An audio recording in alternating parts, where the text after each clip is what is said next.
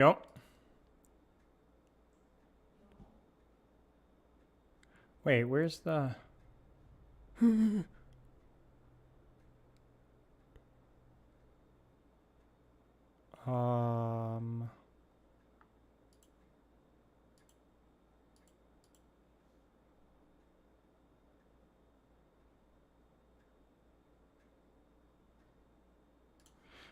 I live on YouTube? I am.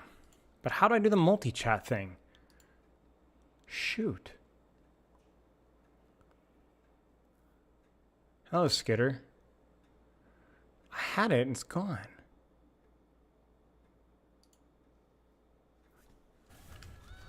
Hey, Arlen. Thanks for the almost 3 freaking years. Shoot, like where's the chat? Like, wait, no, I think I got it. I got it, I think. Hello, Daniel. Yes, I did it. It's good. We're here. We're so here. Okay, we're so back. Hot as a cheek. But we're good. I think. Wankinator, Renazi, how come Doom, Ryan, Hog aren't played in WCS where they like to use Tingsoft? A lot of things. A lot of things.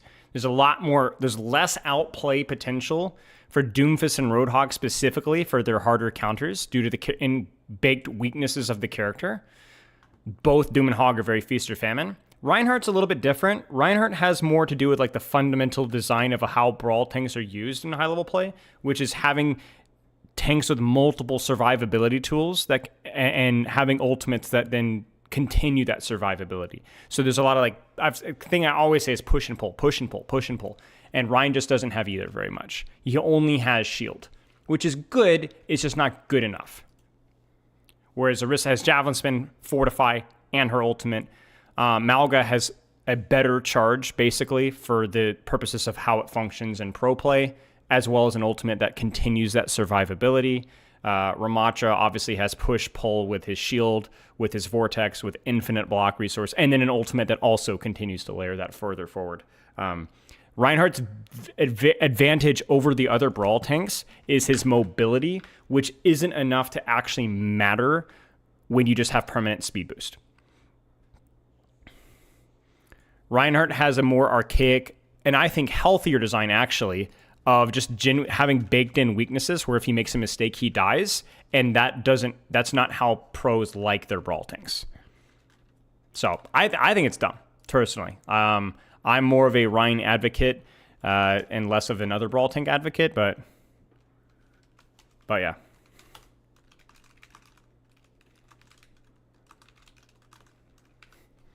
Got hair in my eye. But it's definitely a complicated answer here. I'm trying to get the ping thing situated here.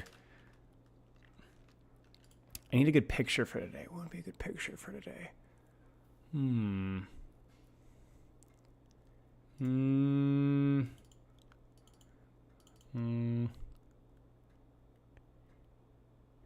But I've talked about I actually made a whole video on the death of Reinhardt, like I don't know, several months ago. You can dig around in my main channel, you'll find it.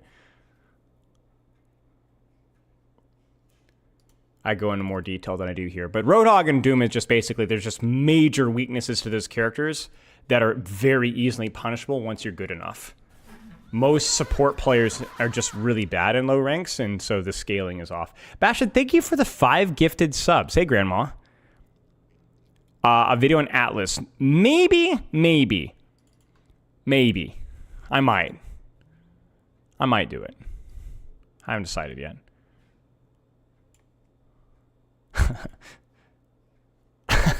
I got a good picture for today.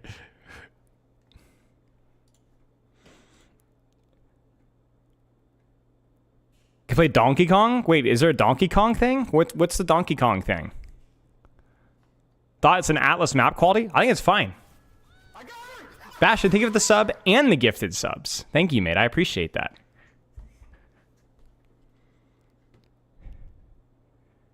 I think Atlas is fine.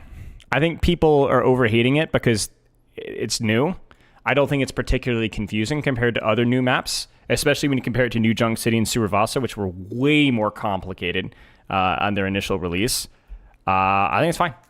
I think people are like, oh, Atlas. They're just whining. They'll get used to it, and it will be a fine map in no time at all. And thank you for another gifted sub. Yeah, I think it's fine. It feels a little bit like when people were crying about Hazard at the release, which was a little bit different because Hazard was definitely overtuned, and how can a map be overtuned? I don't really know. But then people are just going to be people, so, you know.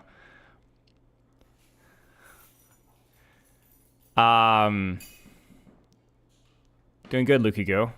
My free week was pretty good. I mean, I always work on my free weeks, but it was actually probably the best free week I've had in like 6 months.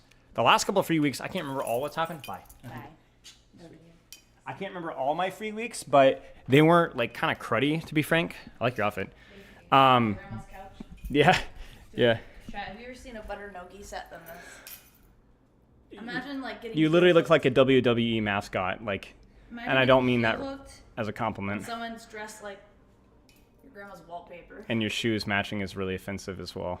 I can't get them. Wait, this one. Ah, no, dang it. No, sorry. Can't. Whoops. No, sorry. Ow. Love you. Frick you. Drive safe. Did you say frick you? Yeah. Frick you, buddy. Frick you, buddy. Yeah, I mean, it's good. It's fine. Say the Atlas Renew do Flashpoint reworks come out. That actually might be a good idea, Sam. That's actually a really good point. Yeah, but yeah, it was a pretty good week. Pretty good week. Pretty chill week, honestly. Got heat stroke on Sunday. Besides that, it was fine.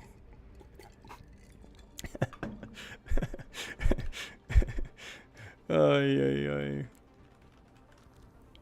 gonna open my blue box. I mean, it wasn't like serious heat stroke, but it was a lot. Let me update the bottom. When was your coaching website last updated? You want to guess? Answer: a while. A while. There's always something new when you're running your own business, but it's more along the lines of if it's not a problem, it's not a problem until it's a problem, and then it's a problem. Season 17 updated perk guide. Take your funny basketball meme. Which one? The version one or the lasted 60 seconds one? I'm not gonna use those for stream announcements. Oh no, you sent me something else. This is really interesting here.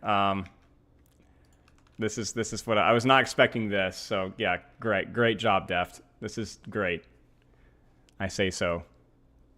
Certainly unironically. It's okay. Yeah, the thing. Who would you consider criminally underrated? And underrated in what regard? In terms of how good they are, how well designed they are, how cool they are? Just like subjectively or what? Haircut when? It was supposed to be last week, but my haircut lady was busy, so I assume it's going to be this week. It's getting to the point where like even I am like, you know, my wife is so wishy-washy though. She's like, oh, you look so cute. Oh yeah, it's getting a little bad. Oh no, you look so cute. She can't make up her mind. You're hilarious. Yes. Very, very funny. Very funny. I need to finish this. Actually, I'll drink a little bit of this first. Evil Cat Overload. I think I already said that, but thank you for the sub.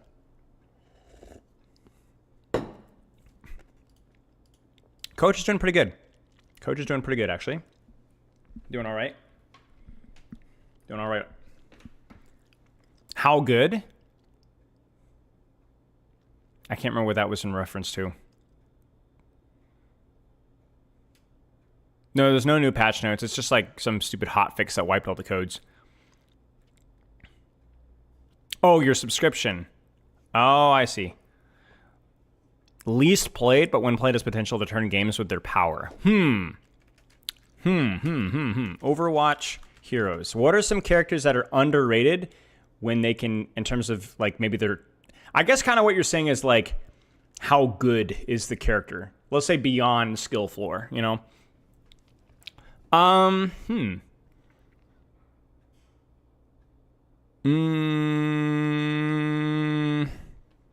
think Ryan is probably always underrated for the most part. especially in low to mid ranks.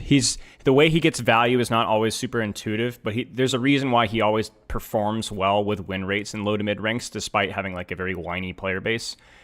Deservedly whiny, because the way that he gets value can be kind of boring, but it's actually he's pretty consistent at value for the most part. I think Ryan is pretty underrated. He's very popular, but people are always like, oh, he just feels horrible to play, he's just terrible, but he just freaking wins games. He scales off really hard at the top ranks, though, so. Rank 10, Bastion. Only half of a session. I'll need 5 minutes, and then we got it. Hey, Abby. Damage in terms of underrated. I mean, Genji's is always underrated, depending on the meta, for sure. Always underrated. Depending on who you talk to, certainly. He's been reasonably performing well since Overwatch 2's release. So, I don't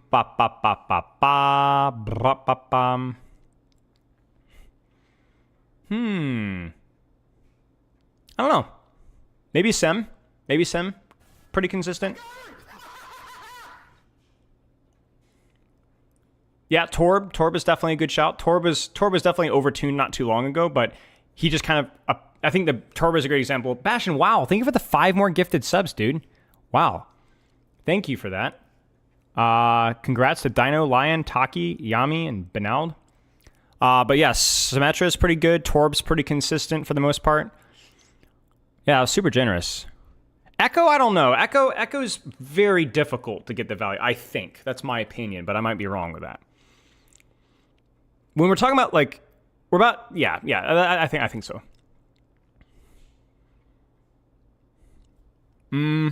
Yeah, probably. And support, May, yeah,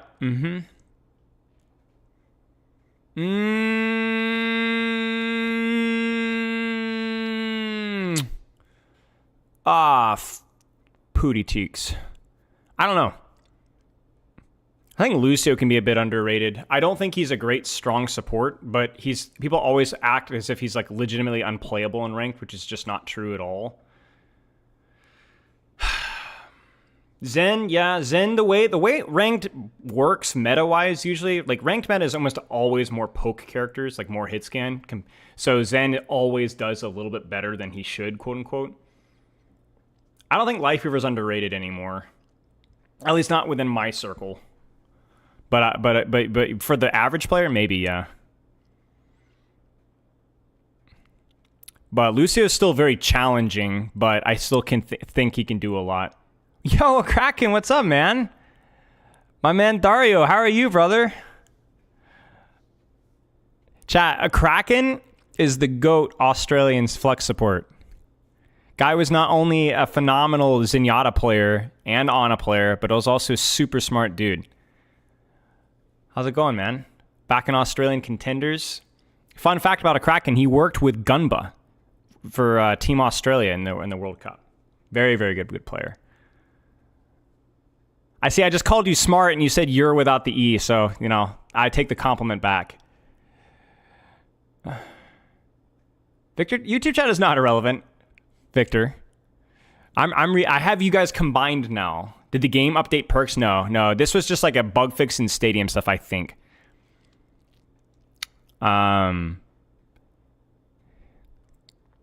Yeah, Zen competing versus bad matchups gets underrated, but I think Zen is pretty decent most of the time.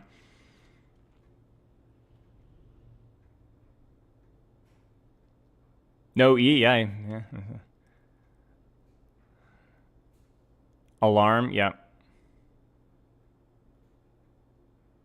Yeah, Echo can be very difficult. Echo, I think, is a very difficult character to play, certainly. Do you foresee any change coming out of Blizzard and map selection data? Yes, absolutely. Yeah, I think they've already been working at that. I actually talked with them a great deal about that. I've been asking questions about that for like the last year and a half, about like map selection, priority, map reworks. And I got to talk with Ryan Smith, who does a lot of their map design work. I got to even ask him, you weren't the one responsible for the glass. He goes, no, I wasn't responsible for the glass. And I have a lot of faith in their map reworks. I think that it's consistently done well. well, okay, let's put it this way. I think all the map reworks have always been net positives, just 100%. They just always haven't always been enough. I think a good example is Circuit, which is still pretty cancer, but it's better than it used to be. So yeah, and they're definitely still working on it. You know, I mean, Flashpoint reworks were huge. You guys saw my reaction to Twitch to the reworks. I was able to kind of look at them, and they looked great. Then not only did they look more cohesive competitively, they also just looked cooler, just fun. You know. So do you think Diva's a difficult character? It depends on what you mean. To pick up, kind of, sort of, yeah. I don't think there's a lot of easy... Yeah, I don't know.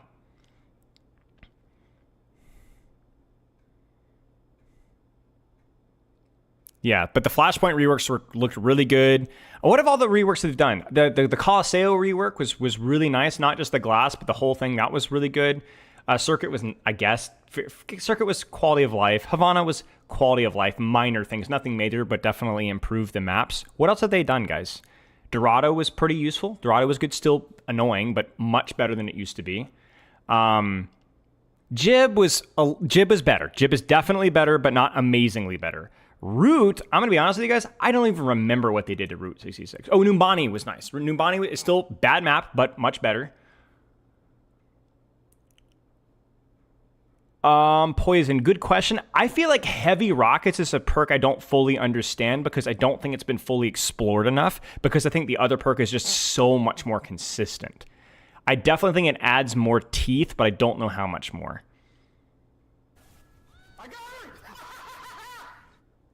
Sarah, thank you for the sub. It has been. Congrats. Hey, Supin. But yeah, I think Heavy Rockets is by default underrated because I don't think it's a bad perk. I just think the other one's just so freaking consistent, you know? What's the other example of that? I don't know. I'm trying to... There's another analogy there.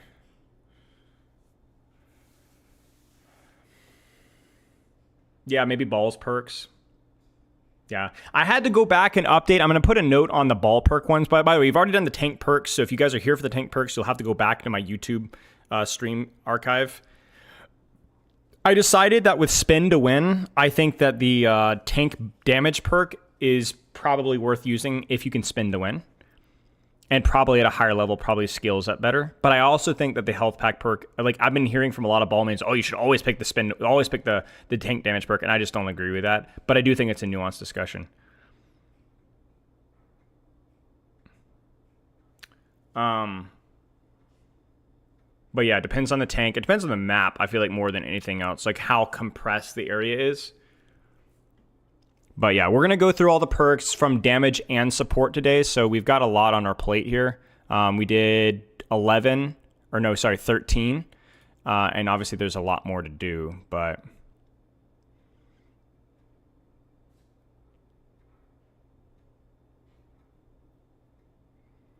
Yeah, I mean, extra 60 damage adds up, especially when you spin to win. I mean, if you spin to win on a tank with that perk, you're just going to melt them, basically. And like you said, versus armor. Did you say your view on if team comp matters on 66? I think team composition matters a lot more for 66. It's not just tank synergy. You have to have the appropriate amount of support for the tanks that you're running. Will I upload this? Yeah. Yeah, we've already got like the intro recorded. We're trying to do a lot of the YouTube stuff a little bit more high effort on Twitch without like compromising my ability to like talk with you guys, so...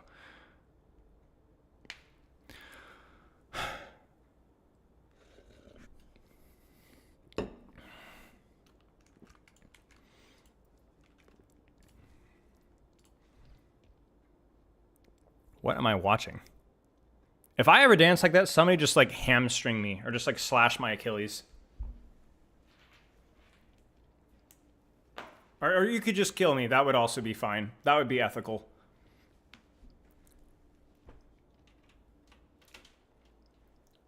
Isn't that how I dance? She's doing too much to shoot the Malga, bro. Yeah, just shut up and shoot the Malga, dude. Ah! Ah! You know, I thought about doing this week the top 10 ugliest skins just for fun. This is inspiring me to do so. What is that? What is that? Oh my gosh. It's just, it's like, no, no, no, no, no, no. That is just terrible. Oh no, oh no, it's even worse. Okay, dude, that's Zarya. Poor Zarya. Forever cursed. It's so fleshy.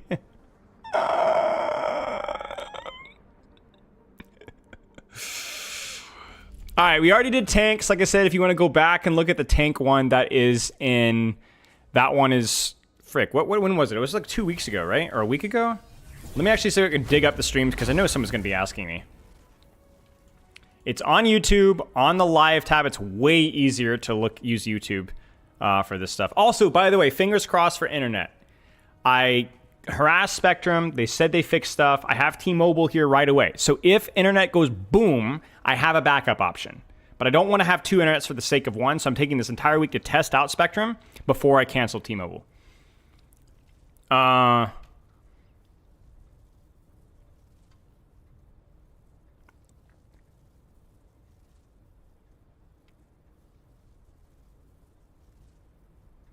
Okay, I think I found... Frick, it's not... Okay, yeah. So it's on the... It's okay, it's the title here. It's this one, guys. This one. It's about freaking time, and it's like 3 hours in. It's time-stamped if you want the perks for tank. There's more nuance with the ball one. I'm going to edit that before we put it on like official YouTube, but yeah.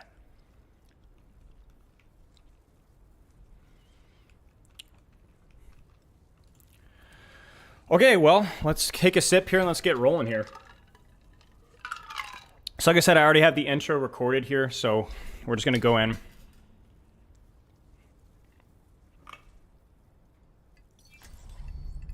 I'm the last one you'll ever cross. What are Ash's perks, dude? I need to move my face cam again. Holy crap, whoops. Let me move my face cam up here. Can I do this safely? Yeah, that's fine. And then I will remove the black, and I'll move, no, that's the wrong one. I'll move you guys over. And then, honestly, we could throw in the black here. We're improvising.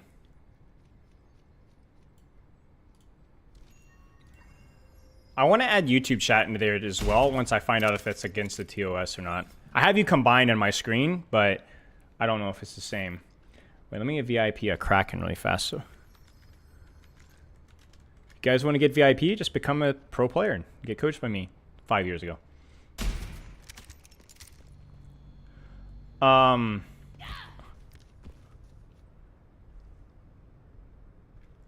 Okay, so Ash's perks don't really change her gameplay loop all that much, but I generally kind of find more consistent value out of Sidewinder. I think there's just a lot more opportunity to rotate. It's not just about defensibility, but just about to rotate a lot faster, to reposition to different high grounds, to rotate left, to rotate right a little bit faster. I think there's definitely a world where you could be just vomiting your primary fire from your rapid fire perk onto a tank and just basically doing as much DPS as you possibly can. But the problem is that, yes, they deal a little bit less damage. Overall, it's more damage. But you really don't want to get caught in an endless reload loop, because if you just dump all of your damage to get slightly more damage on a tank, then you're going to be caught in a reload loop at an awkward time. And it's unlike the other characters, obviously it's not like a reload and you're done. It's just a little bit less efficient, and there aren't that many times where you're just going to be dumping your entire clip into a tank anyway. So you want to be a little bit more selective about what you do. So rapid fire could situationally be useful versus any tank that's just is really fat and just really easy to shoot, but probably more consistently most of the time you're going to be taking the Sidewinder.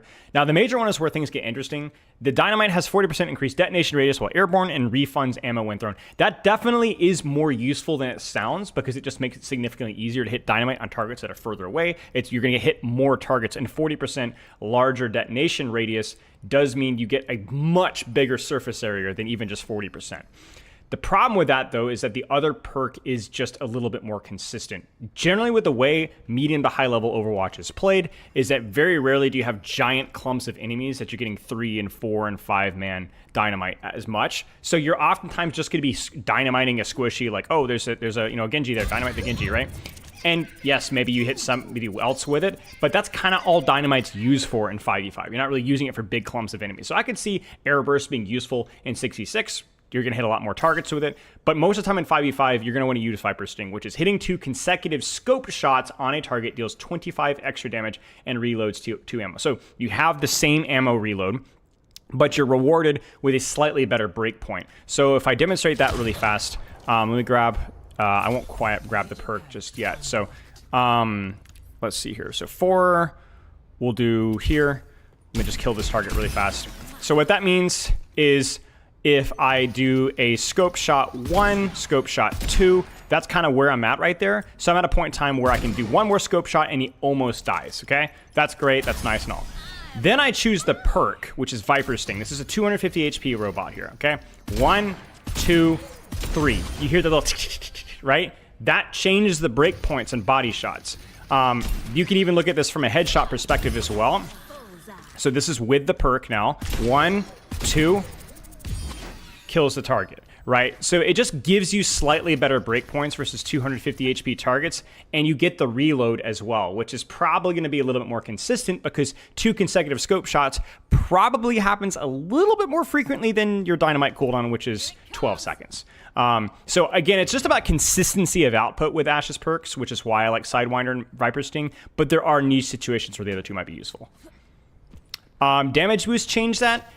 Not really, because yes, the breakpoints are the same with damage boost, but you're still outputting like so much more damage, because now that 25 damage is also damage boosted. I'm not sure if that's your question, but yeah, you'd get the damage boost off the 25 extra damage.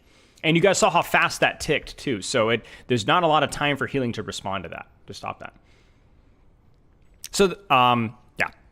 I know there's a couple of little questions in here, but basically, unless I see a really important question, I'm going to move on. It's not that your questions aren't important, it's just there's like 40 heroes plus. Continue to apply the DPS passive like Dynamite even if it doesn't as long. Yeah, it should, yeah. Nice, Novexel. Welcome. Let me do next character here. So this one is spicy. This one is a real spicer. So Bastion has probably one of the most interesting perk sets in the entire game. And I say that as a compliment for sure. So if we look at the perks here, you've got Smart Bomb, which is more knockback and no longer damages you, Armored Artillery. So I think this one is very situational. I generally will find more consistent value out of Smart Bomb. Way more consistent because you just get more boost from your nade. So if I do it without the perk, that's pretty decent, right? 25% more means you're going to be going a lot further. Notice as well, it damages me for about 43, which is really annoying, but I do it now, and I do go noticeably further and higher. Wow, great, beautiful, good to get in, good to get out, and I don't hurt myself when I do it. That's really consistent. But guys, the other one is also really good. So let me actually demonstrate what that looks like. I like this one a lot on more enclosed maps where my mobility is less valuable.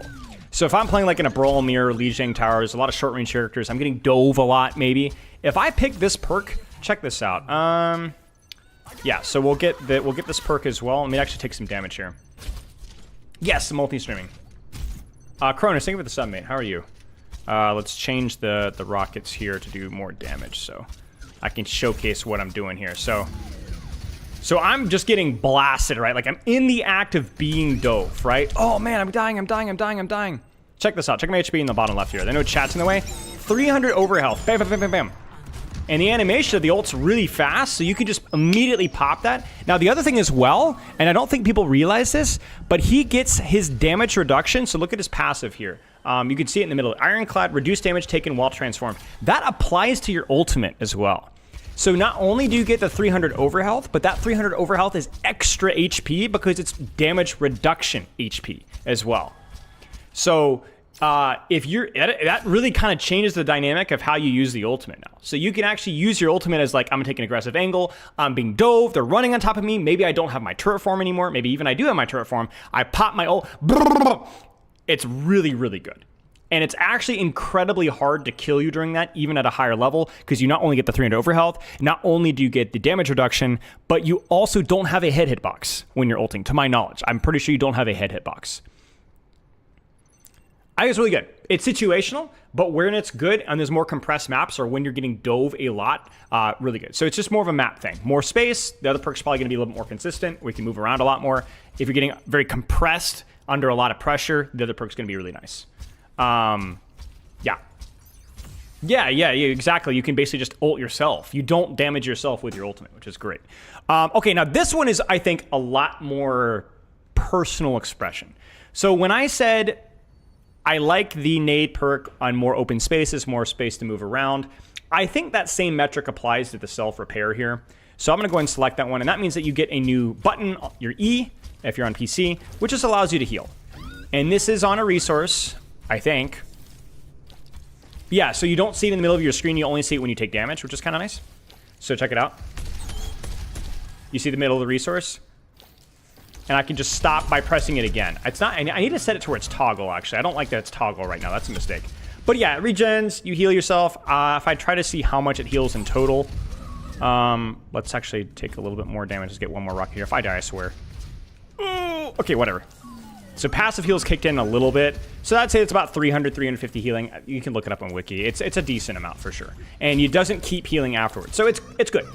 I like this kind of, like I said, with the nade perk when you want to flank, when you want to move around. There's a lot of space. You can't just AFK in a short range off angle and shoot tank. You got to kind of take some proactivity. You need the heal. You need the self-sustain to be able to do that effectively. It's not the most powerful self-sustain. You can't shoot while you're doing it. You have to cancel one or the other, but it's really good. Now, crucially, you can also do it while you're turreted. So you can actually get the damage reduction of your turret while also shooting, right? So that's really nice. It's very, very big quality of life. Now, the other one, which I do think it's important to demonstrate because it's maybe the opposite, when you don't need as much self-sustain or don't need to be flanking as much, you do have an option for a different weapon entirely during your turret. I think I did it in the spawn room. So what that is we'll just do this right here. Lindholm's explosive. So that means that your assault weapon slowly fires explosive shells instead of a rotary cannon. Now, I think the reason why people get confused with this one is because kind of how the weapon functions, I believe, differently than turret. So obviously turret doesn't headshot, but this is a nerfed tank in the practice range. It's not really faster than your normal weapon on killing a tank. It's not really that great for shield break. It's not even that great for killing tanks. So this is without the perk, right? It's just faster to just shoot the freaking tank with your turret. The reason why this is useful is because of what burst damage is. What burst damage is it allows you to quickly and surprisingly murder squishies. Let me give you guys an example of what that might look like. You turn the corner and you see a bastion, you're going to have to get behind cover, of course. But this immediately puts you at less than half HP on a direct. Immediately. Bam. Immediately. So you just have a different mindset of what you're going for with Bastion. You're not necessarily hard flanking.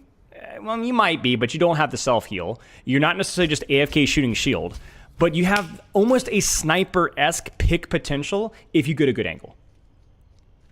And exactly, right, you can combo that with your nade as well. You can go, can you rocket jump? You can, so that's another perk, right? But you can go bam, bam, 1, 2. And you can fire it independently, your nade, that is, independently of your primary fire. So you can rocket jump for mobility. Notice that you did self-damage, unlike the nade, right? You can rocket jump independently. You can fire both, and you just have quicker bursts on a squishy. So check this out. Ba-bam. Look at that. Bam! Bam! Bam! I don't think... Does it last shorter or am I crazy? I might be crazy, guys. But yeah, it just changes kind of the dynamic of what you're shooting with the character, which is really cool. It is very hard to hit, though. Yeah, absolutely. Very high risk, high reward. And it isn't a hit scan. So... No, it's 6 seconds. No, it's the normal duration. I'm just dumb. Yeah, it's normal duration. So yeah, really cool. It's really good. It's definitely not the hard flank Bastion playstyle. I wouldn't say it's definitely not. It's probably not. It's definitely not the AFK shoot tank Bastion. It is the kind of you take a short range off angle, almost like a Cassidy, and you just go bop bop. You know, it's good.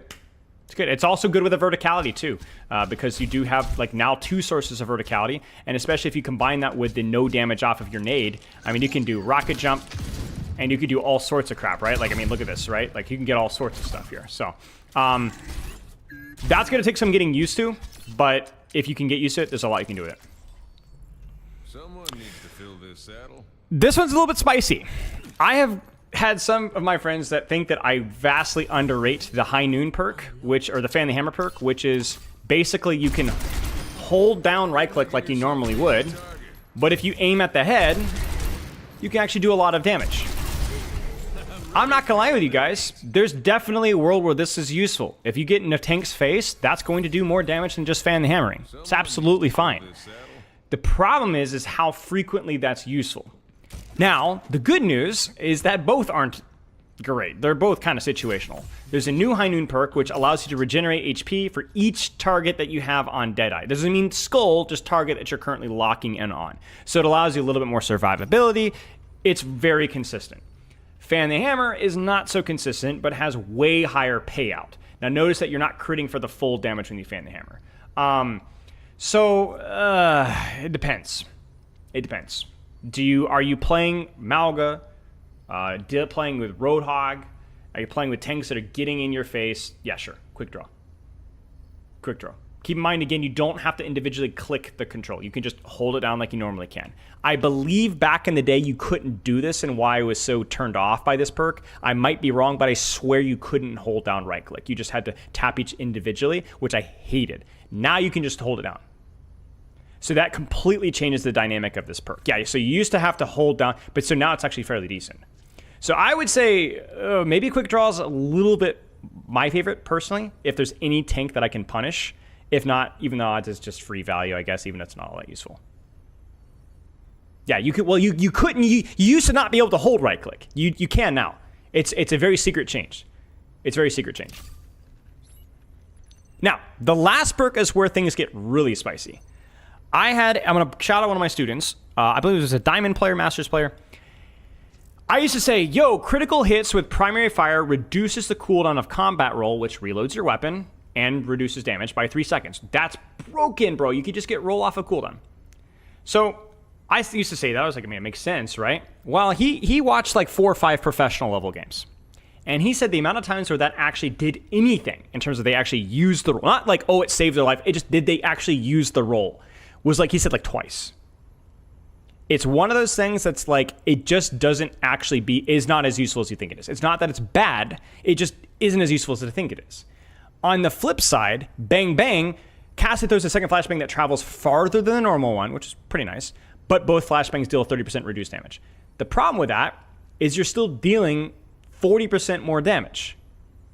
So you have a slightly further reach on your CC and almost 50% more damage on your flashbang. The other reason why this is big is because, as always, we got to question breakpoints. 250 HP target doesn't quite get the kill, but if they even catch a cold, they're dead. Any sort of chip damage, they're dead at all. Any sort of chip damage at all.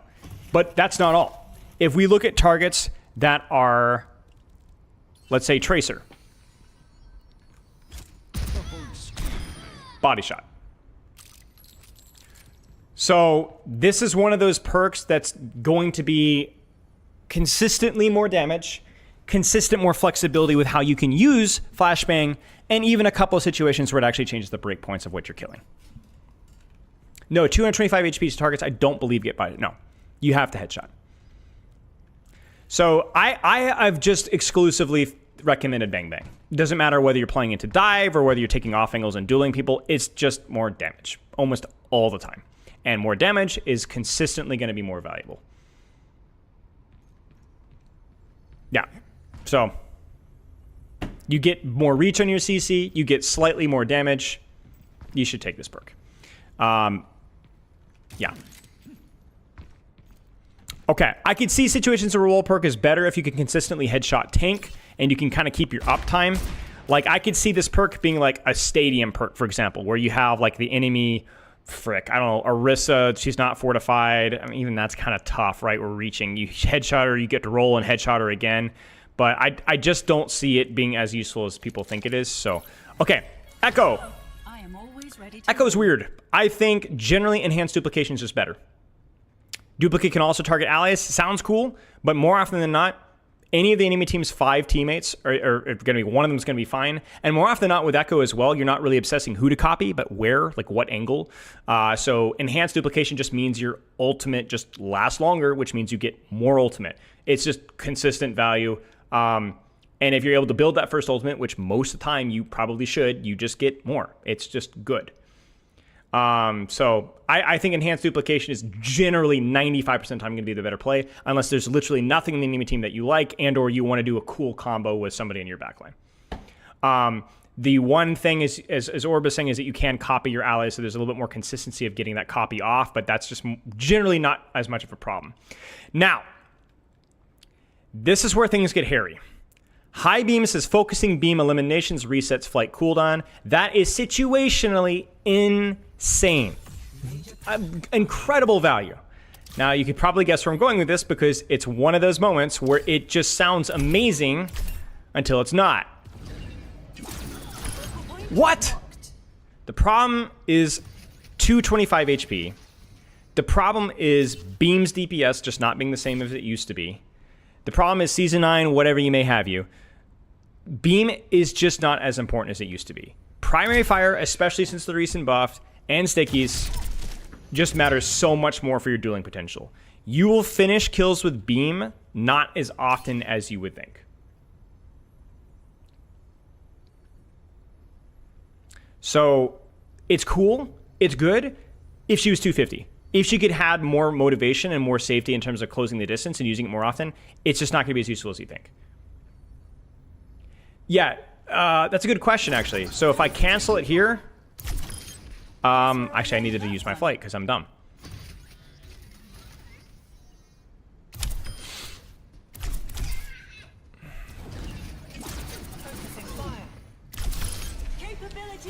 If your beam hit the target at any point in time, you're going to get the reset.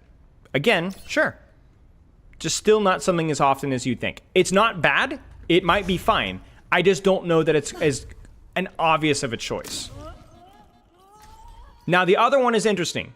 When I talked with the developers, there was this fantasy of like carpet bombing, like area control, but that's not really why it's used. For the disrespect on Flory the magical pet rock last stream, I feel like you should gift the chat a subtle cloudy explain.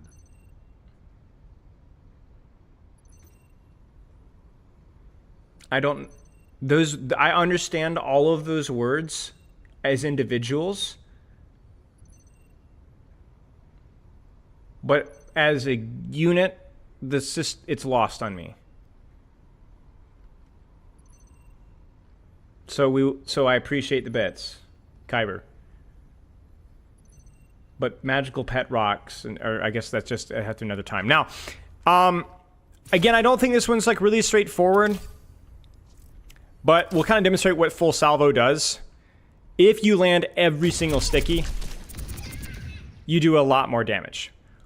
One of the things that's brought up in chat, which I think is a good point, is technically it's not free DPS because the animation, I believe, of the stickies is technically a little bit longer. So it's not quite as flowing. And generally because the targets move a lot more, you're going to have a harder time landing it. So there isn't a lot of Echo players right now, but I would imagine it depends on what your goals are. If you're dumping stickies into tank and just murdering tanks, this is going to be a lot more damage. It's also a lot easier to get at least some of your stickies on the target. That being said, if you want just consistent value that, yeah, it's there, but at least it doesn't mess with my muscle memory, I would probably go with the beam perk. It just depends. The animation, again, I'll demonstrate. You guys just saw it. It's just a lot faster. I think both of Echo's majors kind of miss, to be honest with you guys. But if I'm playing Echo versus anything I'm not spamming, I'll take High Beam, even though it's not the best. There just aren't a lot of the good points. Okay. Freya. Pugs soon from Realth? Shouldn't be soon.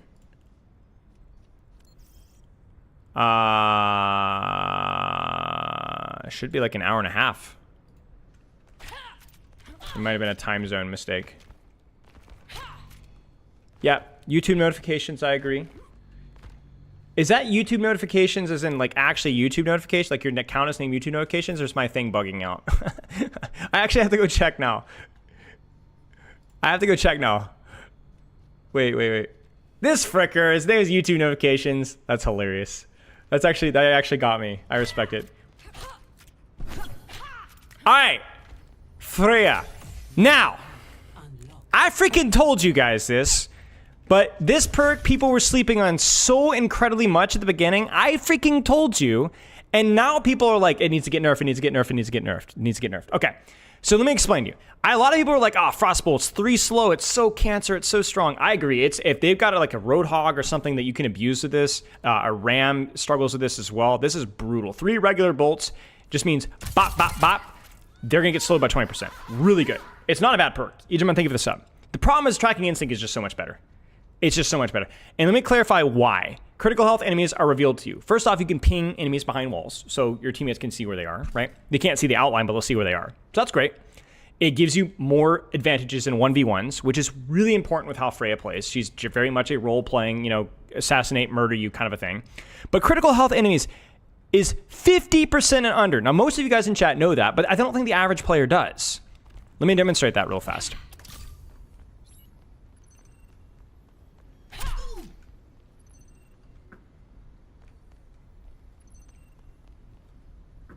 Who wins this 1v1 now?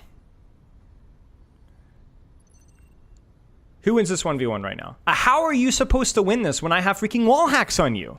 So even if I'm also half HP, I can do this and you have no idea where I am. And I know where you are. It just gives you pre-aim always. You always are able to pre-aim. You're always able to pre-aim. Now, crucially, you might be like, "Oh, critical health. That's cheating. It shouldn't be like that." There's one other instance, spoiler alert, where critical health means under 50%, and it's Sombra. It's with Control Alt Escape. We'll get to that one later, but it is a weird definition, but they are consistent with other heroes' perks. But yeah, 50% wall hacks. I mean, literally anybody that's 50% wall hacks.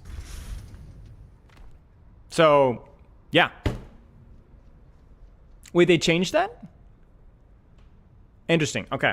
Sombra used to be 35%. Yeah, I mean, I agree. The Sombra one definitely would have been terrible if it was 35%. So I'm not complaining, but I am saying that this perk is really, really freaking strong. And you should pick it basically 100% of the time. With the exception of, I guess, if Roadhog. I mean, even then, man, like, you're giving up so much. So, okay.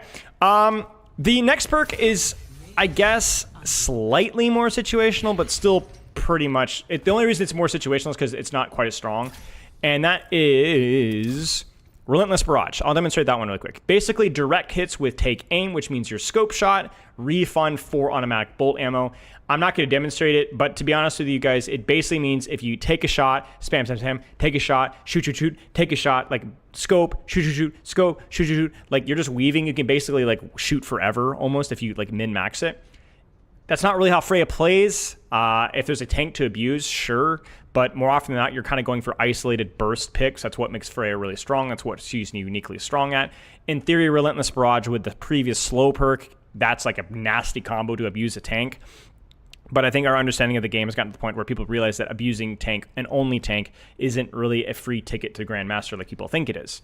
The other problem is that the other perk, while not as strong, because Updraft's cooldown is nerfed back to 12 as of today, July, it's still really important to get quick dashes because quick dashes means more mobility means more bolts. So for this here, what this means is essentially I can go scope, where are my cooldowns? Okay, so scope, dash, scope. You just have another free dash when you use Updraft. Now, to be fair, it is 12 seconds now, not 10. It used to be a lot stronger with that. I mean, it's not significantly weaker, but it is still really good for the gameplay loop of what Freya does, which is using her Updraft for shots.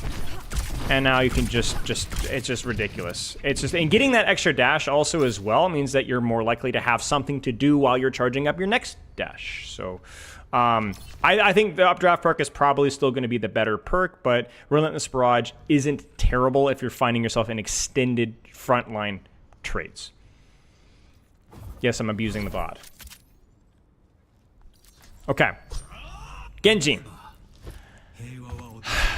I think certain high level players are getting this one wrong, and I know the examples, and I know there's going to be some reasons why, and there's going to be nuance, but I think people get this one wrong. Always take the jump reset and extra dash. Wow, thank you for the 500 bits. I find the extra jump so valuable in 1v1. I do too. The extra dash I do too. AMG helps break Agreed. Points plus Thank you, dopamine. Simfrona.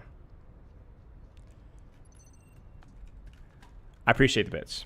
Genji Dash. First one's pretty simple. Swift Strike and Wall Climb resets double jump is cool. There are situations when that's useful. When there's a lot of verticality. Pharahs, Echoes, Flyers, you can actually get a lot more verticality out of this. And it's not a trash perk. The problem is that Dragon Blade Swing gains 30% life deal is not necessarily like a wildly broken perk.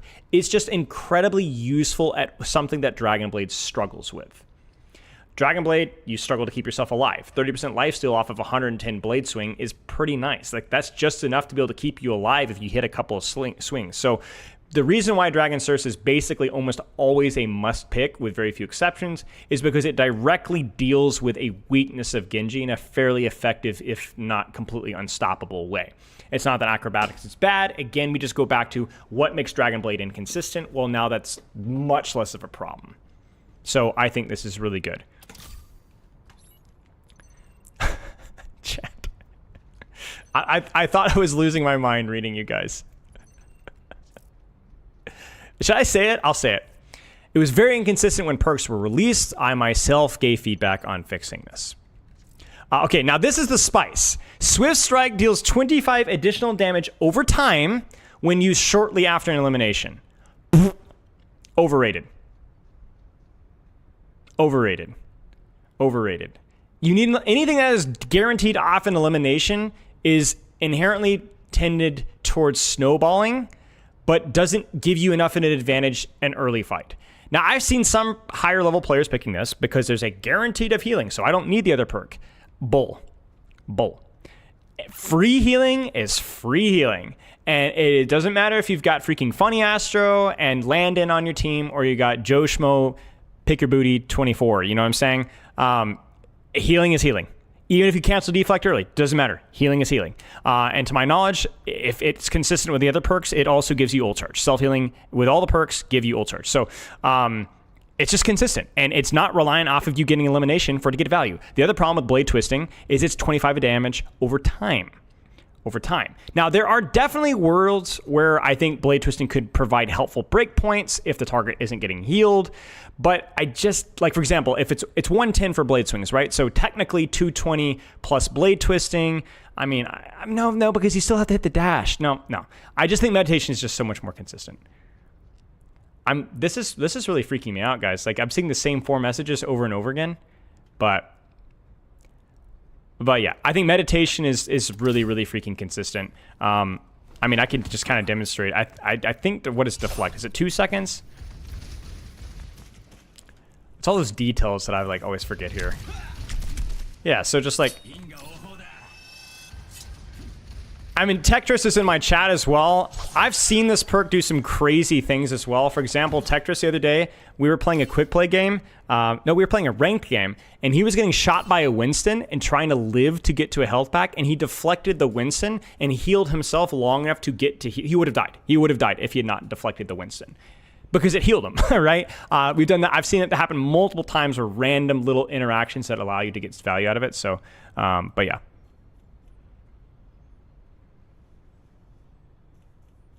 Maybe you won't have to remember the details soon. Why are you not showing up in my chat?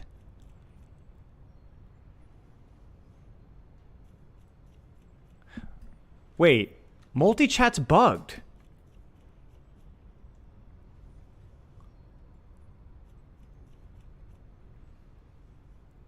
I thought I was going crazy.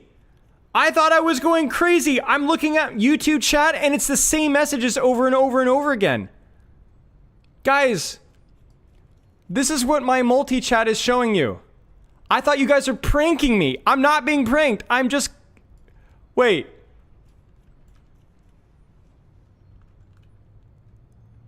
Wait, now it's reset. Now it's normal. I'm going insane. Guys, I've literally entered the Twilight Zone. I click my multi-chat over. It was the same message over and over and over again. And now it's back to normal. Okay, actually, it's not back to normal because it's really, really delayed. It's not, like, updating. It was the stupid... What did I say out loud? The whole... It's gone. What was the message I was saying about, like... It was very inconsistent when perks were released. I myself gave feedback in fixing this. And they kept repeating that message from everybody sending messages. That's so weird. But now it's just broken. Now it's not updating at all. Let me just try and refreshing it. What the frick, dude? Multi-chat? Okay, let me try refreshing it, see if it works now. You see, now I can see you guys. So honestly, guys, whatever you said for the last 10 minutes, apparently I haven't seen it all. So I apologize. Because I thought you guys were just like all pranking me with like copy pasta or something. So, yeah. Okay, anyway.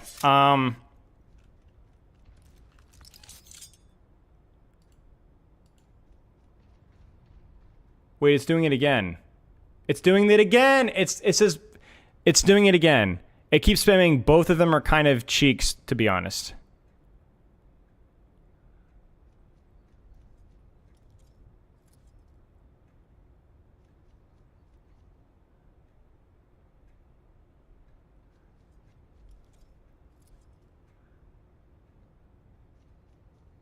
He shouldn't have dissed Flory the Magical Pet Rock is now getting spammed.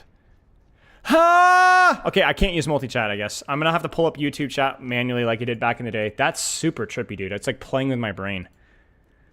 I literally can't use the multi-chat thing. It's completely bugged out. That was the weirdest moment I've had in stream in a long time. That was so weird. Okay. I literally thought that you guys were just like completely cohesively copy pasting me, like coordinated. I was like, wow, YouTube and Twitch. I should have known better. Yeah, let's check the ult charge with meditation. Let's see if it works really fast. Good call. Okay, I think we're okay. It's not as convenient as multi-chat, but... Oh yeah, it definitely gives ult charge. Definitely gives ult charge. Okay, sick. I mean, it's not a lot, but 3% if you get the full heal. That's all right. Okay, cool. But yeah, meditation fan. Yeah, Hanzo. Hanzo is weird. Hanzo's weird. Frick, man. Sonic arrows hacking nearby health packs for 30 seconds. I think it's underrated. It's useful. It lasts a really freaking long time, but it's niche. Scatter arrows... I'm gonna be honest with you guys. Nobody freaking plays Hanzo. To my knowledge, this is free value. Am I wrong? Are there any Hanzo players in chat? To my knowledge, Scatter Arrows is free value. It doesn't. You don't have to use Scatter Arrow differently or Storm Arrow differently, but sometimes it accidentally gets extra damage. I've heard mixed things.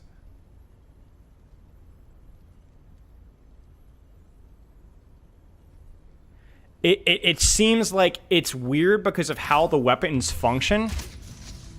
So like, there's like a chant. Like I think what it is that if you're trying to do like a rebound off the scatter, because it splits, you're not likely to get the full damage. Does that make sense? So like if I do like a rebound here, you kind of see what I'm saying? Like I'm getting all 3 arrows, so it works. But like I guess if you're trying to bounce, you're gonna get like partial credit or whatever.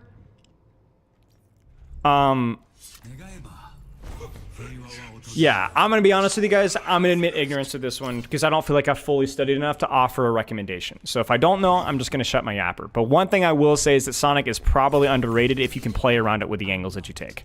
It's a long time. 30 seconds is a long time. So if it's useful, if the angle that you have has a health pack, it's really freaking good because remember, hacked health packs regenerate faster. And as somebody in chat says, you can hack health packs through walls. So I can demonstrate that really fast. If that's the health pack that I'm trying to hack, I can freaking just go here and just hack it. And it's freaking... I chose the wrong perk. The server closed due to an unexpected error. This is the Twilight Zone. I'm literally in the Twilight Zone right now. The funny thing is it won't close. Okay. Yeah, we went over the tanks. I don't remember what YouTube stream it was, but it was recent, and it starts with the frick is in the title. Grown man. Is all I have left. Let's try this again. So health back. Yeah. That's the one. That's the one. And there it is. Hacked health back. Whee! And Sombra can't hack it, so yeah. I don't think you get ult charge off of it, so because it's not technically a self heal, so yeah. Scatter does 25 per split arrow, so it's the same damage, but it cannot headshot. Sonic arrow can prevent people from getting useful health back, so it's always useful. Okay, thank you, Chip. Now the major perks. Frick, man, this is also super weird. I've seen a lot of people talk about Dragon Fury as messing up muscle memory. So basically you get to charge your stuff a little bit faster. The one thing that Dragon Fury is really nice for is Storm Arrow. So basically after hitting an enemy with your primary fire, which is just your normal shot, you gain a 25% attack speed for 1 second. So what this means is you just charge your bow faster for 1 second, which really can throw off your muscle memory. It doesn't even have to be a headshot. But where this can be kind of useful is you just go bullet mode off of your Storm Arrow. It's fine, but you're gonna have to get used to changing a little bit of your muscle memory and how you play it, which is just, it's just awkward. The other thing is that the other perk is just not all that good, so that's gonna be wall climb, so when you're climbing with your wall, your lunge cooldown is accelerated by 250%, which it's already a really low cooldown as it is, so you just basically have it instantly.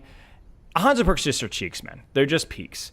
Peaks, I say cheeks. It's free value, sure, you can just get your lunge like whenever you want. And there's definitely some gimmicks where you can like wall climb, lunge, wall climb, lunge, wall climb, lunge, wall climb, lunge, you know. But like you're gonna have to choose which kind of cringe you want to deal with here, to be honest with you. So Hanzo perk's bad. Sonic is probably the most consistent one in terms of like you could definitely find a lot of ways you could use that, but yeah, your mileage may vary. Now Lukey Goo, who may be in my chat here, sent me a little doc here on his thoughts. So he's a high-level Junkrat one trick. My opinion on the outside is I think Nitro Boost is just the more consistent one. And I imagine TikTok is probably also the more consistent one as well. So I'm curious what Lukey Goo's thoughts are, because Lukey Goo is a Junkrat one trick. I got a wall of text. What did we select? Oh, Frag Cannon from Lukey Goo. Oh, spicy. Okay, so let's hear Lukey Goo's thoughts here. Minor Nitro Boost. The minor perk has not changed almost at all over time, even the past change in Aluminum Frame. I'm just going to quickly skim through this. So shout out to Lukey Goo. So yeah, I mean, trap is fine. Like you can throw it further and you can see people through walls, which is like fine. I mean, it's not nothing. It's more useful for Junkrat than it was with Roadhog, because the way Junkrat plays his trap is not to enable one shots, but to control space. So more range on trap is fine. It's just Nitro Boost is really freaking good because it, especially as you get better at the game, you're going to run to more people that can actually shoot the Riptire. So being able to quickly close the distance with Riptire is going to significantly increase the consistency of your Riptire value. So I would say Nitro Boost is not always the obvious choice. I guess if you're, a mid to lower rank Junkrat and the map is really compressed, you may not need it. But most of the time, even in mid to low ranks, just being able to speed up your Riptire to land it easier is like really, really, really, really good. You're not killing tanks with the Riptire anymore, but there's 4 other freaking targets you can kill with it. Use that. Now, my understanding of Frag Cannon is that it could kind of mess with your muscle memory. You have fewer shots, but those shots can travel a lot faster and more accurately. Whereas TikTok was like, you don't have to use it. It's just kind of free value, because if you let your mine sit, it gets a little bit more damage, a little bit more radius, and it's also harder to kill. But Lukey Goo disagrees. So this perk started out as a viable choice, but has fallen really hard over time. The perk had 2 things going for it: the extra movement rollout potential, because it goes you further, and the bigger displacement on tanks, because mine, I actually think Junkrat's mine might be the most obnoxious crowd control that tanks have to deal with. Most obnoxious boop, let's put it that way. The problem with this perk is how slow it is to set up. The game is fast paced. By the time you have it ready, it just takes too long. I'm kind of paraphrasing here, which means you don't get much time out of the bonus. The only niche this perk currently has in really enclosed defensive maps, so you already have an advantage to set up defensively and so on. Okay, makes sense. Frag Cannon. This perk has evolved a lot over time. The perk has become a favorite among the Junkrat community once everyone got past the initial problems with it. The perk updates Junkrat in the best way possible, makes him less spammy. You can make him a lot more accurate. Not only increases ceiling significantly, it also makes the first bounce faster. Okay, so the first bounce after you hit the initial shot also has a faster projectile speed. Must have hive movement characters. Okay, yeah, makes sense. So, I mean, this definitely seems like something that people have kind of grown into liking because it does what it was intended to do, and I'll demonstrate it. So, without it, this is kind of what we're dealing with. With it, this is what we're dealing with. I mean, you can just see it. It's faster, it's further, and as Lukaku said, even the bounce goes faster as well. Now, crucially, I have one fewer bullet. So I can't just spam. You are going to be worse at spamming down chokes, almost exclusively. Your DPS uptime will be lower, but if you are taking angles and dueling, you will be more accurate. So, yeah.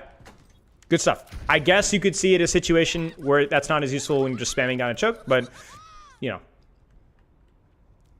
Oh gosh, May.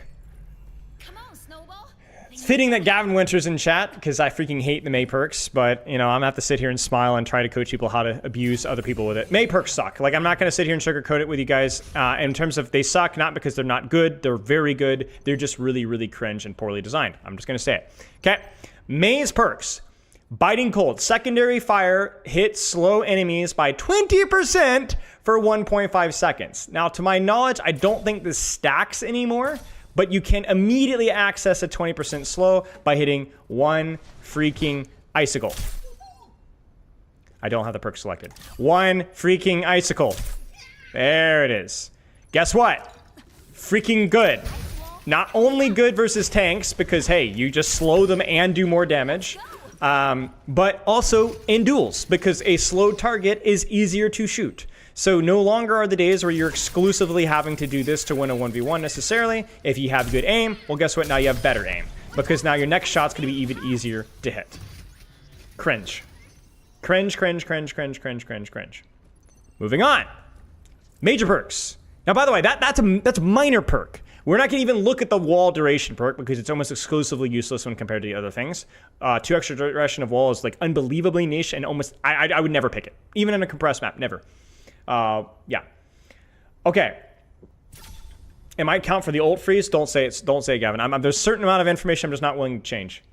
Now, Deep Freeze says continuously hitting enemies with primary fire freezes them for a short time. Now, this perk is situationally fairly useful. Mostly going to be used, I mean, it's just any situation where you'd be primary firing. If there's a very mobile character right next to you, that's just going to allow you to hit the shot afterwards. It doesn't last near as long as the old freeze. So if you look at it here,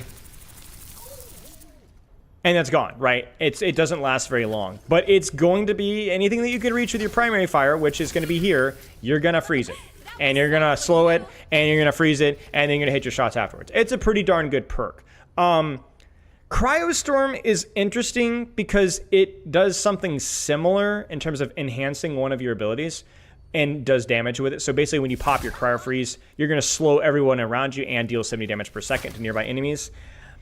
Honestly, I don't really think there's a clear answer here. Cryostorm basically discourages people from camping your ice block, but because it does 70 damage slowly over time, it doesn't really change how you use the ice block. I know people are out there, oh, imagine Graviton Surge and using your ice block. Not really that good. You're better off just headshotting people or primary firing them in the Graviton Surge most of the time. It's just basically there to prevent people from camping your ice block, but it doesn't change how you use ice block at all. You just still use ice block most of the time. I would say, sadly, for consistent value, Deep Freeze is probably going to be pretty useful in any sort of tank that you can abuse or any sort of mobile DPS that's getting close to you. For example, that might be really annoying for, like, let's say a Reaper.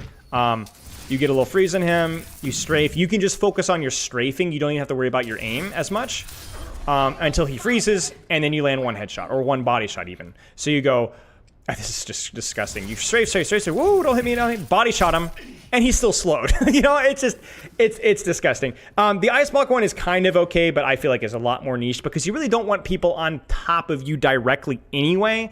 When you're, and so, yeah, I just think freeze is probably gonna be more consistent, and yeah. I will say one other thing as well that is talked about by Black Panther in my YouTube chat is versus tanks like Ramatra, you can, or even Malga, right? You can stop them from blocking. Like you'll pull Ramatra out of block when he's frozen, and Malga obviously stops shooting to keep himself alive when he's frozen, even if it's just 1 second. So any tank that you can CC but has a lot of sustain through that CC, you can CC him and stop him sustaining through that CC. I'm not saying that you should really be up in a Ramatra's face most of the time, but if you are, freeze perk is going to feel pretty darn good. And yes, the freeze from this perk makes the ult freeze faster. Yes, it's cringe. Let me demonstrate that really fast. So, yep, it's not the fastest thing in the history of the world, right? But if we do that again, but this time we freeze one and don't freeze the other.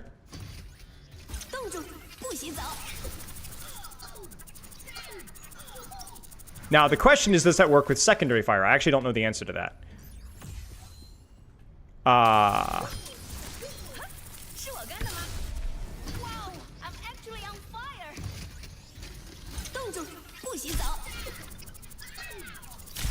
Doesn't seem like it does. Maybe if I try it one more time and try to time it a little bit later.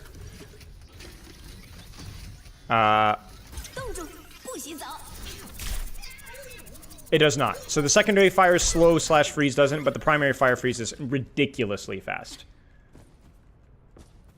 Ridiculously fast. Oh, Cryo Storm? I don't know. With the ice block? Let's try it out. I actually think that's a good question. Let's try it out. So that would be the other perk. I would assume no, because it's like the slow. It's not, has nothing to do with the freeze, but we could find out.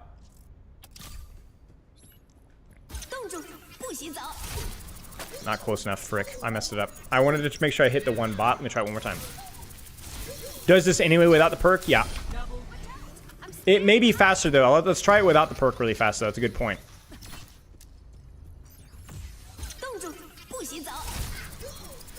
No, it doesn't. Oh, it does.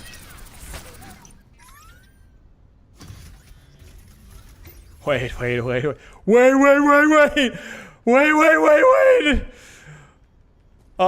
Guys? It definitely does. It's not by much, but it definitely does. Shoot, man. Cryo Storm does it faster. Now, I want to see if the freeze perk without the thing does it faster.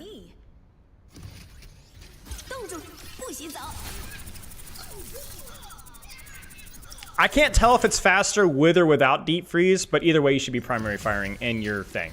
But yeah, I mean, this definitely is faster. It's still a decently long time, but yeah. Okay, well, there you go.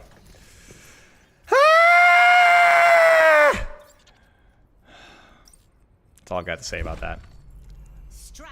So Farah got a recent change to her perks, which I think are pretty cool, which are drift thrusters. Farah can move while barrage is active. Everybody knows that's useful because you're a little bit harder to hit. And crucially, you can actually pursue targets that are trying to hide from your barrage, which is nice. I mean, that's huge. It's really good. It makes the barrage a lot more consistent of an ultimate. You're still going to die during your cast most of the time, but it's nice. It's good. Now, this is interesting because the other perk got a really pretty significant buff, which is the shields perk. Convert 125 health into shields, which means you regenerate your health faster. This does not feed you ult charge, but it does mean that you get your health back significantly faster. Significantly faster. Let me demonstrate that really fast.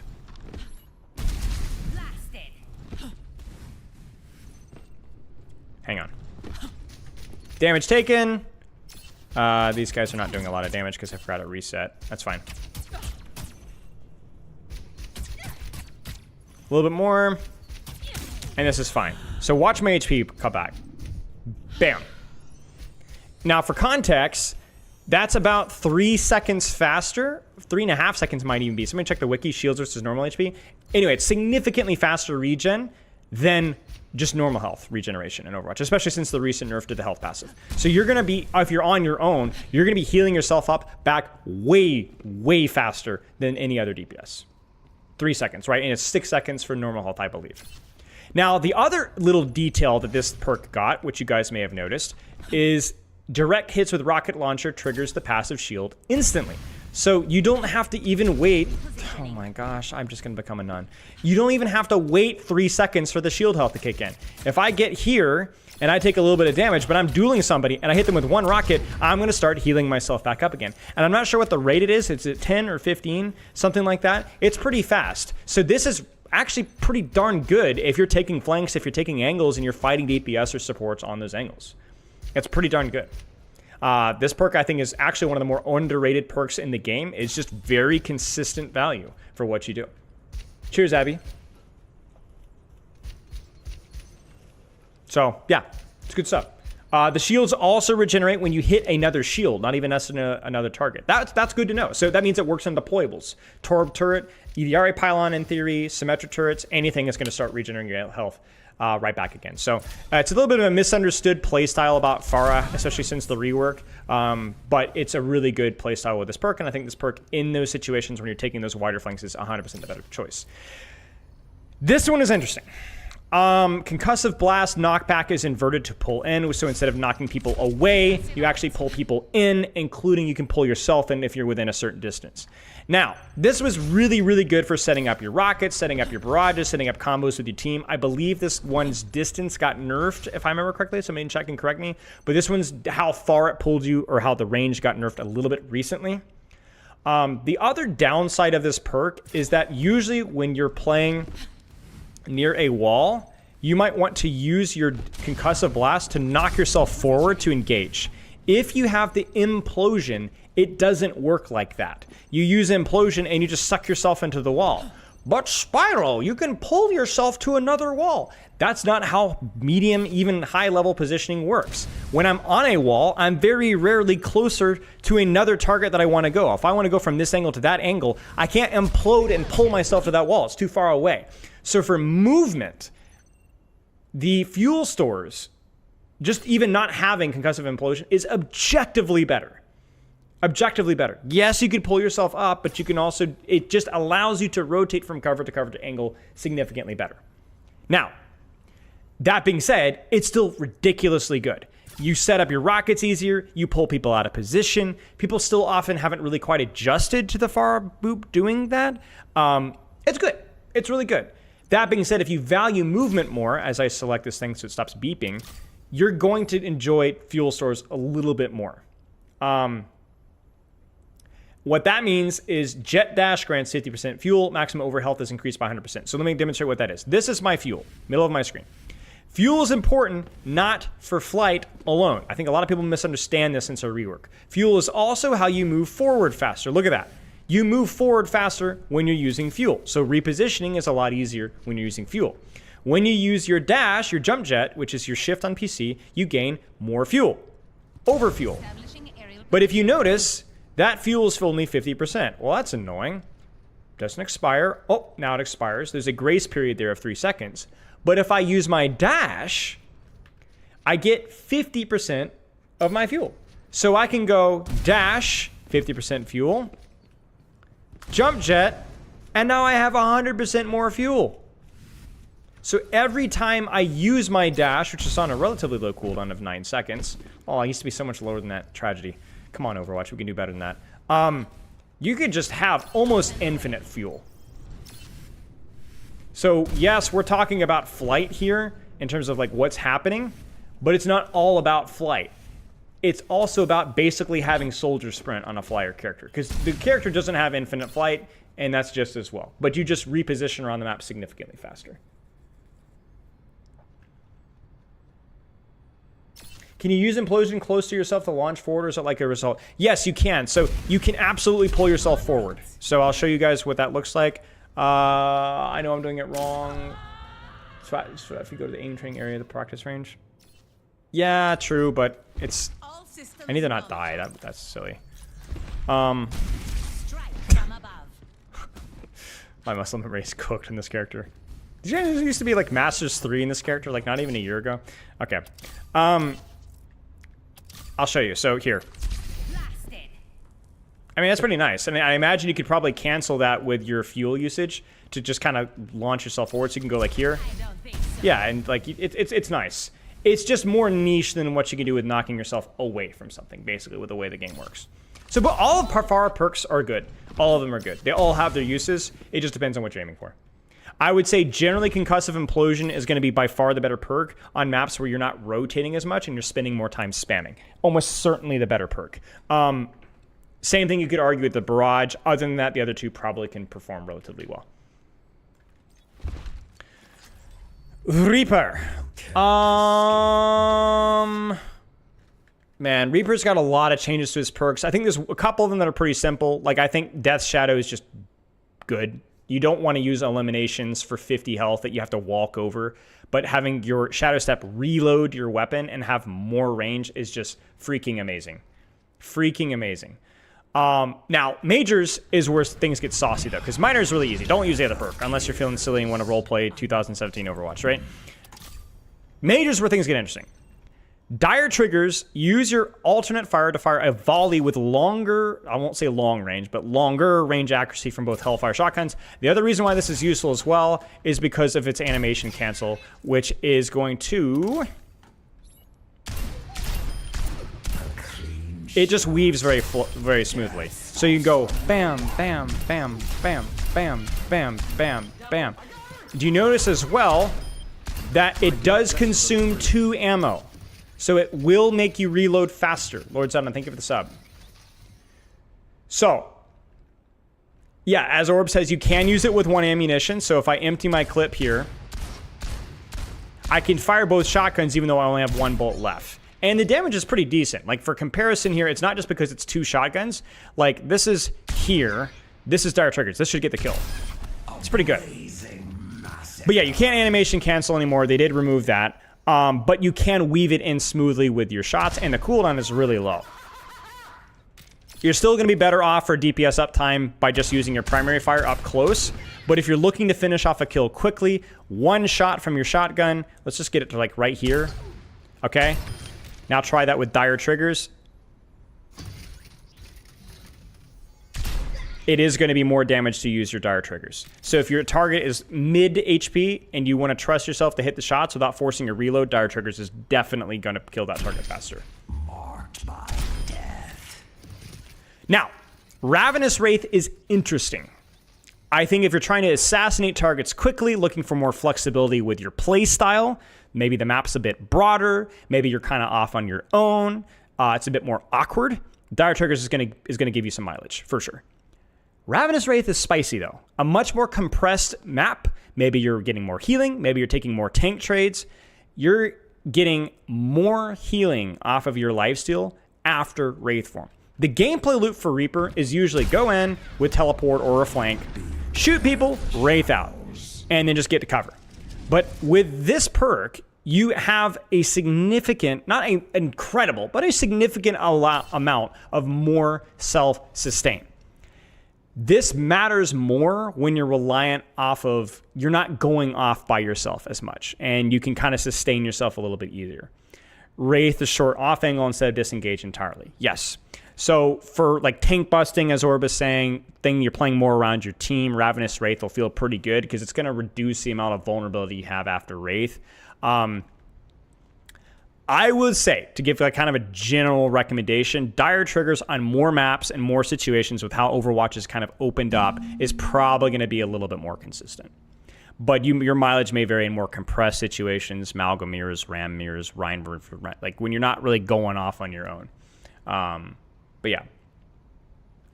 So, yeah. It's a decent perk. It's all right. I just think Dire Triggers is probably a little bit better. Sojourn. So Sojourn, we talked about consistent value, but there's certain things that just break the game with breakpoints. We've talked a lot about breakpoints already. We're going to talk about them again. Let me demonstrate here. This ends now. Okay, you understand? Well, this guy is... Headshot. Let me demonstrate again. Okay, it just decayed. I freaking hate my life. Okay. This ends now. That's all that needs to be said. So, yeah. GG's. Pick this perk. That's all.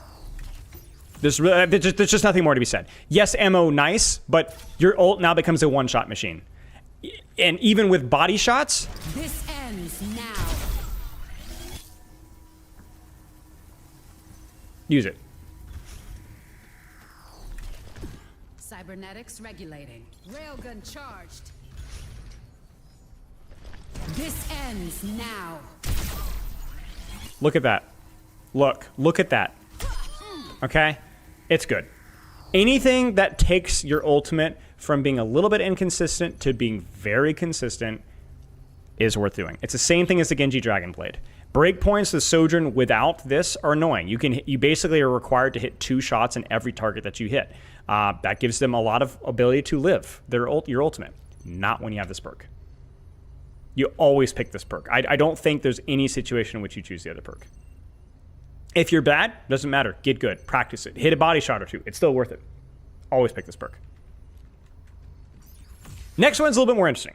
Dual thrusters, power slide gains an additional charge, and its jump height shifts to lateral movement. So you get less height on maps that are flatter, but you want to move around a lot. Flashpoint. There's a lot of uses for this perk. I'll demonstrate it really fast. That's going to be here. So you just get like crazy movement, right? You can still get some verticality. You just get more of that movement. You see that? Still have a decent verticality. It's nice. But if you need a lot of verticality, probably not the perk to choose, because the other perk comes with its own set of perks. Haha. Okay? Which is Disruptor Shot can stick to enemies and generate railgun energy when dealing damage. So this means it does less damage, right? So if you look at just normal Disruptor Shot here, it travels, it doesn't stick to a target, but it sticks to a wall, and it does a lot of damage, but it doesn't generate my gun energy. It does a ton of damage. I think it actually might do 250. I don't remember exactly, but it does a lot. Now, if I choose this perk, and I stick somebody with it, let me demonstrate here. All of us.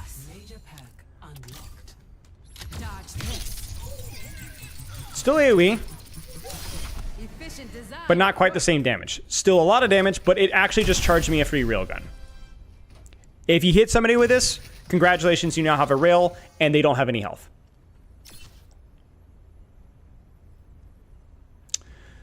If you find yourself, I agree, Rhea, if you find yourself needing to move around a lot, getting dove, getting pressured, then you're going to want dual thrusters. If you find yourself kind of getting whatever angle you want and they're just kind of sniper comps and you're just kind of chill, this is just an I win button in pretty much any 1v1 in the game. And yes, it's not easy to land because it does have a travel speed, but you stick this on a Hanzo, you win the 1v1. You stick this on a Genji, you win the 1v1. You stick this on an Ana, you win the 1v1. You stick this on a Zenyatta, you win the 1v1. You don't lose 1v1s when you hit people with your Disruptor Shot now. It doesn't make it easy to land, but you literally don't miss if you hit it. I love that sentence. You cannot lose a 1v1 with this. It's almost impossible. Like even like you hit a Tracer with this, she has to recall or she's dead. Look at this. Okay? So you're cooked. Like it's not just, oh, it's a zoning tool. Because you could, the funny thing is like it's a less strong as a zoning tool, but you still can use it as a zoning tool. But now it also generates you rail charge. Look at that. Look at that. That didn't even hit. So it's good. It's really, really good. But you have to hit it. So if you value your movement because of the map or the composition, use the other perk. If not, this perk pick. This perk is good.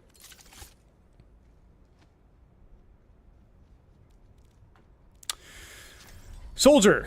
I think Soldier perks are a little bit underrated. I think Soldier as a character is still pretty bad, but his perks are actually fairly decent. I think the important distinction here that I've had to talk about in my first perk guide, which I think is worth repeating, is that the minor perk Field Emergency applies to your healing as well. Let me demonstrate that really fast. This is normal heal station right here. All right. Fields online.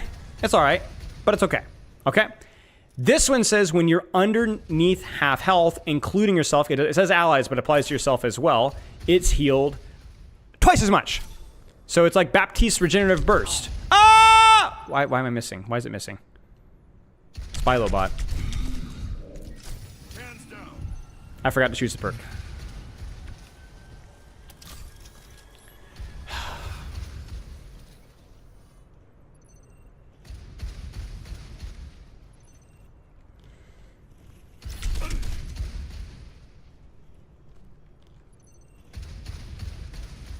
How did it just miss me? Okay, bam. It's a lot. It's a lot more. Double more. Mostly used for yourself. It's good. It's really good. The reason why I don't love the other perk as much, although it's okay, is because it doesn't overheal. So if you open with Helix, or not overheal, over ammo. If you open with Helix in a duel, you don't get 45 ammo. You stay at 30. It only rewards you for mid-clip Helixes. The problem with that is with the way that Soldier functions, with the angles that he takes, opening with Helix is generally more common than opening with bullets. Because you have the element of surprise, you have a slow-moving projectile, not a slow-moving projectile, but a projectile into hit scan. So you generally want to be opening with Helix, in which case you might be wasting this minor perk. I think both are fine. You're not bad choosing either one. If you're not really ever using your biotic field, then you might as well use the other one. It's totally fine. But it is a lot of healing that you're passing up on. And obviously that is ult charge as well. Now the other one is a little bit more interesting. I still think it's a pretty consistent choice, but there's some nuance to it. So stim pack, biotic field can be used as a stim pack, which means dealing 75 damage to yourself, but you increase your attack speed and reload speed by 30% for 4 seconds. So it's basically just a self, not nano boost, but you're increasing your pressure output by taking 75 damage. It used to anti you, they removed it, the self damage, so you can be healed through it. The crucial thing that makes this a little bit awkward, though, is that you're consuming your self-heal to use the boost. So you can't re-heal yourself after you've hurt yourself. You kind of get what I'm saying? Like, you'd have to be near a health pack or be uncontested. I think a stim pack has uses if you're trying to play Soldier on sniper maps. If you're not taking angles, if you're not repositioning a lot, and you have access to consistent healing, then it's probably fine. It's probably going to give you some decent use. But I think the other one, in most circumstances where you're going to play Soldier, especially most circumstances where Soldier's actually good, like wider open maps, agility training is just so good. Just so good. Apply to open with bullets, not saying you're wrong or he's wrong, but why do you think the opposite? I mean, it depends on the range. If you're shooting at medium to long ranges and you can't guarantee the Helix, then it might be better to just force them to move in a predictable fashion before going with Helix. But it depends on when you're opening.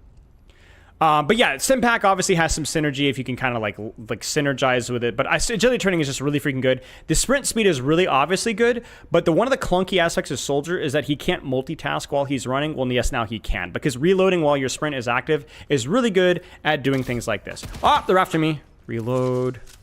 Reload. I mean, it's just so fast, guys. Agility, anytime that you're going to play Soldier, most of the time agility is going to be really consistent. Yeah. So, there you go. Sombra. Sombra's pretty simple. First perk, encrypted upload, is cheeks. There are situations where you can hack a target, duck behind a wall, you get 2 more seconds to sell so you can catch them with virus. But most often, you hacking to give yourself away is kind of kills the point of your engage in the first place. In which case, you should either use the element of surprise to get the hack off in the first place so that then you can virus afterwards, or you should just not hack and just virus and shoot anyway. The problem with encrypted upload is that, yeah, it's kind of useful, but controlled escape is just better. It's just better. Being able to heal yourself when you're below 50% HP, not 35 or 25, 50% HP, and immediately start healing yourself back in just is so good for your uptime. It's so good for your survivability. It's good for winning 1v1s. It's good for, it's just good. It's just too good. It's one of the most important perks when it comes to gameplay loop in the game. It's so incredibly important that I actually don't think that it's one of those perks that I wish she just had in her base kit. When I see she gets played over, I see a bunch of play taking the stealth perk, and I don't get why. I had the same question, Simba. I think part of the reason is that they use this, duck, and then virus. But I'm going to be honest with you, Simba. I don't care what they choose. I think they're wrong. It's the same thing when I see pro players picking the Genji perk. I don't like it. This is incredibly good for uptime, and I've watched a lot of pro Sombra play, and I watched them get punished because they didn't have this perk selected. You need to select this perk. You need to choose this perk. It just significantly increases your uptime, and it's just the safer choice, 99.9% of the time. The other two are a little bit more awkward. Viral application is just the safe choice. Hitting a hacked enemy with virus spreads virus to enemies within 8 meters. It is a nerfed version of that virus, but it also applies on EMP, which means you can get some pretty nasty EMP virus combos. You will get ult charge off of your damage as well, so it's kind of free value when you get your hack. White hat is useful too. The heal over time has been extended. Let me kind of demonstrate that really fast. So basically, I can hack here, and it lasts a pretty decent amount of time, and that does give you ult charge too. So if you find yourself going in with your wrecking ball a lot, or you're going in aggressive with another DPS, white hat's not bad. It's really not bad. It's not a trash perk. It's just not something you're going to be getting a ton of value out of all the time. And viral replication, if you are by yourself, which most of the time you will be, is going to be accidental free value. But yeah, white hat is fun, and it is fairly useful. It's just very niche. Ay, te asusté. I could see a world where encrypted upload could be useful just to allow yourself to be a nuisance for longer. And allow yourself to get that hack virus prop. The problem is I still think giving yourself away is just almost as much of a compromise as not having stealth. So in other words, let me swap and demonstrate what I mean. When you use encrypted upload, I could be wrong with this. I'm open to being wrong, but it's got to be something that I'm not thinking about. Because when you do this, you get more stealth, sure.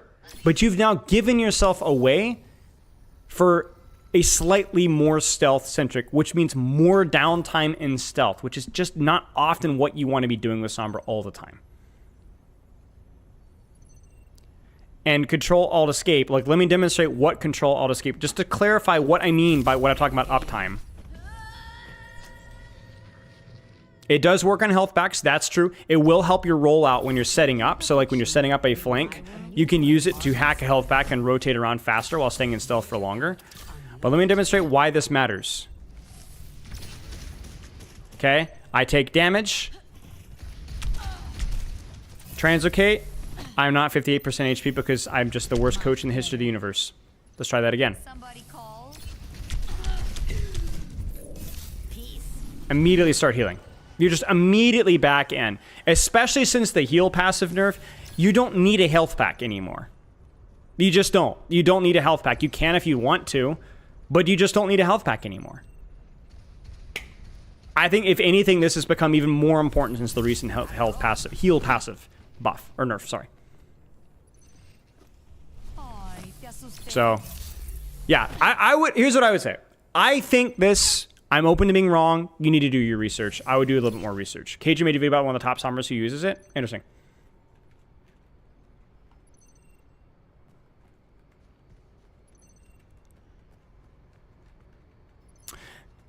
The only other thing I could say as well is that, yeah, like a Kraken's saying, in theory, if you have a longer stealth, you can notice that my stealth ends and I don't quite have Translocator yet.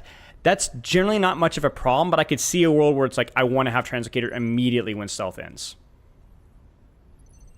So.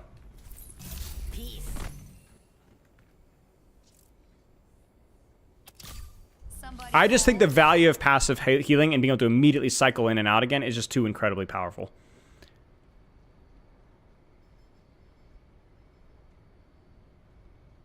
Can you use the other one to go out of stealth with more momentum out of hack? Yeah, the way it would be done, it would have to be, like I said, use hack and stealth, hide, re-engage, and then have your Translocator available immediately. But you're extremely reliant off of your team's support for that to work, and or a close-by hacked health back. You're going to be a much more tempo character where you have a big burst in value, and then you have much longer downtime. Especially with how you're going to be playing, positioning her with her in rank, which is going to be much more backline heavy. From imperfection, we Sim. build a new world. Pretty situational. I mean, Sentry capacity is nice. Very choke-focused map. I think it's, like, cool, you know? You just have more turrets, which means more slow, which means more scouting, which means more damage, which means good. The problem is that you do not regenerate turrets faster. So after first fight, once turrets are broken, you really need a long period of downtime. I mean, look at how long we're waiting here before you get your 4 turret value back again. So once your turrets start getting broken, you really can only get value out of this perk once per fight. Then it's over. Quite an effective placement.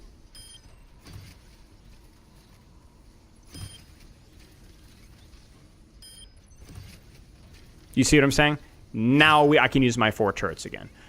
It's fine, but it's, I would say, much more niche. The alternative, and I won't demonstrate it, but you guys know understand. Teleporter range increased by 50%. It's great. It's great. It's great for team, but it's more importantly just consistent for solo on much bigger maps. You can rotate a lot further and a lot safer with a teleporter. It's good. Any situation where you want to do something silly around a choke, grab the turrets. Otherwise, teleportation, always better. Always better. Like I said, you need like a full 40 seconds to really, or 30 seconds or so, to fully get value out of this perk. Now, Major is a little bit more situational. Shield Battery is also extremely... I'm going to destroy these turrets that drive me nuts. I'm going to go ahead and say that I think the Shield Battery is by far the most consistent. And what that essentially means is that you heal yourself for shields. So you can see a beam connecting me. That kind of gives you a visual for how far away you can get. This is still healing me for 20 shield per second. So this means that I just have 20 healing per second all the time. I don't know if... I don't think it's ult charge because it's regenerating shield, so I don't think you get ult charge, but it's really, really good. Very consistent. But the other one is decent in certain situations. Primary Fire's range, which is this, is increased by 15% with each additional charge level. The reason why this is useful is if you can ramp up your beam to level 2 or 3, Reinhardt and Ramatras just can't really touch you. And so one of the dangers of Symmetra is that people look at her as like a tank buster. She's not really that until she gets this perk. Until she gets this perk. Let me demonstrate what I mean by that. My primary fire range here is about here, which is not bad, but it's just like, it's close enough to where I'm not much further out of their range. But if you extend that by, let's just go ahead and do this. This. All right, let me demonstrate this on the bot down there because it'll be a little bit easier to see.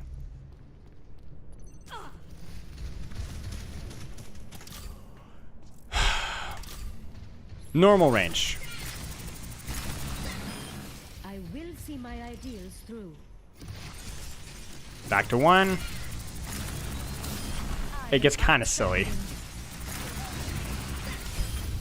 Like, guys. Guys. Guys. Guys. Guys. Guys.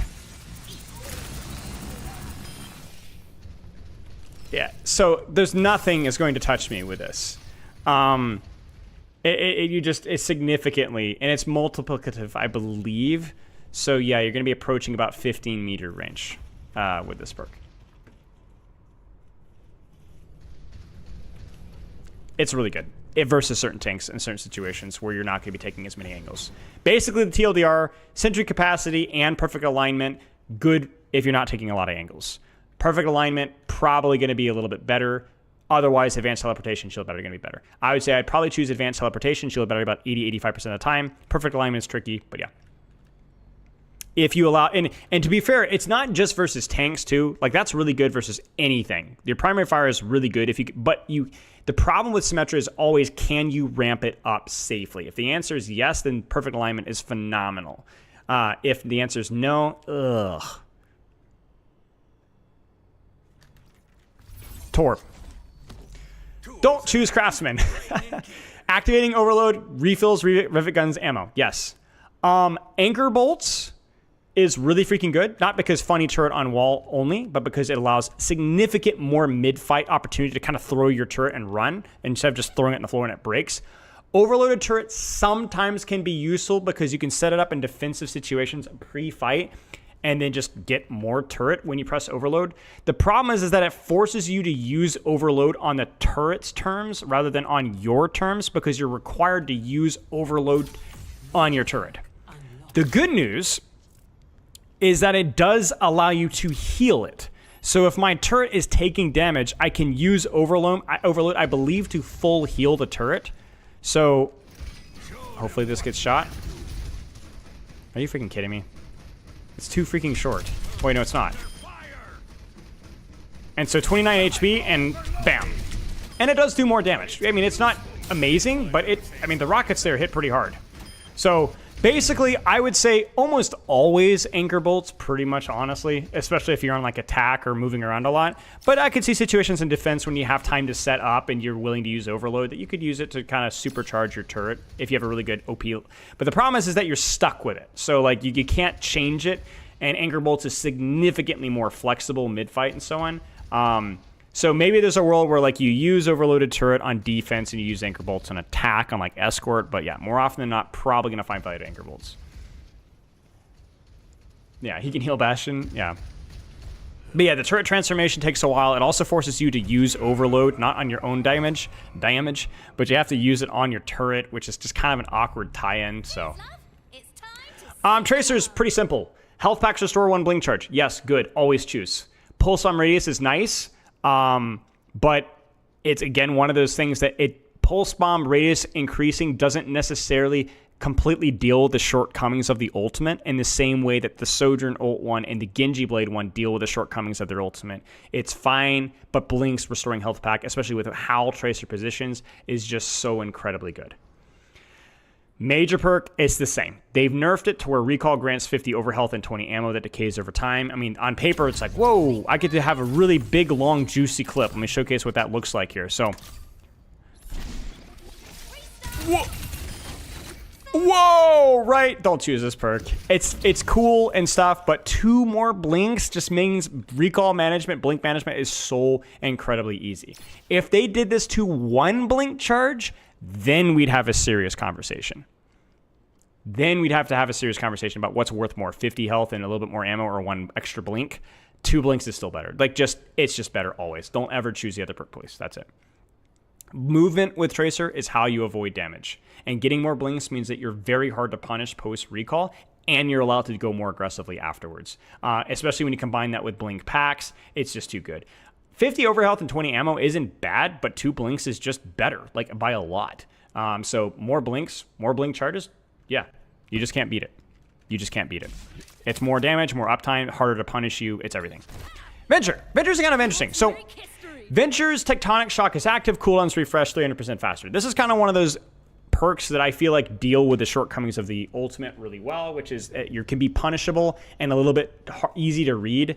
So what I mean by that is when you press Q, it's really easy to what we call LOS or avoid the ultimate if you don't have abilities. You will find yourself sometimes pressing your ultimate and you can't see anything. There's nothing to shoot. You've missed your opportunity and or you get punished, and so you're either exposed or unable to go in.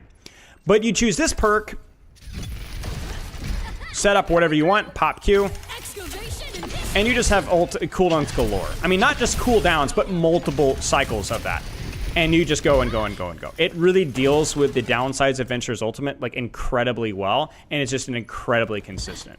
Now, yeah, you can also traverse faster with Tracer with the plates. Now, I don't think Seismic Sense is bad. You can sense enemies within 25 meters. So I'll show you.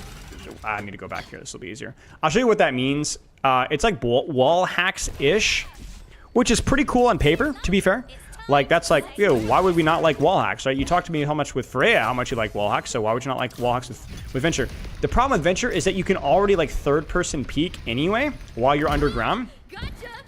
And you're not as an assassin of a character from poking with your weapon, so having this advantage is useful, but not as useful. I could see this being very useful if you're playing into like Sombras and Tracers. You want to see Sombra out of stealth, you need full information of these flankers. It's not a bad perk. I just think that the other one is probably going to be a little bit more consistent in value. Right, you basically always know where people are with Venture, just based off the kit, so yeah. Now, this one's saucy. Major perk. Dealing damage with Clobber grants up to 30 Explorers Resolve Shields. Let me showcase how that looks like. Clobber, according to your thing, is your melee. Your melee with Venture does more damage. As you guys can see, it's about, what, 60-something damage?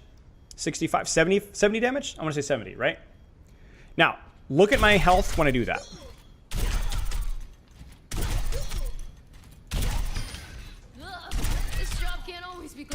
So not only do you have a superior melee in terms of the damage output, but you also have a way of sustaining yourself while you're taking damage. Now, let me kind of demonstrate that with a little bit of heavy damage.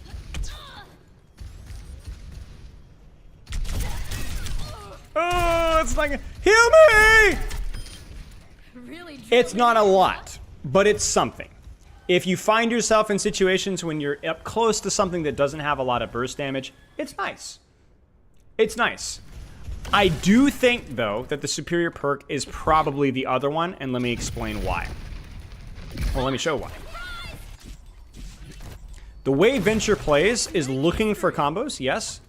But in the meantime, the vast majority of your damage is going to be with your primary fire. 25% more range on primary fire looks like this.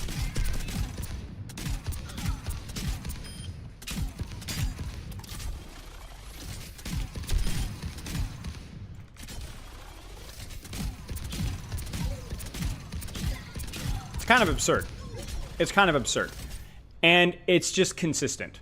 Especially with the recent buff to your fire rate and the recent patch. I like Smart Excavator most of the time. There are situations, there are always hype moments where covered in dirt is going to keep you alive. You get dove by Winston. There's a Genji 1v1 in your face, and you're like, oh my gosh, I lived because of that.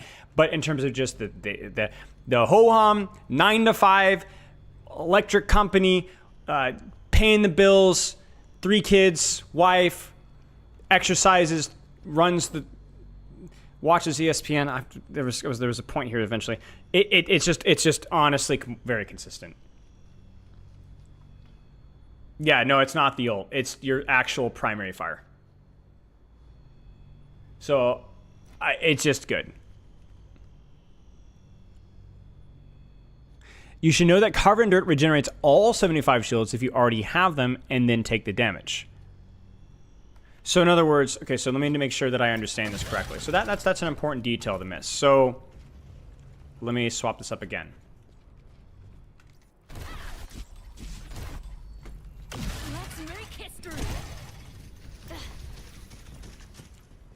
So again, the point being is when you use abilities, I regenerate HP. You guys see that? And if I melee and I take damage out of the shields! Okay, I'm gonna get this right.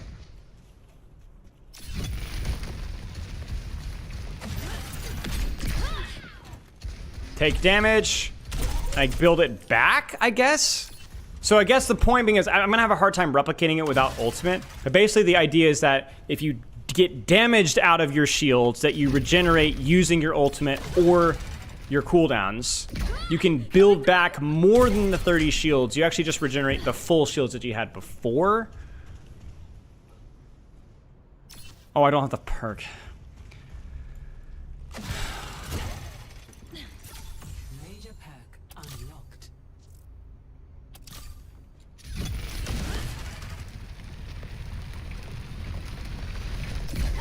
Oopsie daisy.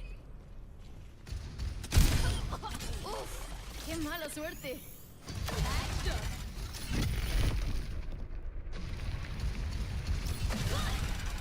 Ah, dude, I can't. I want to go home. I want to go.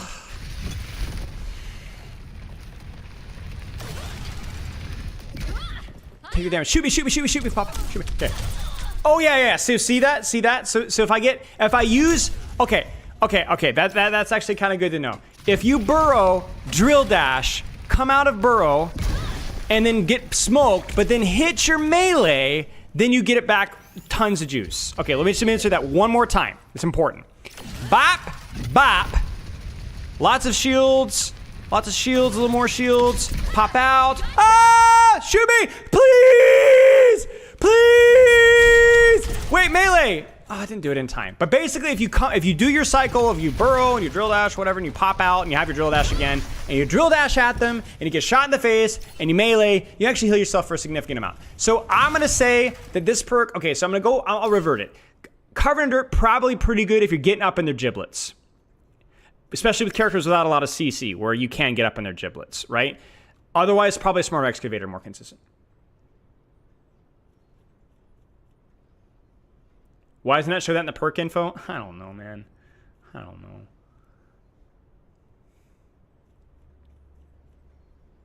know.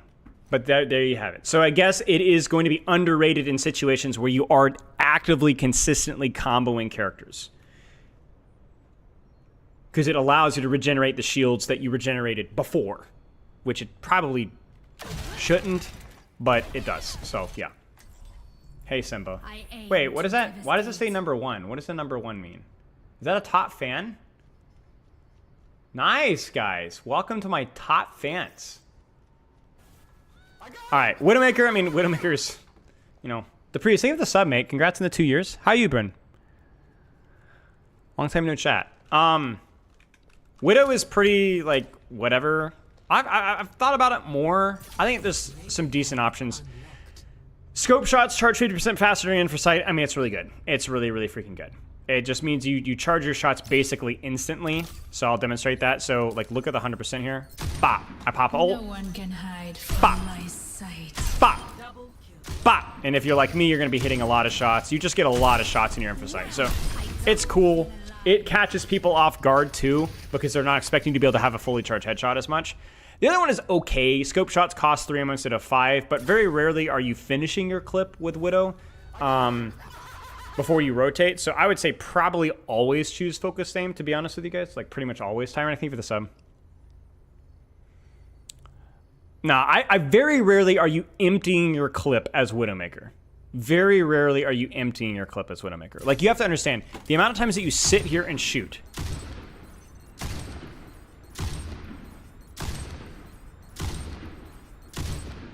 And then reload. Like, you're gonna pop one, and you're gonna... You know what I'm saying? Like, that's kind of what we're going for. You get what I'm saying? So, I'm not saying that the other one's bad. I just think that the ult perk provides actual measurable lethality. Better SMG uptime? I mean, I guess. You have 2 more bullets if you scope shot into SMG. So, I don't know. I'm not saying it's bad. Maybe there's something I'm not thinking about, but that my initial instinct is this. Now, escape plan, this is the other one. So, escape plan is scope shots reduce grappling hooks cooldown by up to 4 seconds. Sure, I guess. You're not hitting scope shots. Well, I don't know, chat. This one's actually pretty tricky. So, scope shots... Oh, man, I don't know, guys. So, if you're grappling, and then I think if you even shoot a shield, right? No, you don't. It has to be an actual target. That's 4 seconds. That's pretty good. That's pretty good. I'm not going to lie with you guys. So maybe if you're repositioning a lot, if the map allows for a lot of repositioning, then it's good. And almost certainly better in sniper situations. Circuit Royale, Sniper Mirror, you're not being dove. That's better because more grapples means more grapples shots. Whereas Venomine is just not going to be as useful in a long corridor. Now, the tricky thing is why I can't just say, oh, just use this if you're being dove. Because the Deadly Duke, I'm not Frenching this, is really freaking good. Let me demonstrate. First off, AoE, which is kind of funny. People always forget that. You can see through walls, yes. But, you know, okay, hey, 75 damage, 75 damage. Then you choose Deadly Duke. Okay.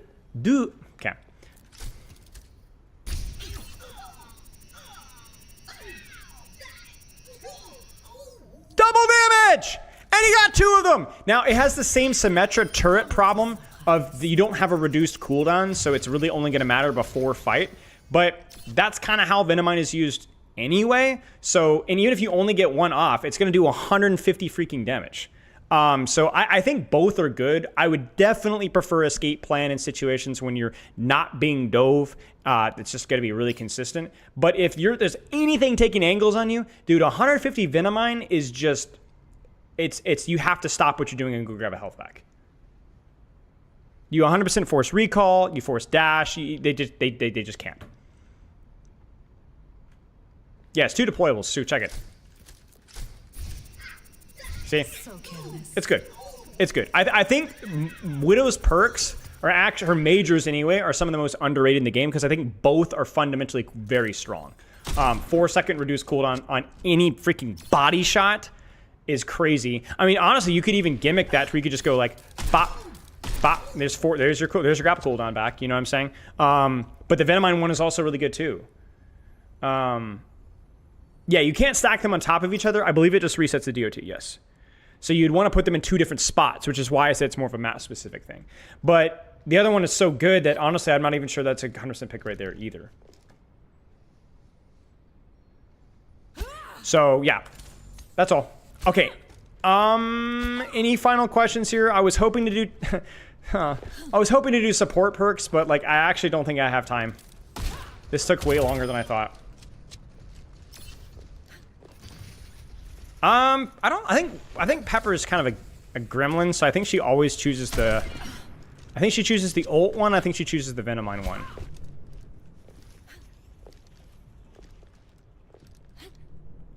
The cooldown is up to 4 seconds, so quick scoping with no charge only refunds a little bit. That's good to know. So your cooldown reduction is related to the amount you charge your shot. That's good to know. Thank you, R. Thank you for that fact check. Built-in dupe teammates, I don't really care. I don't think it's that big of a deal. Sure, it wouldn't offend me if she could. I don't think it'd really significantly improve her strength, though. Yeah, sorry, support players. I mean, we could do it on Thursday, probably. Support should be a little bit faster, though, because we had, oh my gosh, 1, 2, 3, 4, 5, 6, 7, 8, 9, 10, 3, 4, 5, 6, 7, 8, 9. So 19, and there's only 11. Why do you hate us support players? I don't hate support players. I just happen to hate people that happen to be support players. Yeah, I think the support perks are probably more one-sided. I think Honest depend. Baps are pretty one-sided. Briggs depend. Kiriko's are pretty one-sided. Life Weavers are pretty one-sided. Mercy, yeah, they're more one-sided maybe, slightly. Who's back on his Ana-main days? I'm still an Ana-main. I just, you know. I do think brick perks are underrated. The reason brick perks are one of the main reasons why I'm doing this, because I think my opinions have completely changed. Not completely changed, but have changed a little bit since I initially made my perk reaction.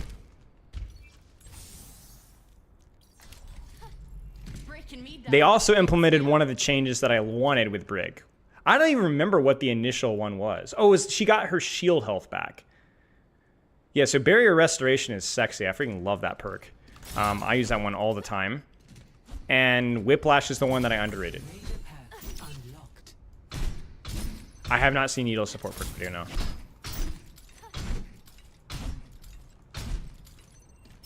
Rhea, it means that if you've used a beam on a target within like 2 or 3 seconds, even if the beam doesn't get the finishing blow, like let's say you beam it and then you primary fire to finish it, you still get the reset, to my knowledge. At least it was in practice range.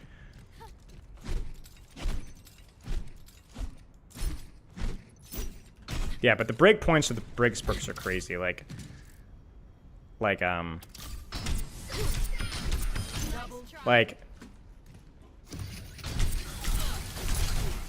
see what I'm saying? So 1, 2 swings and a whip shot should be enough here. 1, 2, 3, 4. As opposed to, frick, I can't do this. Yes, I can. I can do it here. 1, 2, 3, 4, 5. Shouldn't have come so close. You have to swing 2 more times, basically.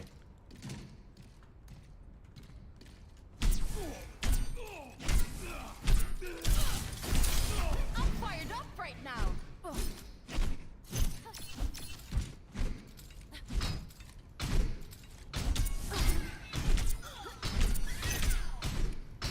The Inspire perk's okay, but as you said, I think, to my knowledge, if it overwrites it with your swing, then it's pointless. And Barrier Restoration is just so freaking good in 90% of situations that you're playing Brig. The problem with the Inspire perk is that it assumes that you're playing like Peel Brig or like Dive Brig, which if you're playing Brig in ranked, most of the time you're just playing Brig versus whatever you got. Yeah, you're playing versus a ball, but they got a freaking, you know, Widow, you know what I'm saying? You know what I'm saying? So like, you need having more movement speed and then getting more shield health is just so consistently useful, even in dive, right? Like, this is really good. I can rotate so much faster. I get my shield health back. So any situation that you're not playing Brigitte in that optimal dive situation, you're gonna want this perk. My Overwatch waifu? I don't know, chat. Who's my Overwatch waifu? Come on, try me. Roadhog, yeah? Yeah, it's like, we've seen this even with like even Hazard mirrors, right? Like you can whip Hazard and just freaking bash away and he can't keep up with you. So I think the bash perk does exactly what I think perks should do, which isn't making. I meant to do that. Which isn't making her necessarily significantly stronger at her niche. It just makes her a little bit better in situations where she's bad, you know? Yeah, Ram, yeah.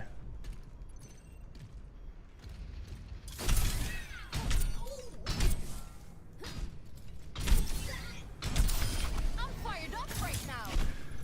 Ana and Reaper are my guesses for Torb 100%. It's clearly Widow. Yeah, Ram will still run you down with full form, of course. It doesn't. It's more about how much longer can I live, you know? Should give Brig a Glock. What if Brig just had 2 flails and no shield, but they reached like 50% longer? Come over here. Was that supposed to scare me? Oh, Judy cheeks. Oh my gosh. Oh, I need to stand up. Freaking 2 hours of yapping. And I gotta do pugs here in a second.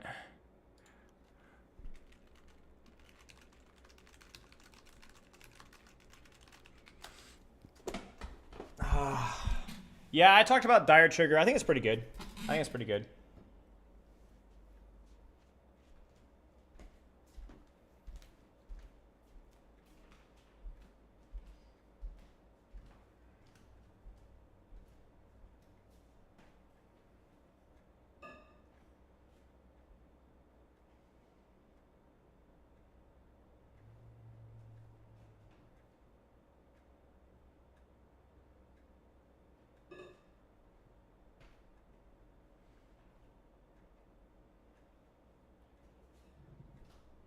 Oh, I forgot to take my pills. Hang on.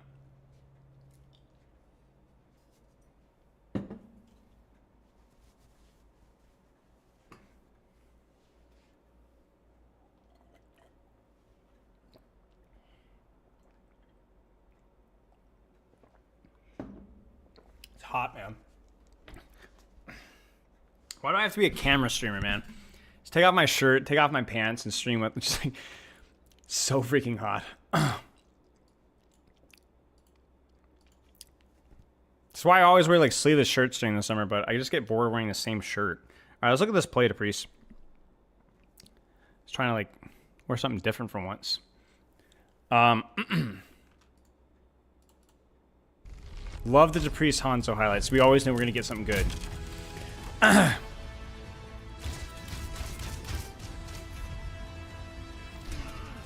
Classic crosshair. Oh! Crosshair placement. What the heck?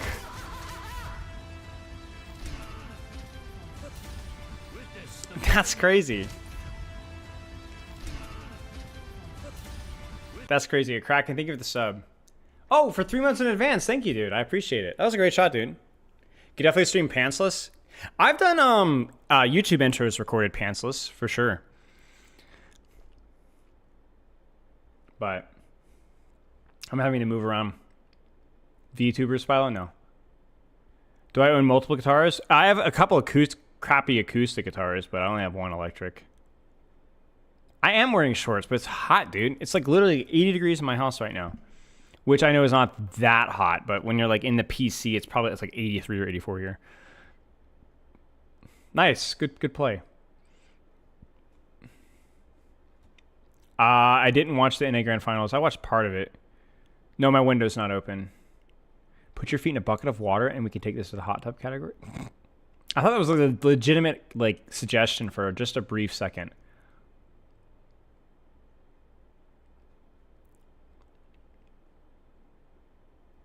Yeah.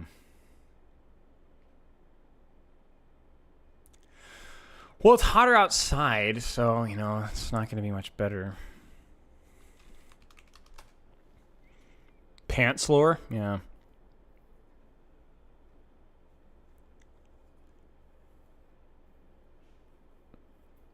Yeah, so for I guess just like a quick intro, Realth is coach guy game design guy. We did a debate with him like a week and a half ago, 2 weeks ago.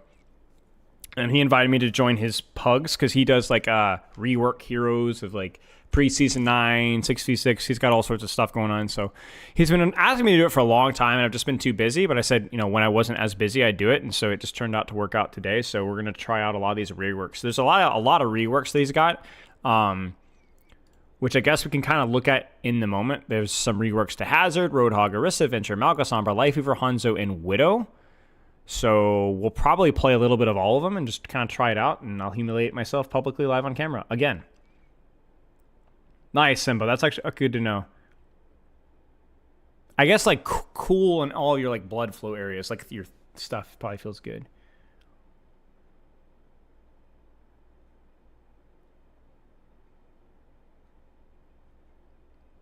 What is wrong with you guys? Who are you? Why are you here? Where did you come from?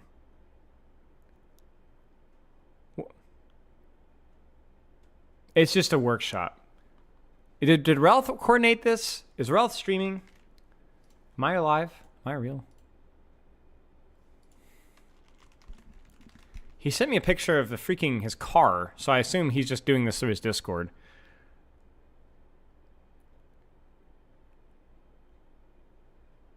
Yeah, so, I mean, if you guys like what you see, I mean, you can do it. They do it, I think, once or twice a week? So you guys could sniff around and give it a shot.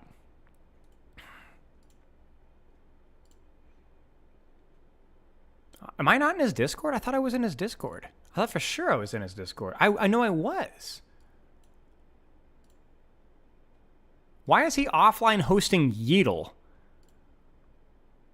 I say that like Yeetle's bad, but, come on. You gotta... Oh, yeah, why am I not in his Discord? Hang on. I thought I was in his Discord. Wednesdays and Sundays, you believe? Okay, I'm in here. Oh gosh, the waiting room is massive. Okay, so let me I guess I should probably update stream title and all that jazz. Give me a second, guys, to update all my stream info here, and then we can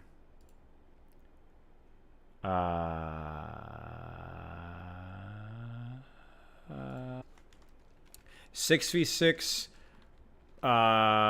workshop, Realth,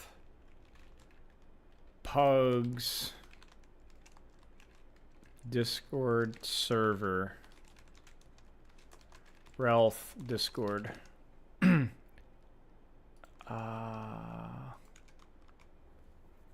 Okay, streams. I need to add a Realth Discord command. On YouTube, I can't do commands, I don't think. Commands, add Realth Discord. And then I need to get the link here.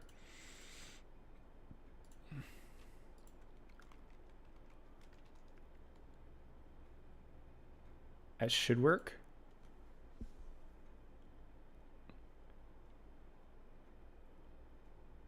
Thoughts on Hog as a secondary for Ram?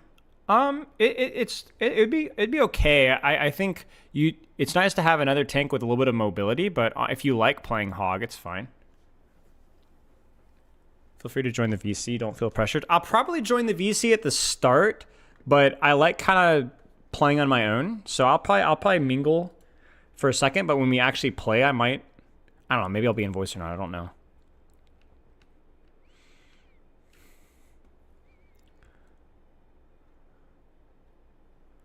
Okay. I'm waiting. This is gonna be. Here he comes. No, that's the wrong voice channel. Well, he was fast. You're not gonna let me mingle with like the Spilo, real quick for you and stream. Ralph will be late because he burned his food apparently, and they're getting back from dinner right now. So I don't know what happened. No, it's fine. He already messaged me. I was aware. It's fine. I told him I'd be like 5. Okay. I told him I wouldn't be able to start till like now anyway, so it's fine. So we already have a lobby set up. There's like 1 million people here already. I know Realth had a script for you guys. Do you want any information on any of the new heroes No. before we start? He sent I me think some that, notes. I'd like to go in like blind and just like play blind, and I will pull up the script for the character that I'm playing. But I think I already have the notes for that. If you go in FSJQS changes, you have a reworks document where every of the major reworks we've done is documented. Yeah, I have it pulled up. Yeah, and then we have the changes channel, which is all the changes, but you probably won't need that. Okay. Holy crap. Okay, yeah, what I'll do is I'll just look at the character that I'm playing and kind of tweak with that character, and then just, if I get surprised by, you know, Hazard flying or, like, Roadhog, like, rolling on top of me and, like, you know, stink bombing me, then yeah, but... Yeah, you will probably be surprised by what some characters will do in this. That's fine. That's fine. Have you added me, perhaps? No, here I'll send you my battle tag. I think I'm friends with Realth. I should be friends with Realth, but yeah, but he isn't here yet, so yeah. That is kind of an issue. Yeah.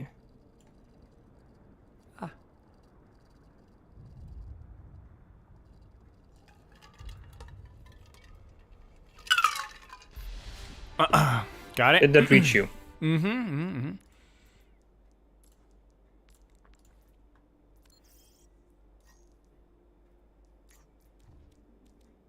Alright, I am spectating. Great. I'll put you in.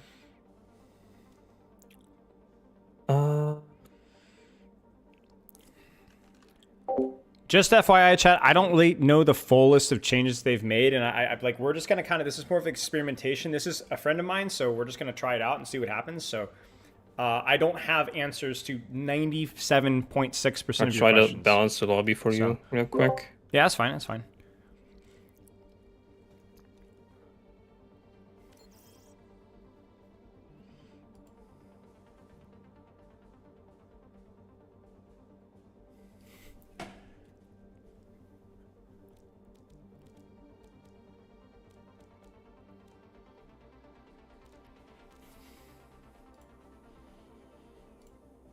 This should be more or less good. I'm gonna tell everyone down in the peasant. Yeah, this is the coder for the voice rework. channels that they can join up their teams, and I'll be just launching. Okay, sounds good. On the map they choose. Sounds good. Yeah, I'm flexible. Yeah, so this is just that's the coder for Realth. It's set up a lot of this, so I don't know, I've never done this before. I don't know what to expect.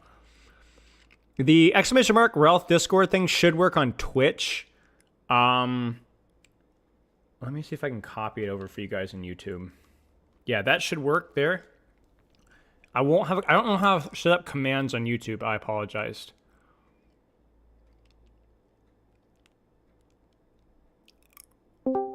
Hopefully that works. Hello, gorgeous. Oh my gosh. You have no How are shame. you? You burn your dinner, show up 20 minutes late. I was supposed to be the, They burned a chicken. I have to get it recooked. I was supposed to be the one. To do? I'm the fashionably late person here, not you. You don't have that I had an luxury. hour and a half allocated once we got to the restaurant for dinner before we had to leave, right? I've been here for like a whopping 2 minutes, so it's fine. Okay. So you are in the lobby. I am updating Overwatch. Great. Love that. Yeah, I'm in the lobby. Now entering. All right. I need to play. What do I need to play? What are the support characters I need to try? Zen? Lifeweaver? Lifeweaver, Mercy, and Sombra are the three you're looking for. Okay. Right, let's turn that one.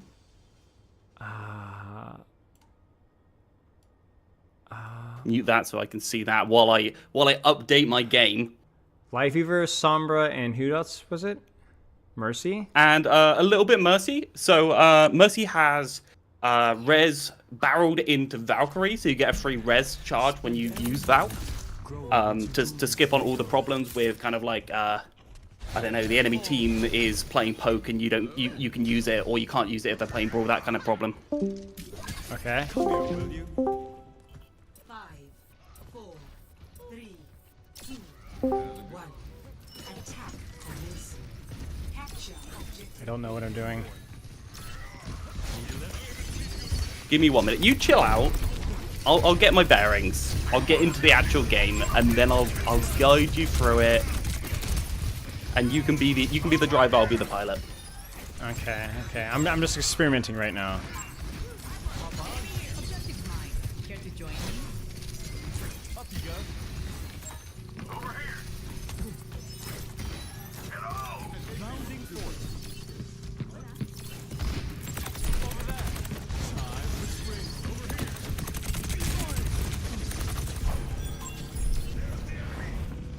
here. I guess he just juked us.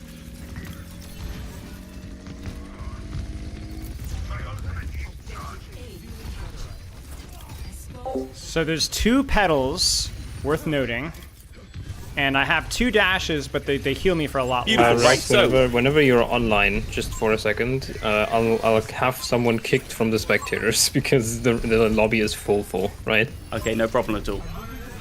I'll message you when I actually get into the game. I get to watch 2 minutes 45 of ads to you, Spylo. Yeah.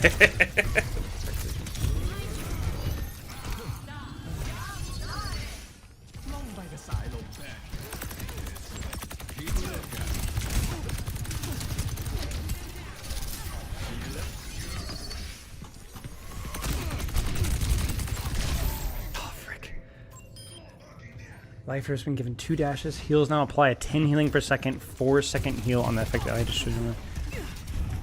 Okay, so the heal has a heal over time attached now. A small heal over time, so I can weave a little bit more with my healing. I'm not gonna be super interacting with chat, guys, because I'm trying to like read the thing when I have chances to. So if I miss, I apologize. Come on, dash. What the frick? No, I did the bad! My keybites!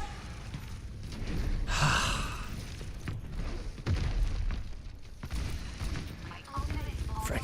Okay, he has the life grip thing where I can get a lower cooldown on life grip if I use it on a high HP target, so I can use it to reposition people a lot.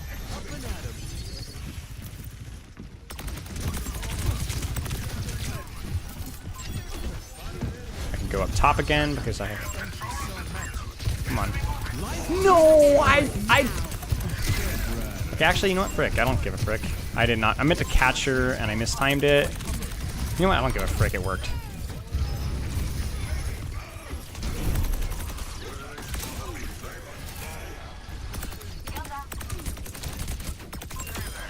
Thorns in the face are an inconvenience.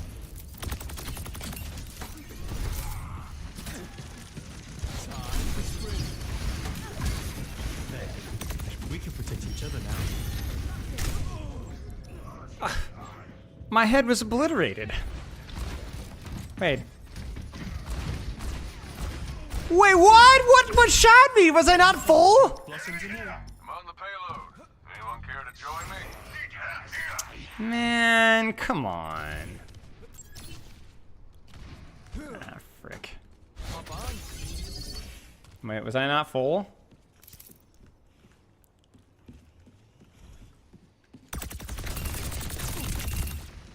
Lots of lot of damage.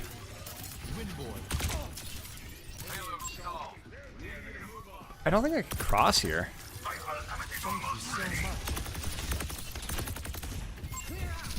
Frick, Mother Teresa. Ugh, shoot. I need to turn my game audio. Can't hear jack. Try not to make it too loud, because I know it can get kind of loud for you guys. My bad. สงสัยต้องลองวิธีอื่นละ Irrepressible. Incoming. So winnable. Enemy spotted. Payload is moving with me. Fire at will.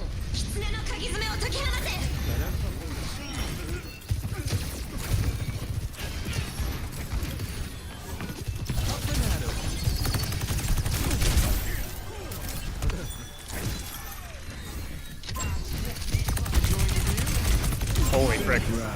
Get fricked, buddy.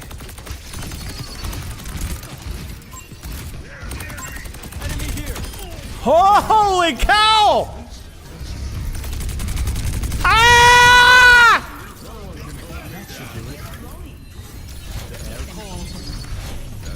No, I didn't do that. I meant to just destroy it.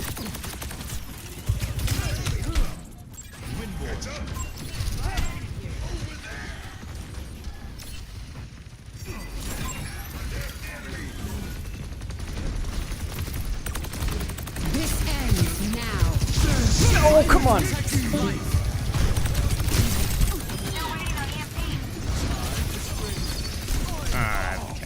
Okay, like, I was trying to... It wasn't the best execution, I'm not gonna lie with you guys.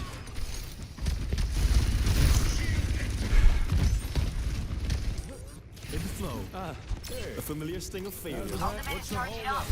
Get that thing moving.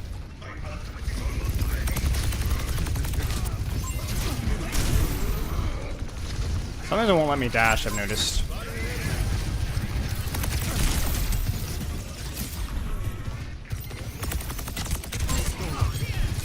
Some healing. Bounding forth. You really underestimating me?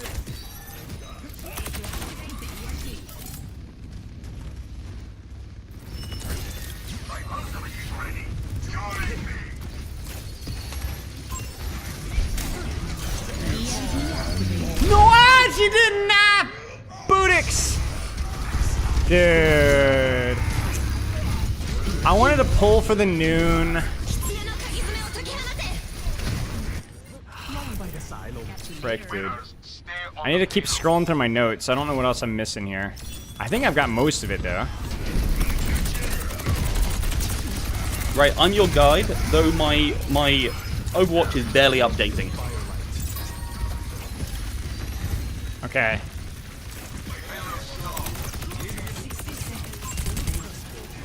Okay, so your Lifeweaver rework is as follows. 2 petals, 2 dashes. When you life grip someone, it's going to refund your cooldown to 10 seconds if they're over 75% HP.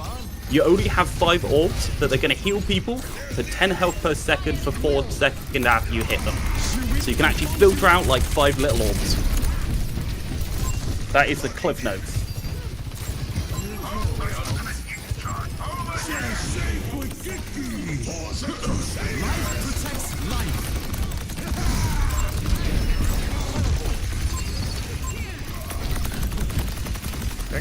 Frick, I made a huge mistake. I made a huge mistake. This ends now. We don't have much time left. EMP almost ready.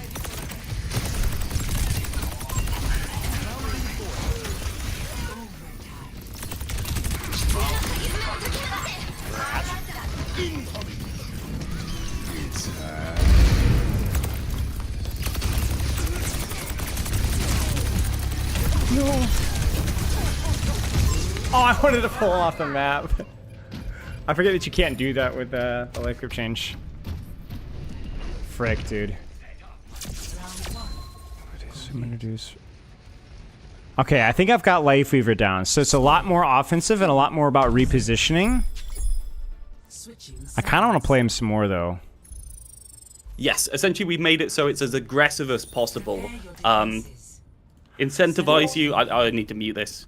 That's Wait, fine, unmute. it's fine. I'm There here, you go. I'm here, yeah. Okay, I've muted your stream. We're good. I can actually hear you now. Hi. Hi. Right, so yeah, Lifeweavers are basically as aggressive as possible. He's doing more damage with his right clicks. We've incentivized you to swap off the healing as much as possible by giving it lower ammo and letting it do more over time afterwards. And we've given it a lot bigger of a burst when you're actually just full beaming for those 5 orbs. So you can actually do more when the tank pushes, but you have to swap off and do other things. That Makes is sense. mostly it for Lifeweaver. He hits like a truck. It's pretty... Yeah, it's pretty simple in terms of this one. Really, it's just a lot of aggressive angling, a lot of aggressive DPS pulls into like interesting spaces. You can do double petals, so as you see there, like you can like double petal up to really high ground and pull somebody up to you, which is absolutely massive in certain scenarios. Which I really feel is what like Lifeweaver wanted to be good doing from the beginning.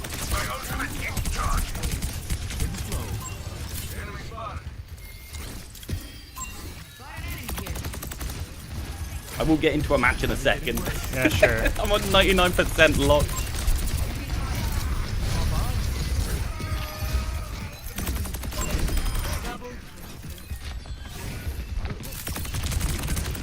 Placid is hosting another game.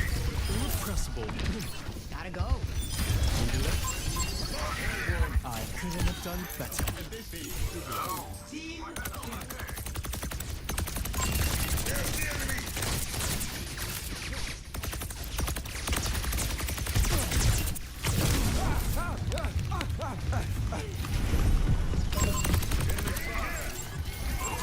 Feeling better, I hope.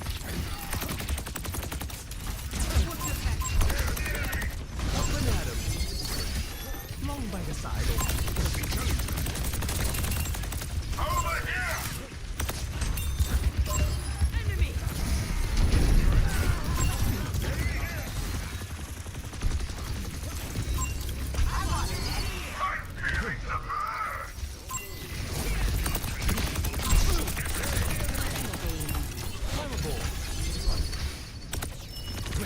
A touch of regrowth.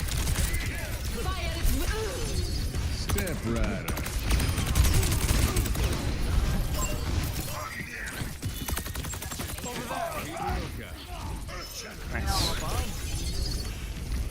Right, I'm with you. I'm over your shoulder. Love to hear it. That's just exactly what I wanted to hear. The great thing here is you don't know what you're doing, and I do, so I get to coach you today. No. Okay, that was a lot of ultimates. Shoot. Yeah, everyone's just pressing Q. Yeah, I was not ult tracking properly. It's I the kind of second went for fighting throw, isn't it? You can't really track everyone's gonna have their ultimates at a certain point, can you?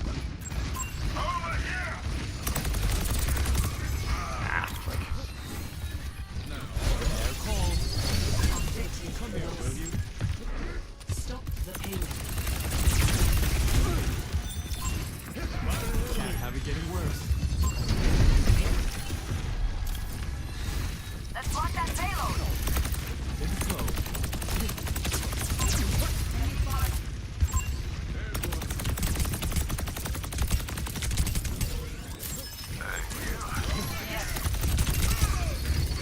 Damage slow.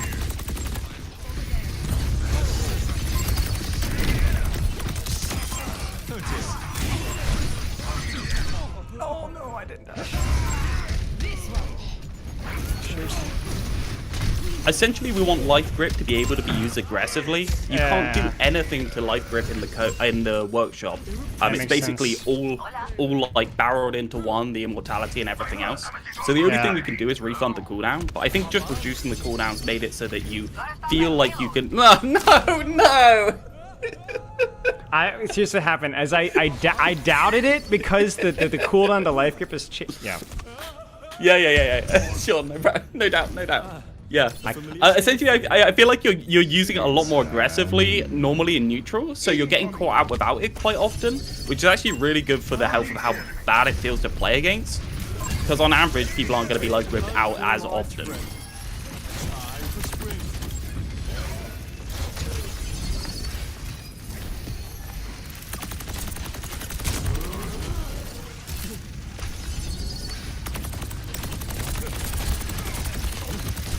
Lots more options from above.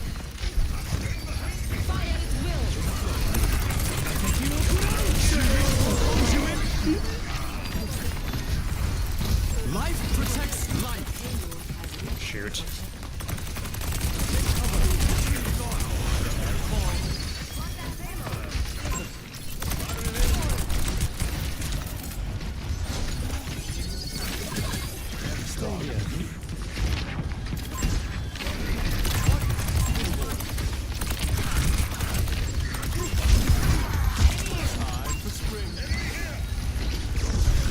Yeah, please.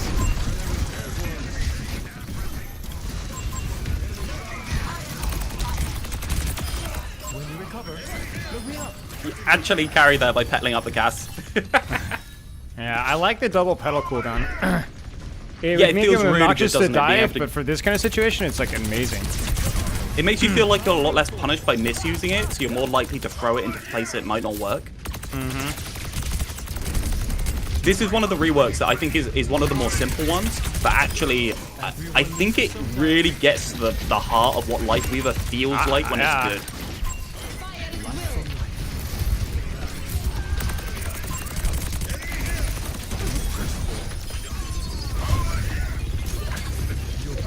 with me.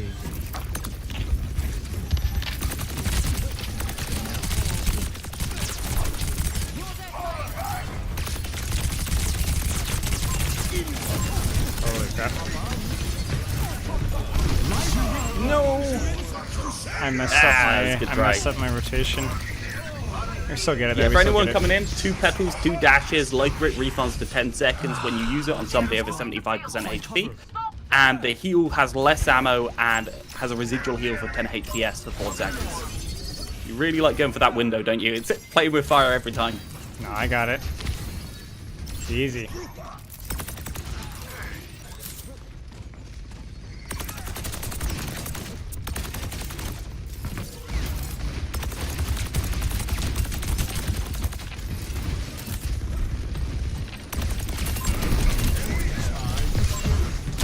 No! I tried to get under my own pedal. Dude, I almost got him, dude. I almost juked him under the pedal. I just was too slow. I do so many more like stopping people on stairs with the petal with this one because you can just waste it. It doesn't really matter as much. And I feel like petal does have quite a bit of value, so it's quite a bit of a value add to have too. But at a certain point, it's also like you can only have one up at a time, and I mean the core of the kit is really in the pull and the healing zone. Worth. Actually worth. He might get 2. No, they got petal. We get the angle though, and he's got high noon. Here comes 2K. Yeah, I really just want people to feel like they can actually, like, I don't know, pull people around the battlefield without it being punishing, right? Nice.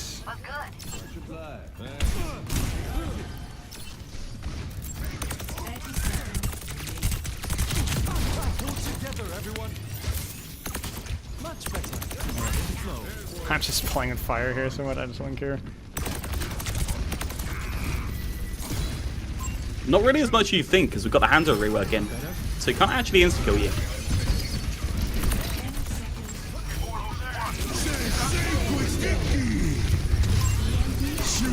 No, we didn't even beat the shield.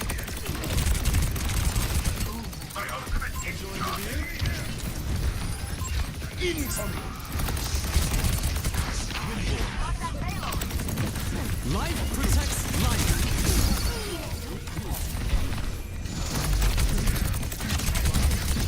Nice. Some chunky headshots. Nice. Nice, good stuff. Nice. Okay, right. So sorry I'm late. Weaver was great. Weaver, up for me. Yeah, Weaver was really fun. Like I love proactive Reaper. I like Weavers more in Overwatch 2. Like the transition they've gone with him, and this just feels like all the things I like with current Weaver, but more. Yeah, 100%. And we tried to tone down his like sustainability. Like current Weaver's just surviving all the time, and that sucks when you can have like fun movement instead. Right, just lower his health pool, increase his movement, and everything balances out. Yeah, that was really sure fun. You can say like, yeah, the scaling in the low rank and the high rank. I think it works out fine to be honest. Yeah. That was super fun.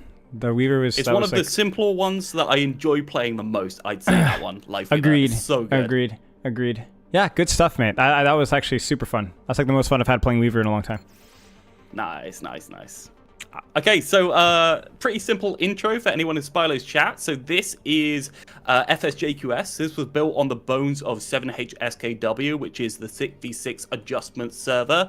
The old server they rooted up to basically play Overwatch 1 balancing and Overwatch 2 with the Overwatch 2 heroes. It's built off of the bones of that, so it's pre-season 9. Still has post-season 9 hitboxes, so there's a little bit of an adjustment there. But I think after you adjust to it, it's not actually that bad. The time to kill doesn't raise by that, well, lower by that much. In terms of what we've done, most of the role passive are removed from the game, apart from the global self-heal regen passive and the tank headshot passive.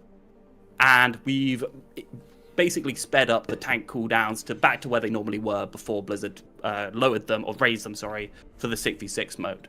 So that's the core changes. Aside from that, on top, we just basically had it as a workshop for trying to rework all of the bad or boring heroes in the 6v6 game mode, because I feel like there's a lot of sore thumbs there, there's a lot of things that could be touched. So I have sent Spylo, I think 9 heroes in total to try. We might not get to all of them. But 9 heroes that we have a full, complete rework for. They are as follows. Wait, where's my list? They are as follows. So we have Hazard, Roadhog, Orisa, Venture, Mauga, Sombra, Lifeweaver, Hanzo, and Widow as the ones that I definitely want to try. There's a lot of other small changes. Spilo, do you mind linking the Google Doc I sent you? It's got a link to the Discord as well in your chat. If anyone wants to join and try and play with you. Yeah. But that is the link to all of the patch notes for the heroes that have been reworked a lot. As well as the big reworks, we've got a lot of small ones. For instance, Genji's Blade is like 3 seconds long, but takes half the time to charge. So it's a lot more aggressive. You can farm it a lot better with dashes and stuff like that. So we've got a lot of small stuff in here, a lot of small changes to like retune or retweak a hero where it's not working. But really, like what we're focusing on today is like that 9 core heroes that we've put a lot of effort in. Didact in the call right now has done probably upwards of 400 hours at the very least on this mode over the last year in order to get all this working. And it's really polished, it's really cool, and I'm glad you can be here, Spilo. Yeah, same, mate. That was really fun. Let's keep rolling. Yeah, I think I'm gonna try. Realth, do you want to play yourself or just spectate for now? Because I need to know that. I'll be the annoying bird on Spilo's shoulder. Works for me. Okay, so you're not playing. Good to know. Beautiful. I'm probably. I'll just see what role I get next, but. Yeah, I've got try heroes for you to try in every role, so it's no real pressure. DPS is the one with less. So DPS, the only one we got in there is Hanzo and Widow. But the Widow rework is more visible in third person than it is in first person because it's more about the telegraphing and the glint on the scope and other stuff like that to make it so I'll probably be less feels interested in that. Less bad to be killed. Wonderful. So Doomfist, Venture, Orisa. Venture's one of those that I think really flows almost perfectly at this point. So basically when you burrow, you get a dash reset, and when you come out of burrow, you get another dash reset. And Venture's been reworked into a tank with loads more knockback, load more flow, and you can really just you can do so much with it. It's so fun. The ult just juggles people at the perfect height to hit them with the next wave. It's so good. I love it so much. Okay, cool. Anyway, how have you been, Spilo? Good. How about you, mate? Yeah, living the dream. Good stuff. Living the dream. Just trying to spend all day finishing off this Google Doc in order to get it into you, because we have all the patch notes. It's all written up perfectly, but I actually want a description of what we're intended to do here. So if you bring it up, I mean, every single hero has like a proper description of what we're trying to do, and there's some things that we haven't been able to do, but for the most part, Workshop it hasn't been kind to us, but Didact's found fun, creative workarounds to get things working regardless when we want to do stuff. Really, when I go into it, I say, Didact, can I have this? And he says, no. Any specific map you guys want to play? No, I don't care. I'm down for everything. Whenever I do tests and stuff, I just play all the cancer, play all the best part, play all the good parts, bad parts, doesn't matter. I'm down for whatever. Yeah, sure. Yeah, let's get a control then. Just get some nice Lijiang or something. Sure, let's do it. We'll go through every game at once, I think. Should be fine. Okay. I'll try Sombra here, most likely. Let me pull up the Sombra notes. Nice. I kind of did with a Lifeweaver. Obviously, you weren't here, but I kind of just like looked at the first 2 notes and focused on that, which was like the double pedal and then the heal over time. Yeah, and then I 100%. Kind of accidentally noticed, oh wow, my damage is insane. You know. Yeah, so I tried to build it into basically the bullet points there. You can just read as a quick start. Yeah, it's great. And then the description above is like the play style, right? So if you go in Sombra, Sombra is one of the more complicated ones. There's a lot more moving parts in Sombra's kit than most others. You will see there's an allied hack instead of virus. The allied hack is 30% movement speed and 30 health per second for 5 seconds on the target. Shows up with a nice little symbol above their head and comes up on their screen. There is also a number in the middle of your screen. That number will count up with the number of people around you. So that number determines the amount of healing. So it is currently, I'll give you the numbers, 32 minus 5 for each teammate in the aura. So it actually does more when you have less people in the field. And it has also a small effect on you. It does 12 healing per second to you, minus 5 for anyone in the aura. So if you've got 2 people in there, it's going to be healing you for like 2. If you've got 3, the healing turns off. So I'm incentivizing you to try to get away, +1 angles, do more interesting stuff. You do have old hack, it only lasts for 2 seconds.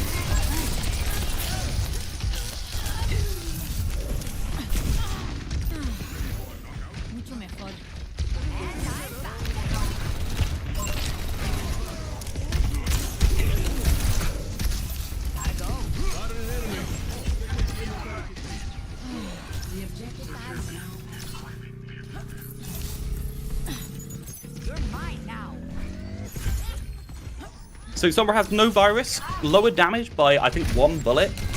Sorry, 1 damage per bullet, and no opportunist. So you are much more inclined to play off of other people's pressure instead of assassinate. We've tried to turn off the assassination style of gameplay while still making it semi-viable.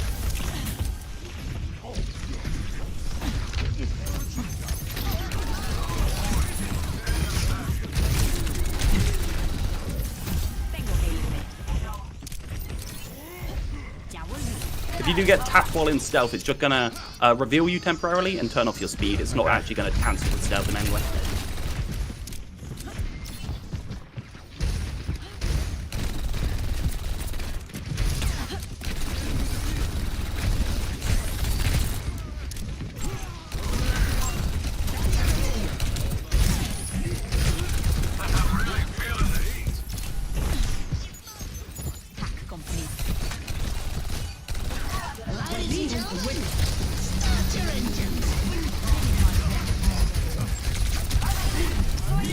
Nice.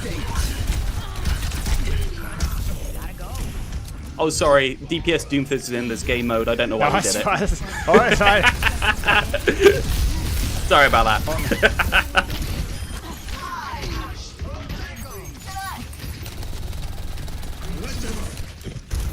There's a couple little quirks, but that's really the main core of the gameplay. Your EMP damage has been removed because that's ridiculous in 6v6 if you're able to farm it with healing. And the self heal is only active when you're out of stealth. That's the only other 2 things.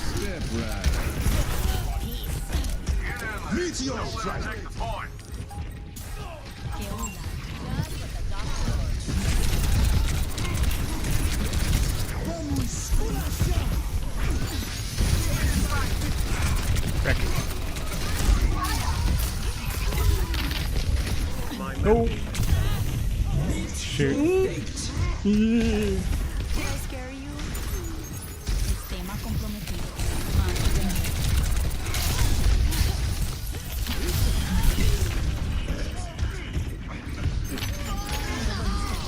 It's coming for you.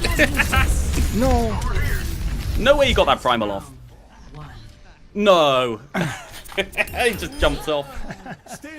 Okay, nanobionic healing, heals fastly, heals sorry for telling him. Okay, so this is just kind of rewards you to +1, but not +2 or 3 or 4 or 5, because your self-healing just disappears after 2 people. The more people in the aura, the lower the aura does per person. And the healing basically drops off over time pretty fast. Okay, and then Translocator is refunded when you cancel stealth early. I need to get used to that. Yes, so I don't have to be stealth in any way. Yeah. You don't get a refund. Okay. Interesting. Just basically allowing you to be a bit more active. Got it. Okay. We really want to make it so that there's as much decision density in Sombra as possible. So there's a lot of things you can do, and most of them are okay to do, but none of them are perfect.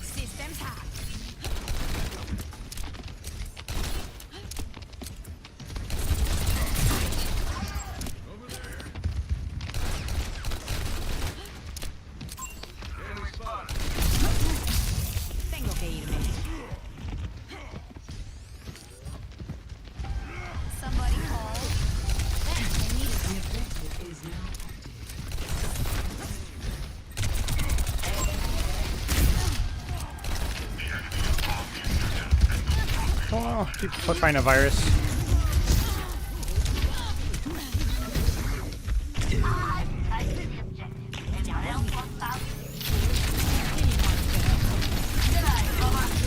No. Shoot. I egoed it.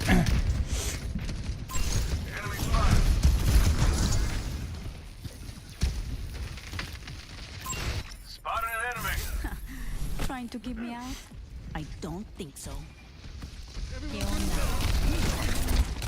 Ladies and gentlemen.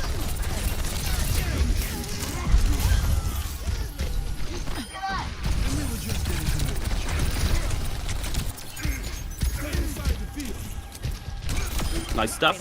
So you've got a lot of peel there. If you use all of your kit on peel, both allies hack and enemy hack, and get the aura on them, you've got a load of peel. But realistically, if you use that ally hack, it's a bit like using Anna's nade to peel. Right.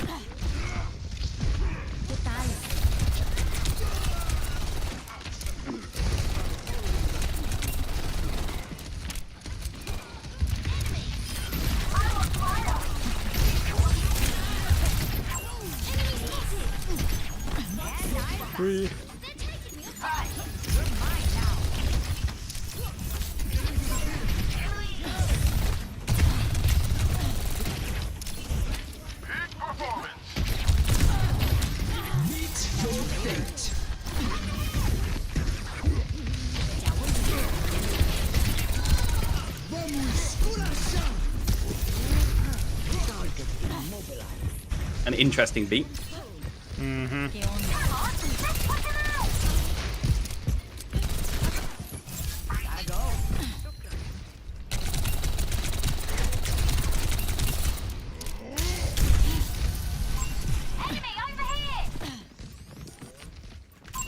Enemy spotted.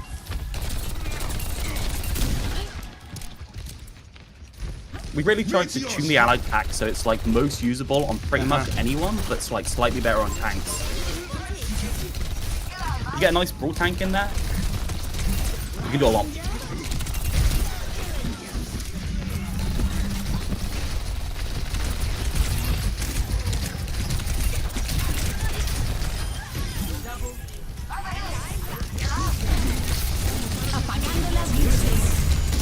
Nice, nice. Yeah, Arista's a lot more brawly than Smoke, so it's a great target. Whoops.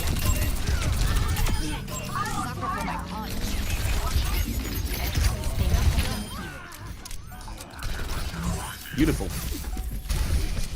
Yeah, for anyone just joining, this is Support Sombra. The allied pack does 30 HPS and 30% movement speed for 5 seconds.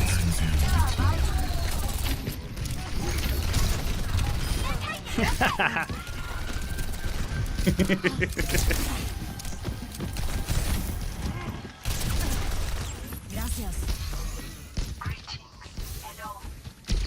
Ay, te asusté. So that's kind of the real reason for the slow heal over time. You really are disadvantaged with the lower damage in one-to-one duels without something. Classic Grumpy Pants dude this moment. What a rat.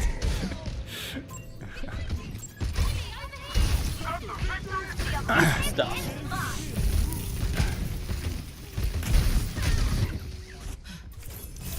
Yeah, it's a little bit overwhelming to begin with because you've got a couple of new tools to play with. I think positioning matters a lot more on this character, and we really struggle to get it to feel like it matters. For instance, it'd be nice to have like a ticking up and down when people I in messed the up my aura. Translocator, shoot. Yeah, I mean, it feels okay to me. Sombra's one of my stronger characters, so like the movement feels okay to me. The only thing is the muscle memory of the virus is taking a little getting used to, but I don't think it's been that hard. Oh yeah, to be honest. 100%. It's been okay. Yeah, one thing we did want to do is increase the hack cast time for enemy hack. We weren't able to do it because of workshop stuff, but it's one of those where with DPS Sombra, it's really necessary for you to be able to get that off in order to do anything in the match. Yeah. But when you've got it as a utility, Now, how does hack work? Like, turn that back down. Do you still have Opportunist with the hack? There's no Opportunist. It's literally just a 2-second lockout. Just a 2 Old second hack, lockout, but okay. only 2 seconds. No longer a 6-second abomination. Got it. Okay. You're not exactly built for speed, Arissa. How'd you catch someone who's running away? I will provide Tracer Sombra is absolutely terrifying if you can get those two on an angle together. I think I'll take your word for it. 4, 3, 2, 1. Round 3. Capture the objective. Hack complete. ¿Qué onda?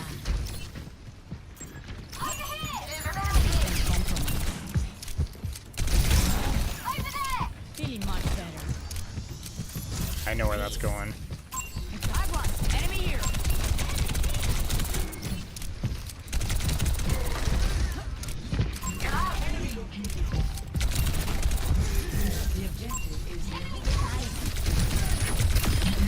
Nice. I knew that was coming.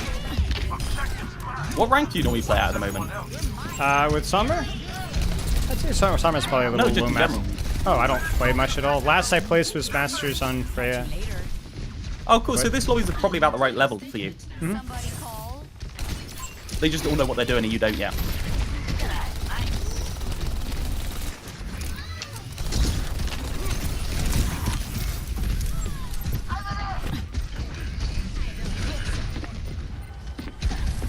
I scare you?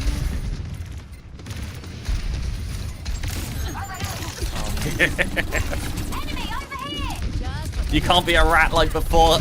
Look at him. Going for the Juno and spawn.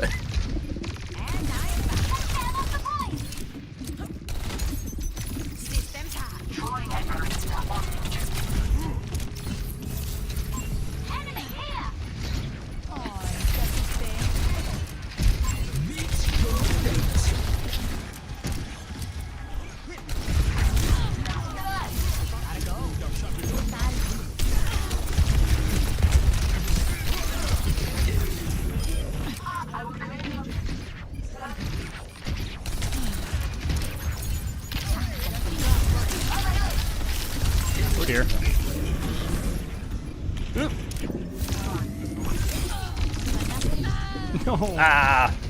Yeah, you got exit stealth to start getting that 12 health per second regen. Oh, I think the okay, thing is, interesting.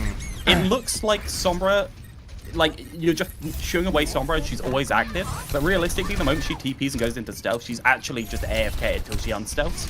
And it's really hard to get healed up. So she's got a little bit of shields on top just to make it a little bit more active.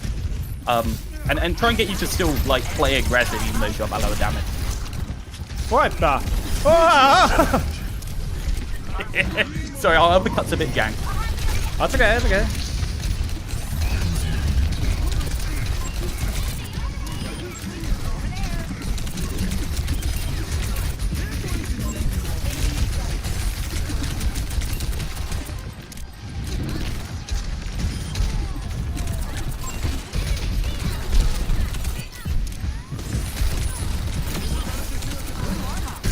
Oh dear. Oh, frick. Wait. We all fell off the map. Trying to keep me out? I don't think so. Because Sombra one of his best heroes is swap 20 winning a pugs match? No, not this guy. Never. Apagando las luces. We can still be friends, right? No.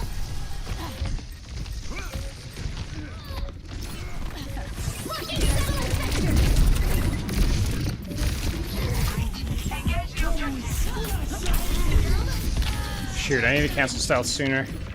That was fun. Felt like I wasn't getting angle max like it would. Yeah. The thing is, as long as you're with one other person, you're getting pretty much all the value from the healing field, and you get all the value from the ally pack. Yeah. So the moment you go off on your own.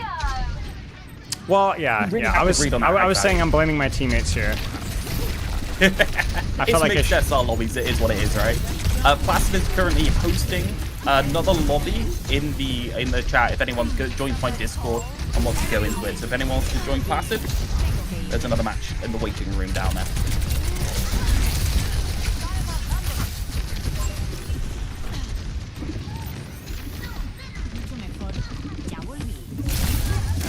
That was fun though. I mean, I liked her a lot. It definitely made you change your decision making a little bit. Yeah, it's really interesting to have a support that can actually like go into deep places with the DPS when they're pocketing them.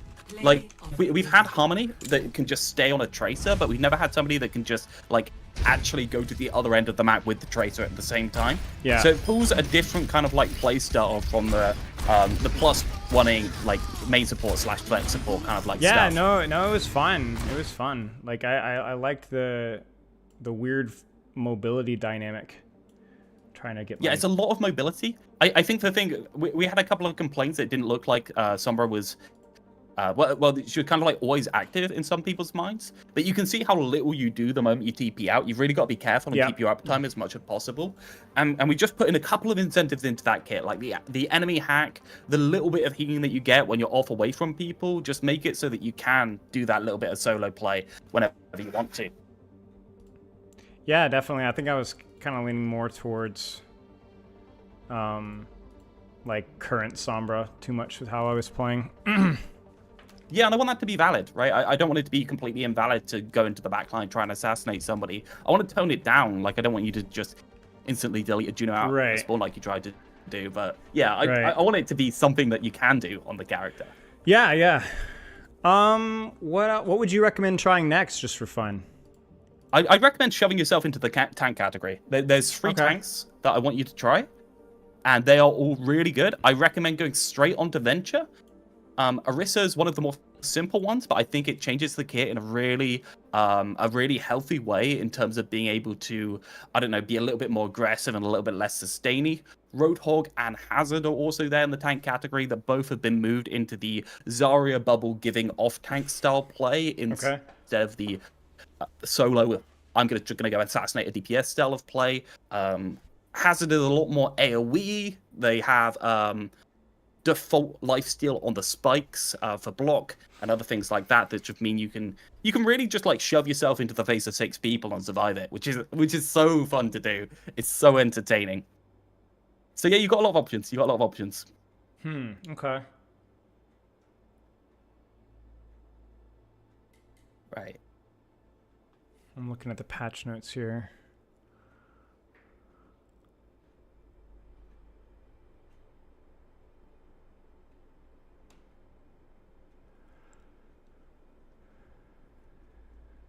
Orisa burn feels kind of oppressive, I see. You can't go near her. Yeah, we turned down and up the movement on Orisa over time. Her spin makes her go a little bit faster than it was before. And the burn only deals 60 damage, right? It's 20 damage per second for 3 seconds. So it's not like it's going to insta-kill you unless Orisa also focuses on you at the same time. So yeah, you got to space yourself out a little bit. But I think that's what main tank is designed to do, right?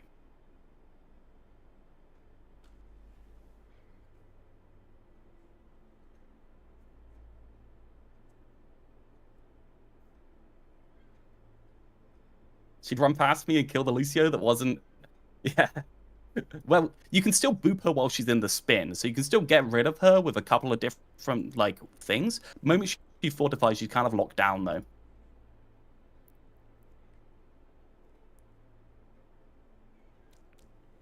Oh, man, I've been so looking forward to you trying these. So far, so good. Summer was fun. My only complaint, I guess, would be like, it felt like I would have liked a 1 second fewer cooldown on Virus. Maybe just reduce the speed a little bit if you have to, but felt like I didn't have as much uptime on that ability as I'd like on the Virus. Yeah. So it's currently like 9 seconds cooldown, 5 seconds up time. Something like that. I actually talked to Didact earlier about reducing it. I'm already there. But he was like, well, it's already so good. And I was like, yeah, it is so good. Fair enough. Yeah. Nice. It's more about just like, I think you can nerf it or whatever. I just want to press the button more. Yeah. Nothing, just to be able to keep it active. Yeah. My original idea was like 1-to-1 uptime. So you've got like, I don't know, 6 seconds uptime and then 6 seconds downtime once you use it. So it's always up on one person at a time. But it turned out that was really, really damn good, being able to permanently give someone 30% movement speed. So yeah, maybe we need to workshop the numbers. It could be like 6 second cooldown, 4 second uptime or whatever, or 3 second uptime even, just so that like the timing of when you use it matters more. You know, like because it's not a buff that lasts it's an long. interesting one. Like amp. We really wanted to make it so that you weren't forced to constantly stand by someone on Sombra and you could off angle. So the thought was, if you have it on 5 seconds a little bit longer, you can use it on somebody that run off somewhere and not feel chained to them for the next cast. It just depends on the range of the ability, to be honest. It depends on the range of the ability, I guess. Because I felt like, what was it, like 20 meters, something like that? 15, 20 meters, 25 meters, something like that? I don't know where it's at the moment. Do we have the numbers for that? I don't know. Must have the numbers for that. It felt pretty reasonable. Like maybe it could be 5 meters longer, but I felt like I could impact without being on top of them. And the only thing that I couldn't do was sit in their backline, which, to be honest with you, if you're trying to move away from that playstyle anyway, then... Yeah, 100%. We have a couple of different like ally affecting abilities in this mode. And every single time we try something, I think it just defaults and ends up by attrition to like 30 meters range. Because anything closer feels oppressive, or that it's so demanding on your space, or the place you can stand in order to use it. Anything longer just feels excessive. So it always ends up somewhere around 30 meters most of the time. God, I'm so excited. You going to do Venture? Yeah, I'll do Venture. What are you thinking? Yeah, let's do it. Nice. Like I said, I'm down for anything.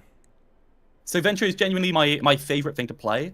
I'm so sad it's not in the actual game, because it's the most fun I have ever had playing Overwatch. This is just the best. It's so good. You're putting so much pressure on me now.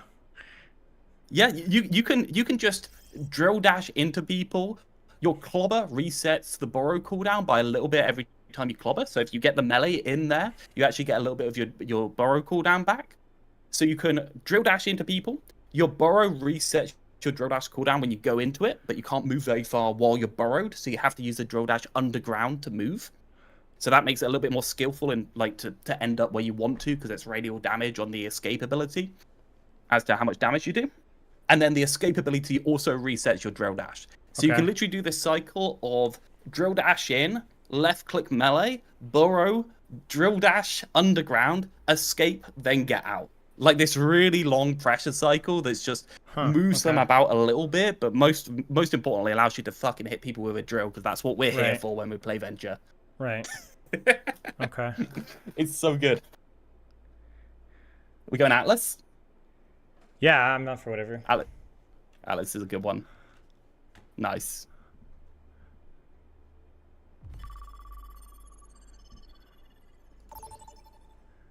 Yeah, so most important things to know, you have to drill dash in order to move underground. And then your melee resets your burrow. And I think aside from that, you should be able to just play.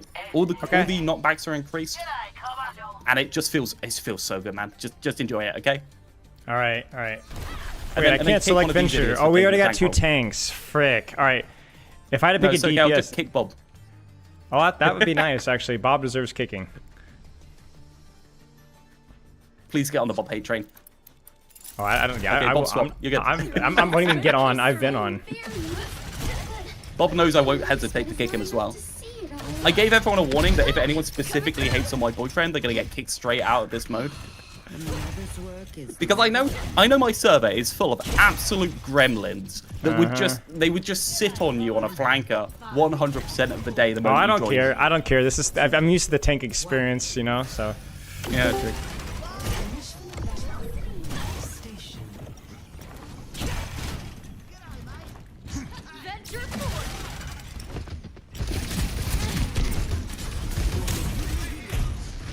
I'm flanking because, you know, muscle memory, so let's try it out. Spilo got lost. No. Nice.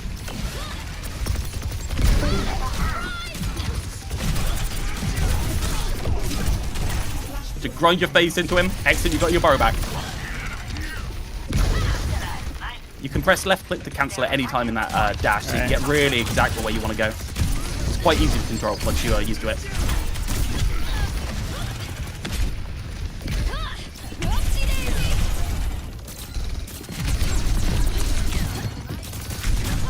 Oh, no, frick. Rope gave us too much water after midnight, and now we camp Spilo on a corner. Excellent. Yep. Excellent. Gremlins.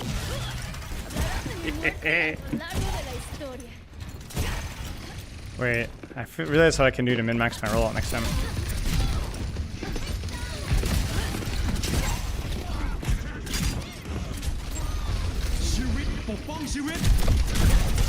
No. Trolling.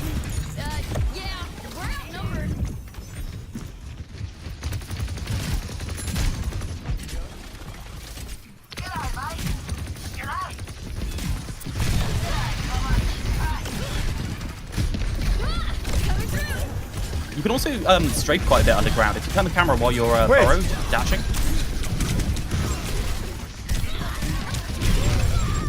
Frick. Ooh. Okay. Playing against a Junkrat. Unfortunately, Junkrat's not one of the characters we've changed that much. Yeah. Lukigu is also really good at Junkrat. His trap does reveal people now, so that's one thing changed on Junkrat. Yeah, this is a brutal map for 66 in general. It's so squishy. There's not much space.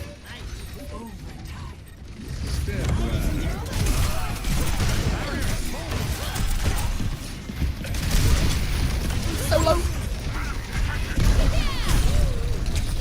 Frick.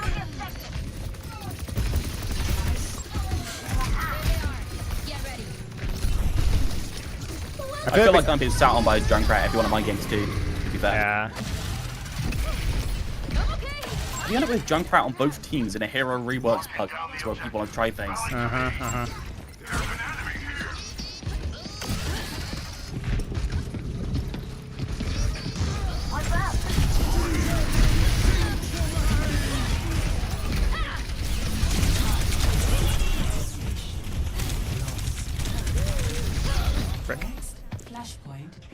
Yeah, so anyone just coming in? I see a couple of people just coming in. This is Venture Tank.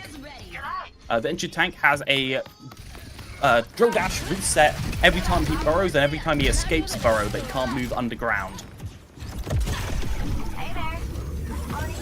All cooldowns have been increased. And Clobber resets burrow. No! Oh, Sombra! Dude. That was a 130 ping moment. Yeah. That's alright. Like I said, I think you just need to. I think we just need to increase the cast time by a little bit on that. a little bit too unreactive. I've been doing the rollout wrong again. I can get 3 bros. So there's that and that. Yeah. Dash, burrow, dash, exit, dash, and then start meleeing someone so you can get your burrow back.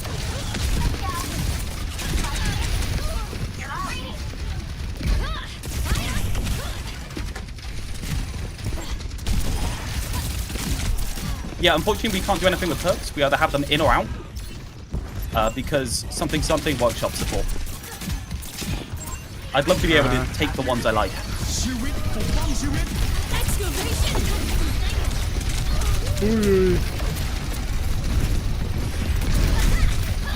Frick. I could have drill dashed there. Brutal. Brutal with the enemy team playing double poke as well. Yeah. Rough.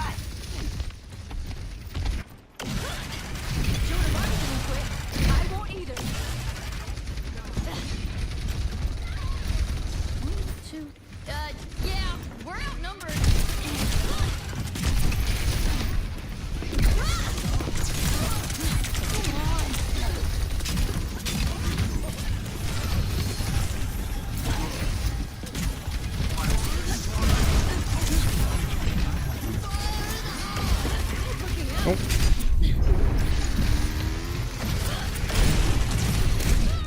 I swear to God, this guy, another tire. Yeah, that's alright. So one of my favorite additions to Venture, you'll notice there's a tiny bit of armor there, and you can actually refresh your shields over and over on top of that armor. So if you go in once you're really strong with that bit of armor, but then after it's gone, you can refresh the shields, and you're a lot weaker without it.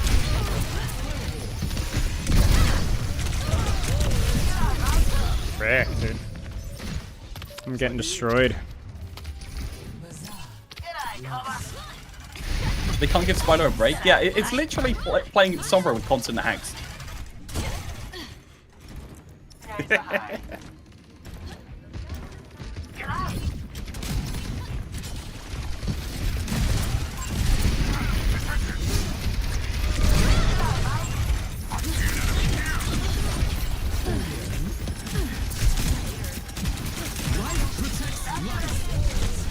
Holy crap.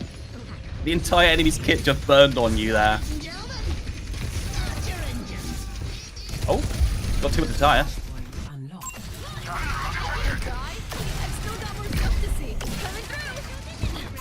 There's an enemy here.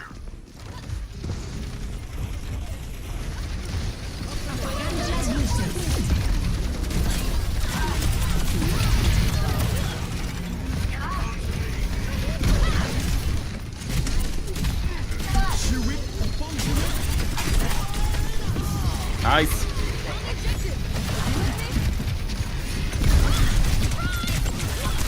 Excavation initiation. Yikes. I will say Atlas is probably one of the worst maps to be able to play a pretty linear hero like this, especially because like it feels quite squishy in 6v6. I don't know if you've noticed it, if you've played it at all. But 5v5, it feels like it's made for the right space. 6v6, it's yeah, it's a little everything's coming at you from all sides kind of thing.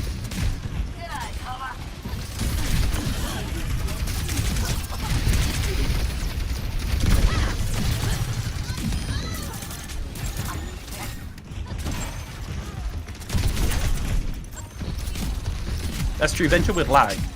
Have we not got it preferring your servers? We may as well just put it preferring you.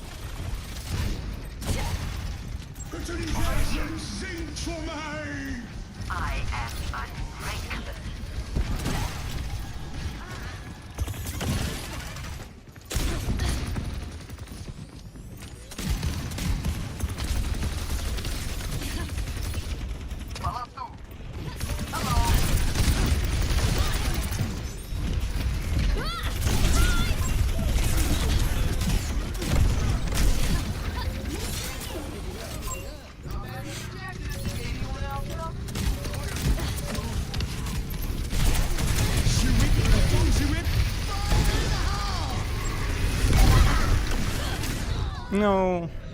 Unlucky. Every time. Yeah, we'll move the servers over to America because after this, there's no Yeah, I mean, I think there's only like 2 times where it actually had an impact, honestly.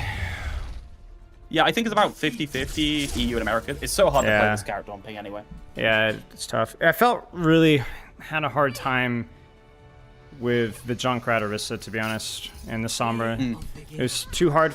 I don't have as much of the range poke kind of thing where I can like consistently, like I keep wanting to flank. I also had a hard time just adjusting to the playstyle, to be honest. Yeah, you need the smart excavator perk ready. Yeah, that extra range. I didn't feel like I had the know how to take the frontline angle trades. Like I just was losing every single frontline trade. Yeah, I think it's also because like it's a very space controlling type hero. Like it really squishes people into the middle and sweeps them. And on Atlas, it's kind of like everyone's kind of all over everywhere. And really, what does space matter? Because it's so like messy. if I was playing that comp on with DPS Venture, I would just hard angle, just poke, and just basically bait their cooldowns out. But yeah, maybe I should have stuck with the flank playstyle a little bit more, like.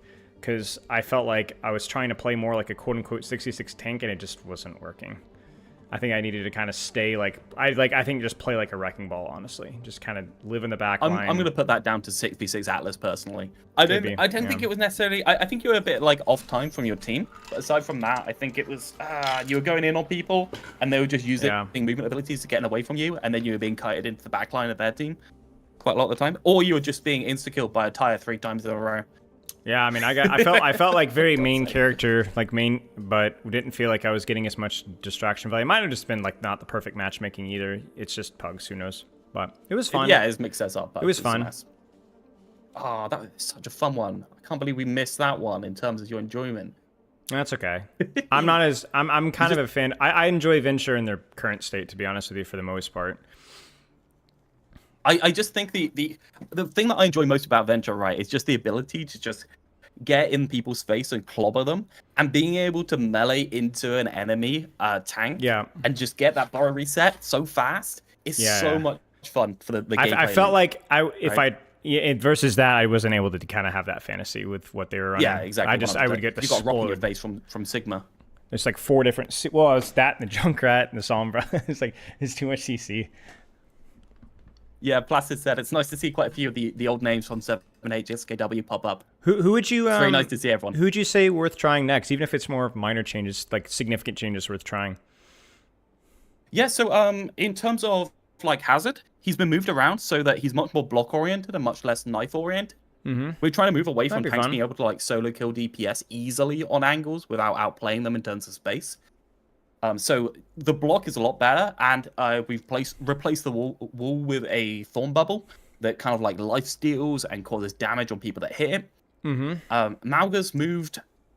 Honestly, Mauga's just been made a lot more healthy. He's been kind of like unchanged from cardiac overdrive, needing life steal, and having to like shoot the tank in order to get stuff back to you. He's been moved to a lot more of a burn your backline control where you're allowed to stand, try and hate on the enemy tracer who's trying to flank by just burning them.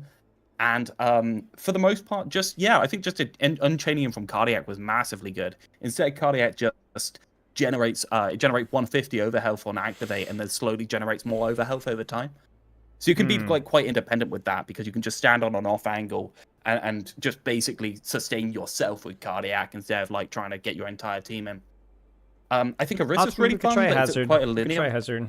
It's interesting to me because I'll be play 3 characters in a row that I'm pretty good at. Sombra's one of my best heroes. Venture's one of my best heroes as well, actually. And then Hazard's probably my best tank. So we'll try 3 back-to-back. Sombra felt like I got too baited into the gank playstyle, but I am going to blame my team partly on that. I needed to adjust more to play around, but they weren't taking any angles, right? So I needed to adjust around them more than I was, especially in that second round. Yeah, it's like playing Mercy with no hit scan DPS. Basically, yeah. Venture, I felt like it was difficult to play into them, but I was also like, I couldn't figure out what I wanted to test. I kept trying to flank, and then no, I'm going to try to take short angles, and then no. I was like, I wasn't really in the groove. So Hazard, Lifeweaver felt like Lifeweaver, but better. But it was still Lifeweaver, if that makes sense. Whereas the other 2 felt like a much more... Yeah, if the other two felt like a much more retooling. significant departure from how you would normally play that I didn't adjust well to. Yeah, it's a hard one, and also you're competing against the higher TTK because you're not going to have adapted to having the wider hitboxes and the smaller health pools yet. Which I think is one of the things that is not necessary for this mode, but I do think it really enhances the sharpness of the game. And I know Blizzard have moved away from the game being like really sharp for installs, but they kind of like moved back a little bit a couple of times on that. So I'm definitely in the mode where I love the sharpness. It makes maybe you'll try Mercy at some point and disagree with me on the way that I don't Mercy play feels much in this Mercy. mode. I'm good at Life Weaver unironically, but I'm not as good with the other characters, so we'll have to wait and see. I'll be okay with nobody that talks about content actually playing Mercy. I don't get it. Like, it's such a relaxing hero. Yeah, It's the because I best don't play coach Overwatch hero. to be relaxed. That's why. Oh man, I went for years just playing Mercy to chill out and not do anything. Yeah. So relaxing. Love it. Yeah, so as I said, Mercy's got Res moved on to Valk, a lot more healthy in my opinion. I think that's really the end state of Mercy. Quick question. What's Life Weaver's pedal HP? 200. Is it nerfed from I'm Life? thinking about maybe moving it down, but... Yeah, I was just thinking Live that. is 300. Because I was thinking if it was live, I would want it to be, if there were two pedals, that's the first thing, is like, it would need to be like 150 or something. Yeah. Just I insta break, think because you know? the game's a lot more sharper and you can actually assassinate Lifeweaver a lot more, it's a lot easier to do than when he's got the higher health pools, or even on 250, it's a lot easier to assassinate him with sharp stuff. It's less oppressive that he can get away and kind of like sustain himself. It's more about getting on him as like a Genji and assassinate him versus the opposite, which is he stands in Narnia, plimping out healing across the entire team, and then moves away from you before you even get close to him. You're in it with me. You're in it for life. Cool, you got Malga on your team. So that is the bubble. That's going to reduce the amount of damage they take by 50% and then reflect some of that damage back to the person that shoots them while life-stealing that damage for you. Right. Your block is going to be life-stealing 2 health per hit from the spikes. Your lunge does slightly less damage. Your gun does slightly less damage. You are trying to leverage the right click aggressively. That's what you've got to root yourself around, and then bubbling your tank in order to get a little bit of extra overhealth when they're going in. Okay. Or obviously peel with it. It's the same as Zarya bubble, same as Matrix. I love those abilities in 6v6. They are the texture for me, so I've made more of them. Warwolves removed, and the reason for that one was, first off, we need a button for the characters to get anything else, and second off, it really makes them a lot more lethal on the individual DPS.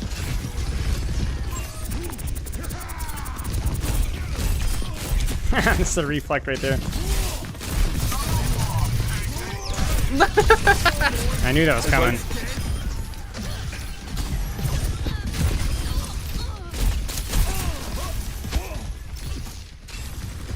Yeah, so we tried to aim to the 50-50 of whether it's good to engage with block versus knife.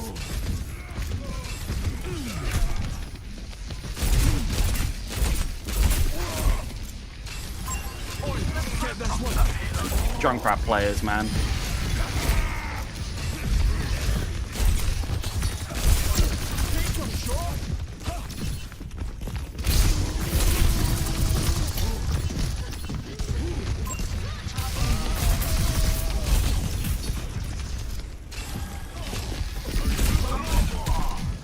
Don't be scared. If there's 2 enemies, block in, press W.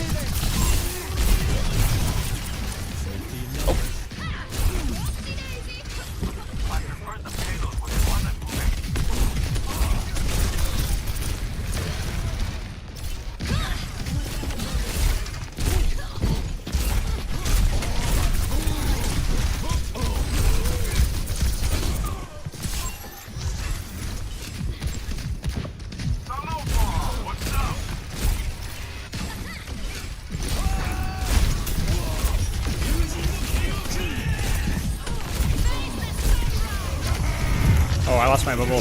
Shoot.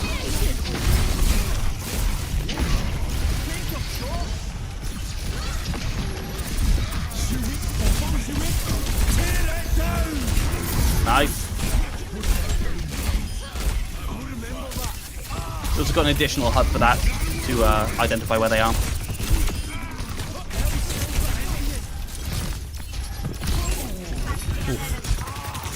Delete grip. Oh shoot. We tried to make it so Lifeweaver grip could be used more aggressively, but you really can't account for Lifeweaver players being absolute goobers, can you? Yeah. I see one. I prefer the payload when it wasn't moving. Tactical goggles activated. Genji's the same size.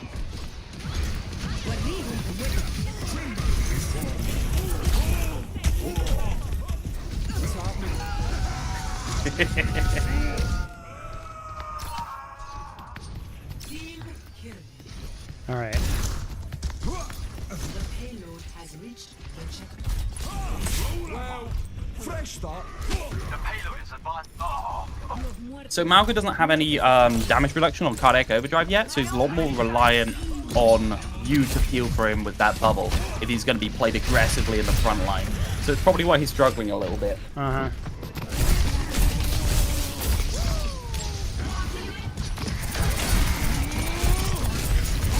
There you go. Look at that overshield.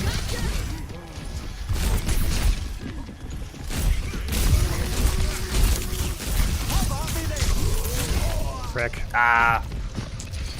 That's my bad. I prefer the payload when it wasn't. Somebody asked if this is what we wanted for Hazard or if it's just what we can do. For this one, I do think the wall is problematic in 66 in the way that it hates on tanks on the enemy team and also the way that it just allows you to assassinate DPS. So I really wanted to do something with wall. And I think this this off-tank style ability with the main tank style block really works well.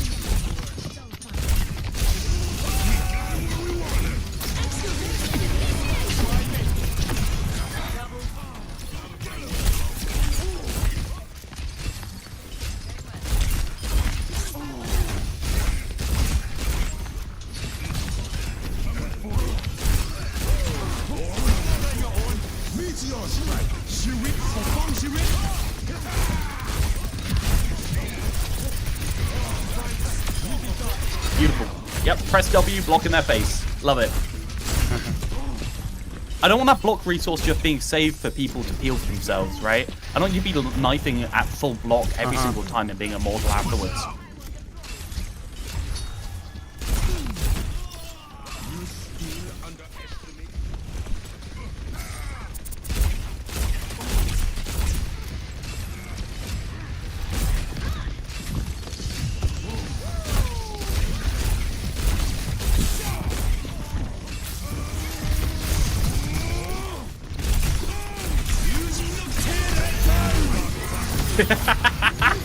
Got him.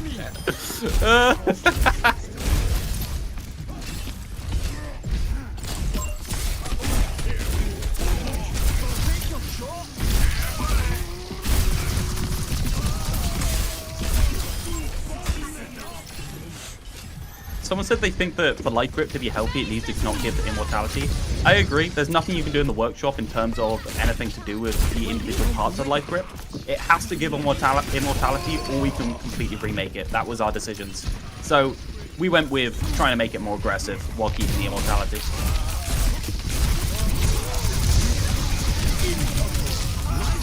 Frick. Ah. That's the support ult if I ever saw one. Yep. Lifeweaver players. I love it. Toss me bum over the hookie.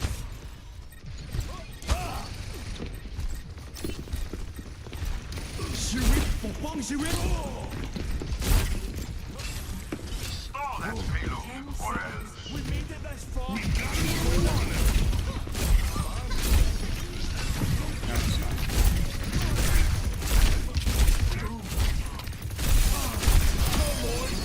Excavation initiation!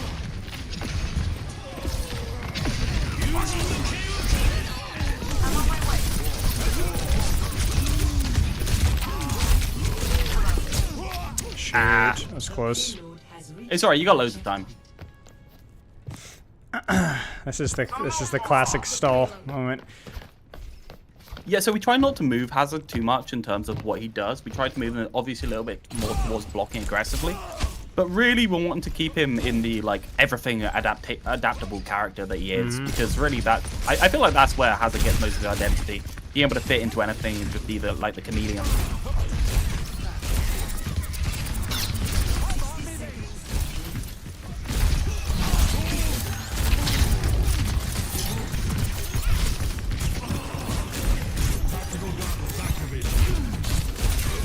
Shoot.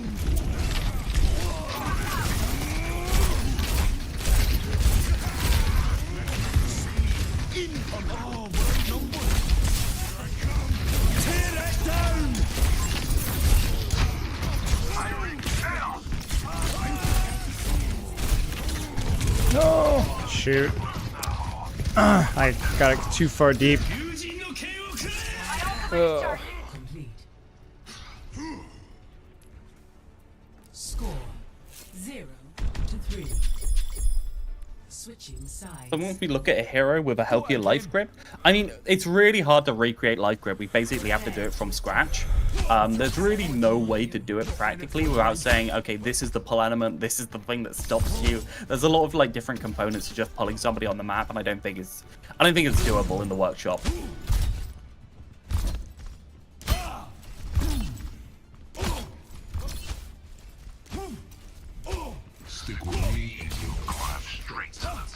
See, I feel like these AoE characters feel so much better when you're playing against somebody that's willing to play just brawl. Yeah. When they're playing full dive, you don't really have anywhere to go in particular, and it can feel a bit overwhelming, or like you're not able to get the cleave properly. We're trying to put incentives into the game for people to play a little bit less divey, because there's a lot of dive creep in Overwatch. I don't know if you've... I mean, it's basically for 5v5, a lot of the characters need the mobility in order to be able to survive, so when you go back to 6v6, there's not enough reasons to group up. I feel like the game's better when there's like reasons to group up and reasons to split up. And poke creep, yeah.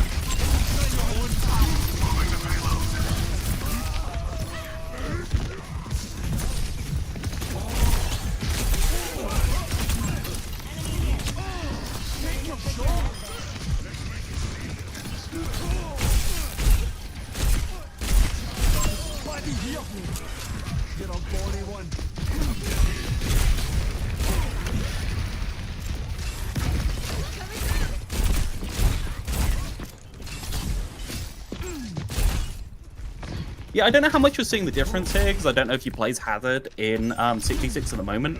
From my experience at high level, Hazard just kind of like stomps 6v6. The knife is so strong it can just blow people up.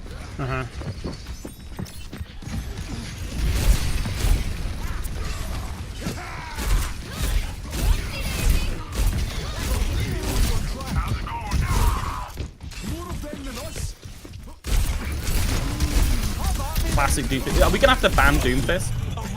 I put in Doomfist DPS and now there's Doomfist everywhere.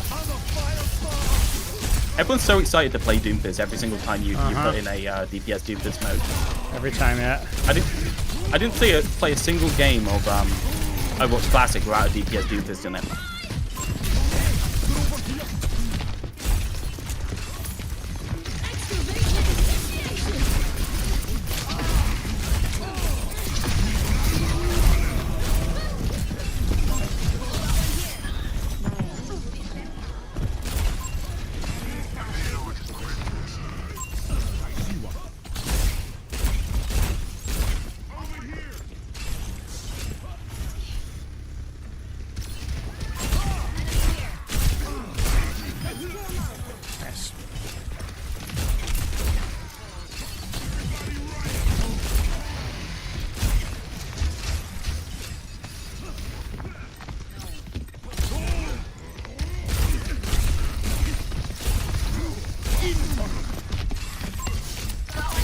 They saw we were gonna cap. I don't know who's been on card, but they've been by themselves. Screw it, just don't, whatever. They're still on card. Who's on card? Okay, I gotta know who's on card. That was crazy. They must have been on card for 30 seconds. That was insane. All right. It's probably Venture. Probably, yeah. Actually, yeah. They just live if they play really well. If you're able to position yourself properly to get those melees off, it's really hard to do in practice, but get those burrow resets.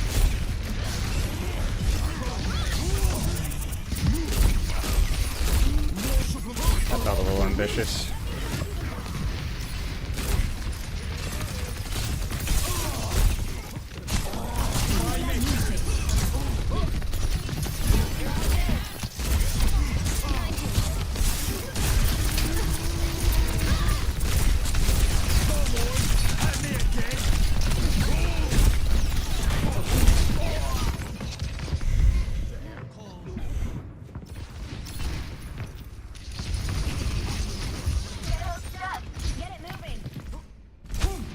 Again.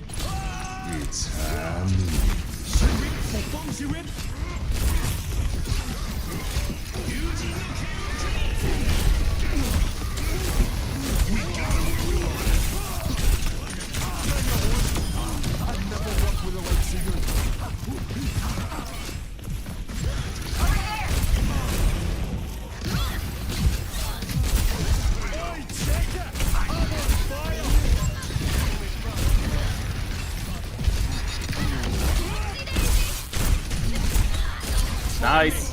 Get him.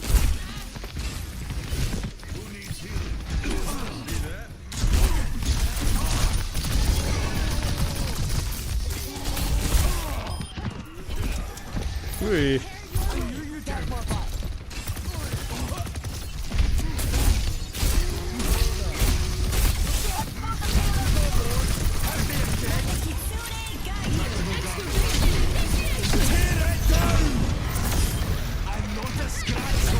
Oh, you somehow got a life weaver. Yeah, I knew they were on the stairs.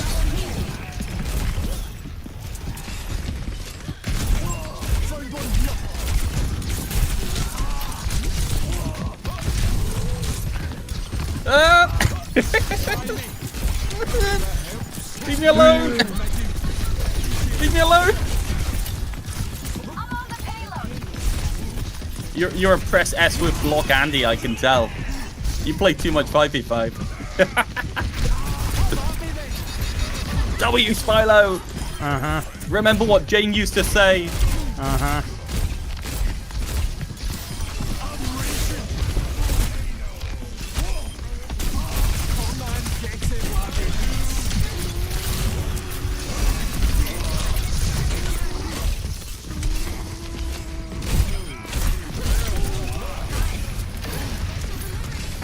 The damage deflect is not particularly high. It's not for one-for-one deflect, just so you know. Okay, good. So it's not incredibly threatening. It's just a little disincentive. So yes, you can still shoot the bubble.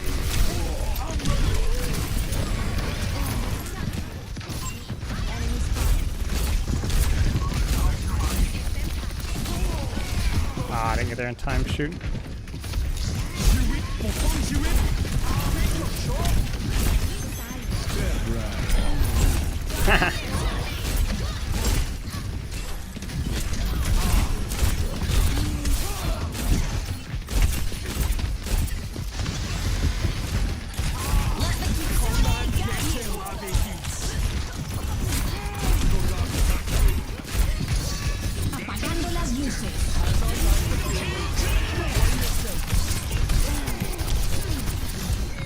The turtle!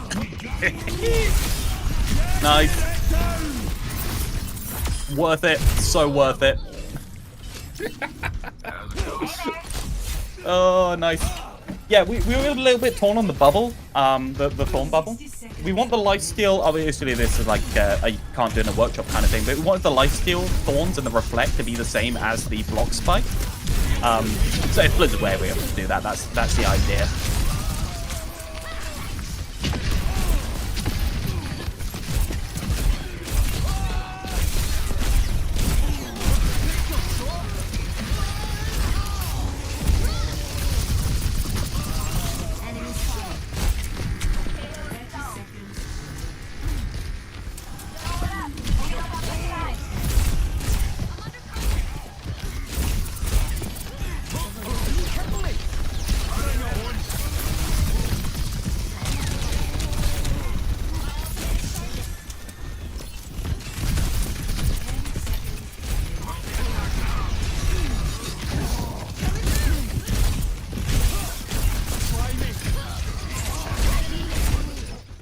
quick. I couldn't touch.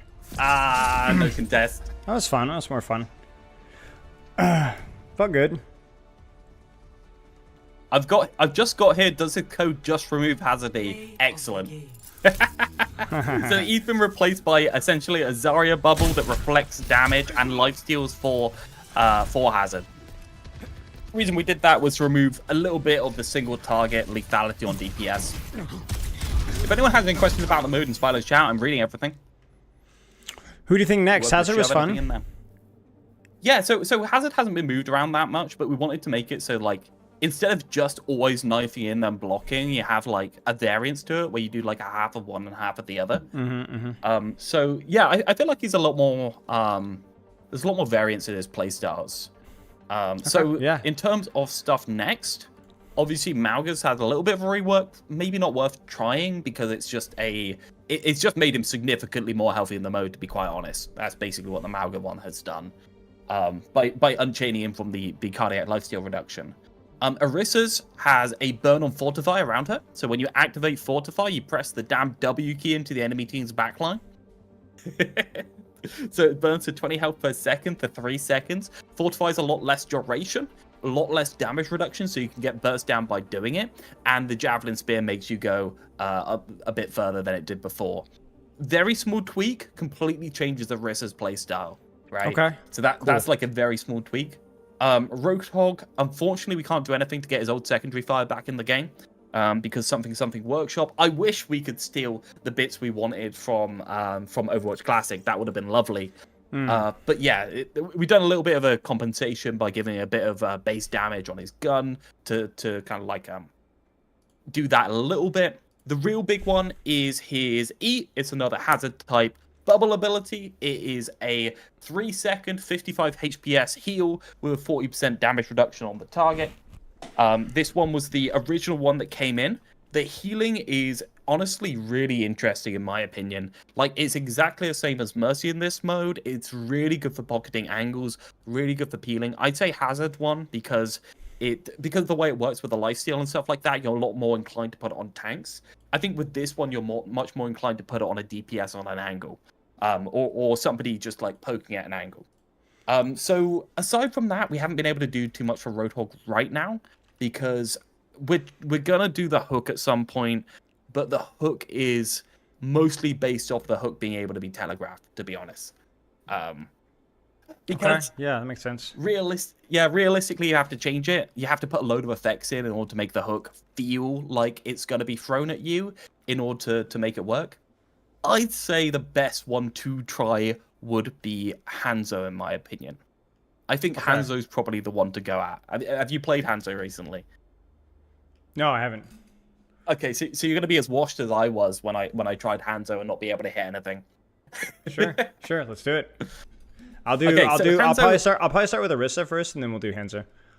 Yeah, no problem. Yeah, so we already explained Orisa. So Hanzo now, every time he hits anyone with an arrow, marks them for 6 seconds. I think it's 6 seconds. Yes, 6 seconds. This mark doubles the actual damage of subsequent primary arrows by double. So it literally just doubles the damage of the primary arrows. So essentially what you have is you have a mark over the head once you hit them once, and you can use rapid fire that's been reduced in damage, and you can knock that off walls in order to hit people and kind of like flutter out some marks on the enemy team, and then you can kind of like follow up on those marks with insta-kill headshots. We tried to keep the insta-kill headshot in. It is not an instant-kill headshot if you do not have the mark. Got it. So you need to mark people first. So that's removed a lot of damage, but the actual body shot damage you're going to be doing against tanks, for instance, and the body shot damage you're going to be doing against people, if they are marked, is significantly higher. And it's this kind of like really interesting playstyle where you mark a tracer, they go somewhere else, right? They don't want to be dueling you while they're marked, right? They don't want because you can see exactly where they are behind a wall at the same time. It's not sonic marking. It's not like you can see them through the wall. It's a mark above their head with the skull mark. Okay. In my opinion, it's a really fun to play. It's completely different. It's completely different type of Hanzo, right? Okay. You're not just holding your arrow. You're trying to be very aggressive with your rapid fire. It's like Discord Orb. Yeah, it's a little bit like Discord Orb in the way it works to disincentivize people on angles. Yeah, it's a little bit like Discord Orb. Except it doesn't blow people up because it doesn't affect other characters. Yeah, makes sense. I'll be right back. I gotta pee. We can go and get started, though. I'll be there in time. No worries. No worries. Right back, chat. Hello, Spylo's chat. He has left me unattended.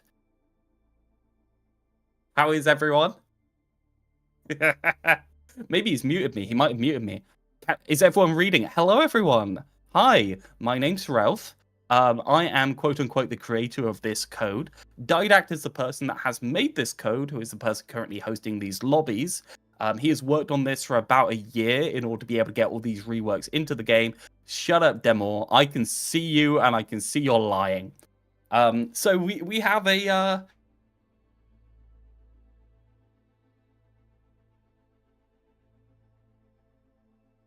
We have about 9 full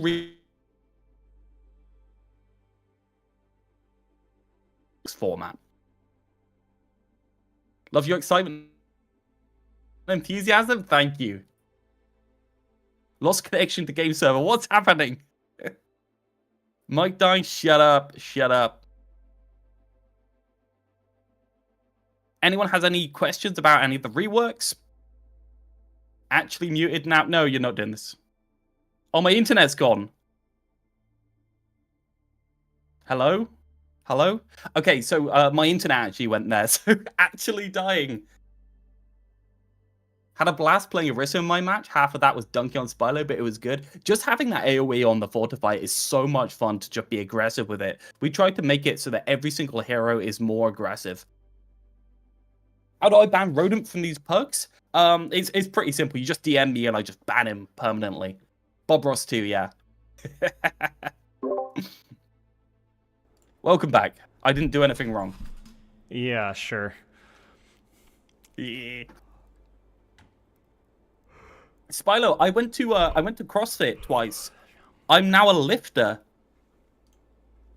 That's kind of straining the definition. You want to say congratulations?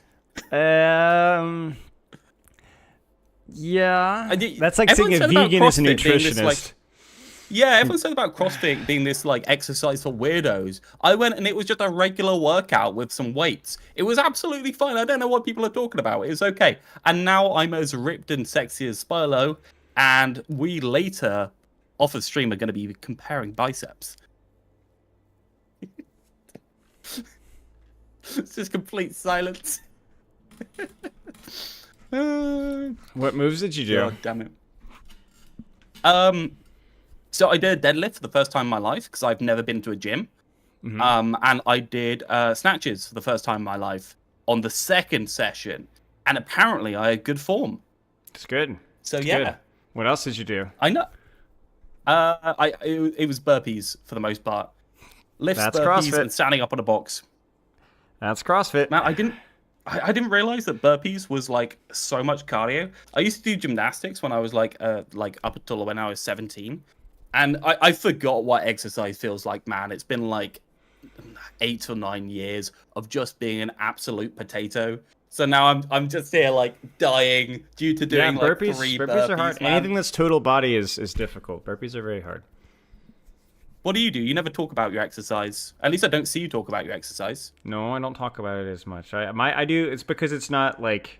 This is gonna sound like really pretentious, but it's not for like the average Joe. You know what I'm saying? Like I don't. You sound like a CrossFit guy. No. So hey, Sushi. I do a lot of sprinting, a lot of speed work. Yeah. I do a lot of plyometrics. I do a lot of strength training, not like hypertrophy. So basically, TLDR is train power, basically, for lack of. So a lot of like deadlifts, back squats, bench press, pull-ups. That stuff just like sounds that. like the things they seem to be doing at CrossFit. Kind What's of, so but we weird don't about do. CrossFit? Why do people hate it? But we don't do burpees while we're doing those lifts. Yeah, but that's just a bit of cardio at the same time, right?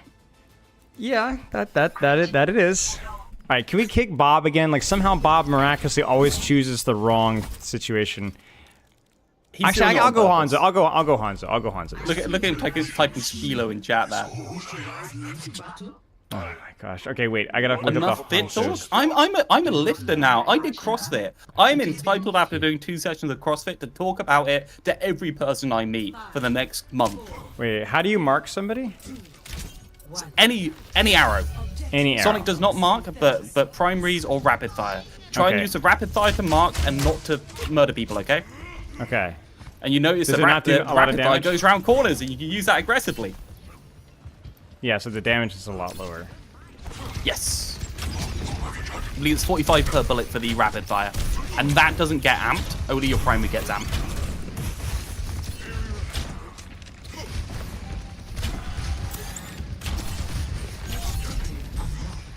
The enemy has claimed the robot.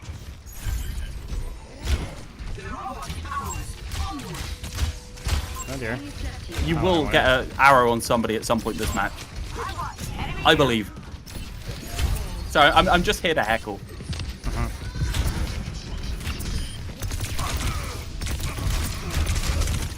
Frick. Life Weaver's terrifying. It's just absolutely terrifying. So the one thing we can't do with the Hanzo rework, which is terrible and really sad actually, the one thing we can't do is change object damage. So unfortunately, Hanzo's stuck doing lower damage to shields. They've only got the Sigma on the enemy team, but it can get very oppressive with Sig and Ram. It's just one of those things we can't do. Yeah, We wanted I to try the understand. concept, we can't work around it.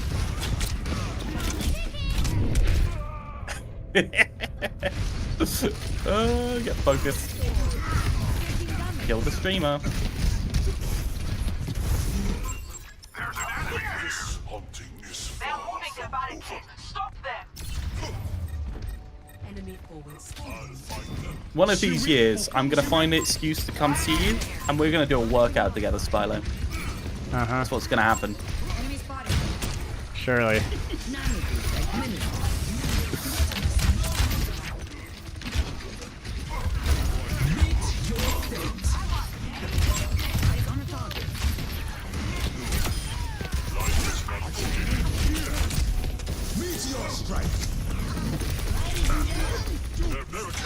One other thing, these marks cannot be purged by anything. They are stuck on that character for 6 seconds through fades and other things like that.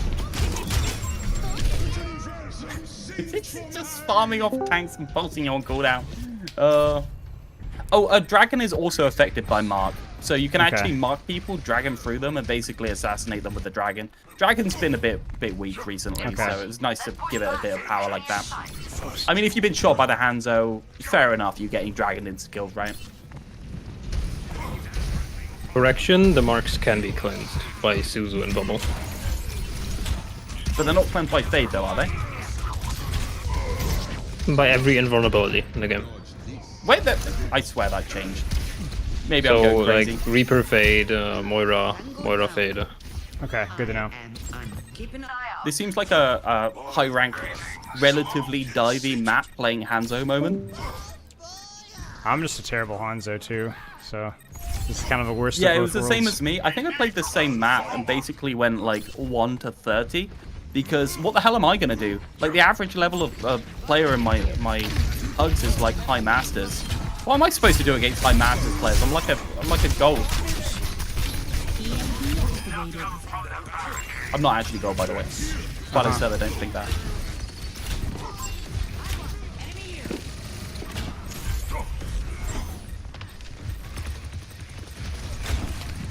Oh.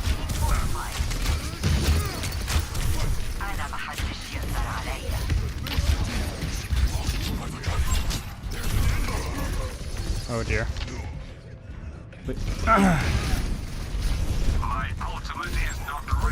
What did you change about Life Weaver? So Life Weaver was the first one that Spylo tried. Life Weaver is 2 petals, 2 dashes, a life grip that refunds itself, and a heal that heals over time in addition to the normal healing. Bit more damage, so you're a lot more aggressive.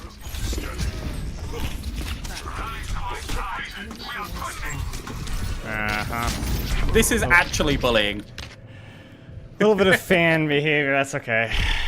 If I were to Grumpy's swap always off of doing this. Hanzo, what would I go to? Have you done anything else with the other DPS? Yeah, so there's a couple of little changes. For instance, Flashbang is back, boys. Flashbang is back. And the reason why Flashbang's back is because I think it forces tanks to take a little bit more resources from other players and not just like jump straight into the backline. So Flashbang is back in a half form though. It currently stuns for 0.4 seconds and then hinders for 0.5 seconds. So it's a bit of a half and half Flashbang.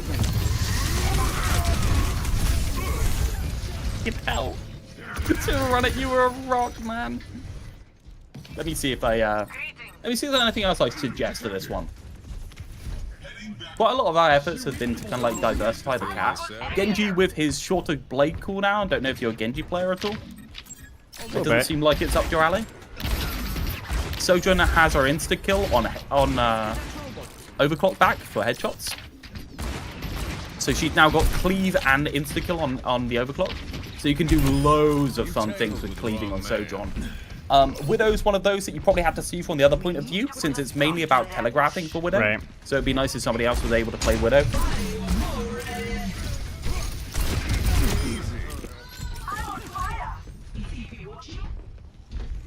Honestly, these Doomfist players in these lobbies totally deserve this. Enemy spotted. Single There's an enemy here. I see an enemy here. There's a Widow player, but it's on your team, not the enemy team.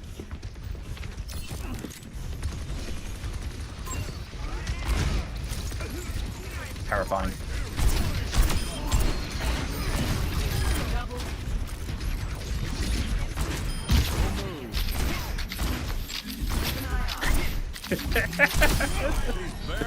Oh, so classic of Grumpy to do that. Enemy forward spawn rejected.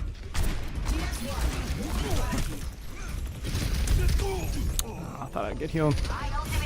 Yeah, the trouble is nobody plays Widow, because Widow's been so unviable on the majority of maps recently that nobody's practiced and nobody can pull it out. And especially quite a lot of these maps are like close-knit now. Widow's a lot harder to pull off. It's a bit of a shame.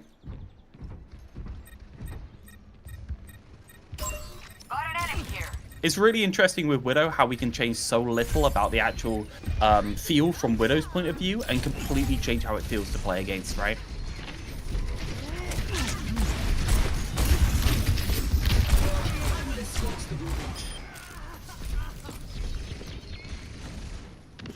Doomfist evaporates exactly how it should be.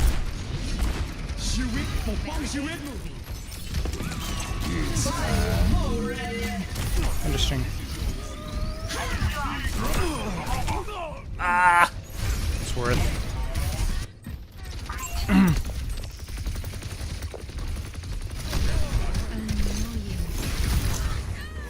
For Kiri, we have done the thing that you've wanted done to Kiri for quite a while, which is gut her healing per second. The healing per second is gone. She is now a off-angle duelist at /+1er. I always felt that Suzu was one of those things that needed it needed a kit built around it, if you get what I mean.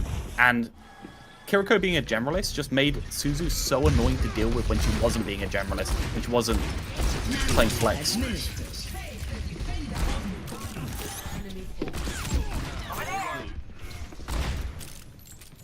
That's why we got the flashbang stun.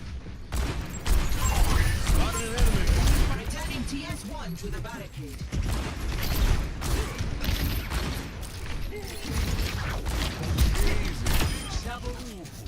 Where it hurts. I think quite a lot of the frustration around Kiriko is the fact that you move her away from an angle. She's still just as good on main as she is on that angle because she has so much healing. So we just gutted the healing and it feels so much better just to move her away and know that she's doing less. No one can hide from my sight. A lot less Kiri Lucio? Yes, a lot less Kiri Lucio. Juno has also had their healing move down. They're a lot more bursty in terms of missiles. And honestly, I'd be honest, you don't really notice it that much on Juno. Specifically because so much of their healing is a burst. I was saying no way that guy survives.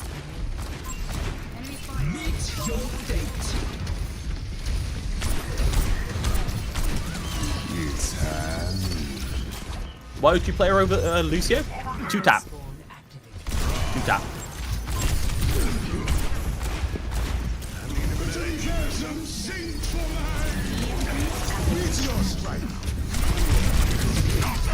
Frick.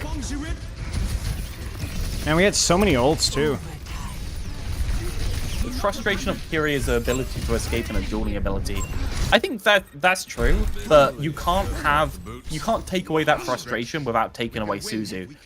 So if you're working off of Suzu, I think you can kind of make it more aggressive by giving it the movement speed. I think the movement speed perk is something that is good to put on the character in general. But we went for just like pure duelist. We want to specialize these characters. We don't want them to be able to do everything.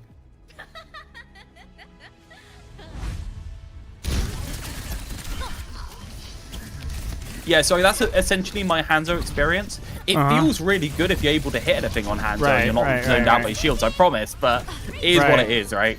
Right. What I'm trying to say, so Hanzo, Hazard, we've done Hazard. Anything else significant here to try? Let's see, in terms of the big reworks, mostly you have hit most of the big hitters. Orissa's one that you probably would want to try. Oh yeah, Orisa, that's right. Orisa, and then we've got Malga and Roadhog as well that have less large reworks, but that make them a lot more healthy. Yeah. So Roadhog is a little bit more teamwork. A little bit of teamwork in Roadhog's kit goes so far, and then Malga is unchanged from having to shoot the enemy tank, which is just wonderful. Yeah. Aside from that. Yeah, maybe Genji with the faster blade, but it really is just Genji with a faster blade that lasts 3 seconds instead of 6. So much more healthy for Nano Blade, so much more able to use it aggressively. And then you get that skill level at the high rank still because you're able to pull it out more often. Yeah, I need to try Orisa, and then I might go back and try either Life Weaver or Sombra again, because those are the ones that stood out the most to me initially. Nice. Yeah, it's a hard one because there's not very much time. You're in one game, and like the enemy team's playing just absolute degenerate crap. So no, that's fine. That's kind of the range of experience. No, it's good.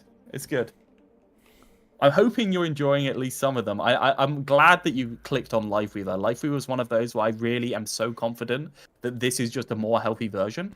Now people are saying it's annoying that like he's able to jump away twice. Sure, but like we're playing 6v6 here, and maybe not necessarily with the 2 dashes for 5v5. But I think the 2 petals are very reasonable. The trouble is, you can't do this version of Life Weaver and not make the game sharper at the same time. Because if you don't make the game sharper at the same time and you're able to insta-kill people out of the blue more often, then he becomes a sustainer. And I don't like him as a sustainer. I'm not a 300 health Life Weaver kind of guy. Do.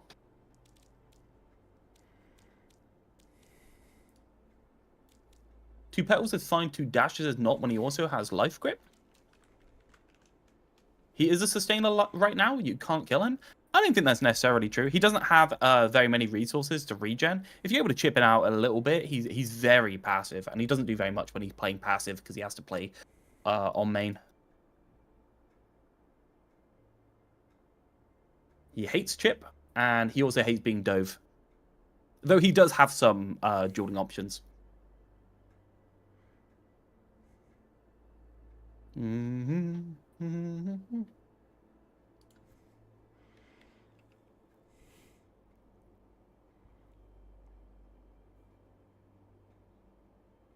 Full minute with Primal and could not kill him. If you're in with Primal, I mean, at a certain point, like, come on, somebody else is definitely pocketing him in that situation, surely. His heal on dash has been absolutely gutted as well. It's only healing for 20, so it's one of those where he's got effectively 240 health. I can move that down further, of course.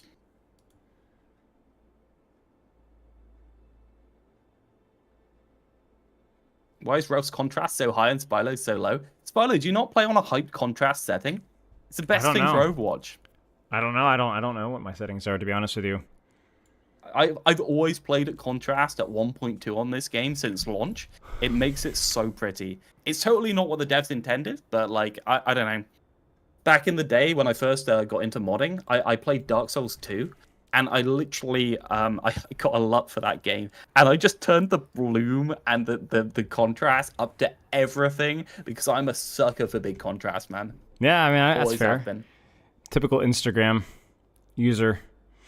Filters Yeah, but and Overwatch everything. is so pretty and it has such vibrant colors. That's true. And it's just I love Overwatch. It's such a shame that the new map isn't that fun in 6v6 because it's so interconnected. Because man, it's absolutely beautiful. Like, have you seen those different soundtracks for different parts of the map? Right? Yeah, they all have their yeah, individual yeah. songs. It's Yeah, so it's good, really man. good. It's so It's good. really fun. All right, I gotta be It's quick such a with shame the... that it's not very fun in the mode that I play. Ah, man. I gotta be quick with the Orisa lock here. So again, Orisa just fortify means little Fortify burn, javelin does spin fast. AoE, 20 health per second, 20 damage per second for 3 seconds. Slightly less sustain. Spin has a lower cooldown and it allows you to go a bit further in. So you're gonna spin into the enemy team and you're gonna fortify and try and effing murder somebody. That's what you're gonna do. No, we can't do anything to Genji's unsheath and sheath animation. That's fully locked, and you can't touch that in the code. It is what it is. But that is one of the things we wanted to do, yes. And my Google Doc, I'm sure Spider's linked it somewhere if anyone wants to see it. Yeah, All pinned on patch YouTube. notes are on my server. So there is patch notes back for an entire year, fully documented. There's a full change list in that Google Doc as well. That basically gives you any information you could ever want on this.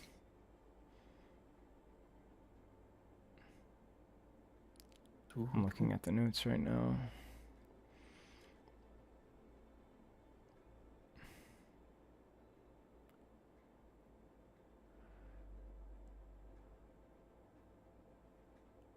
Is there anything you can do to make Ram cooler and more epic and fun? Yeah, so for Ram, we've reduced the cooldowns by quite a lot of the things, and you'll probably be quite happy with this, Spylo. We have made it so that the cooldown is significantly lower, and also the form only lasts like 3 seconds. So you can't just save it and then use it to block. You have to use it aggressively, and then it comes back faster, so you can actually just I don't know, just keep cycling it instead of being passive.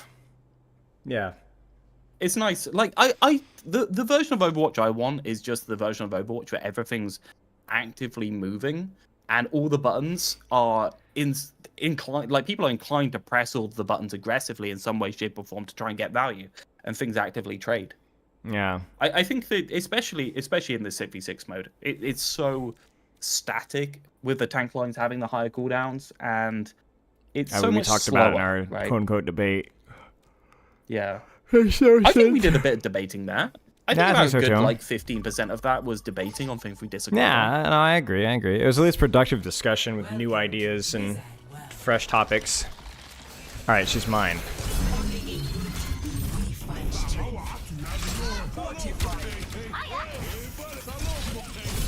One step away from Spylo starting the Group Hub podcast. Is SVB back and running? I haven't seen anything from it. No, so SVB asked if I wanted to take it over, and I said no. Podcasts are one of those things where, like, especially hosting it, you don't even get to spend time doing the fun part of being a podcast, right? Yeah, basically. And I told him as well, if I want to do a podcast, I'd probably want my own thing as well. But it was very generous of him. I just don't think there's as much to talk about right now with Overwatch right now. There's a lot of good things, so it's like the easy negativity views are a lot harder to farm now, so. Exactly. And I'm that one guy in the corner yelling at a wall. Yes, which is why I like having you around to talk to. But there aren't a lot of people that have new ideas or new takes. I need to go full screen. I'm dropping frames. I realize I've been on window this entire time. Yeah, so this mode does tank a little bit more than usual. It's just workshop jank. You can't really do anything to workshop without it. Yeah, that's fine. Causing problems. It's the same as Stadium, right?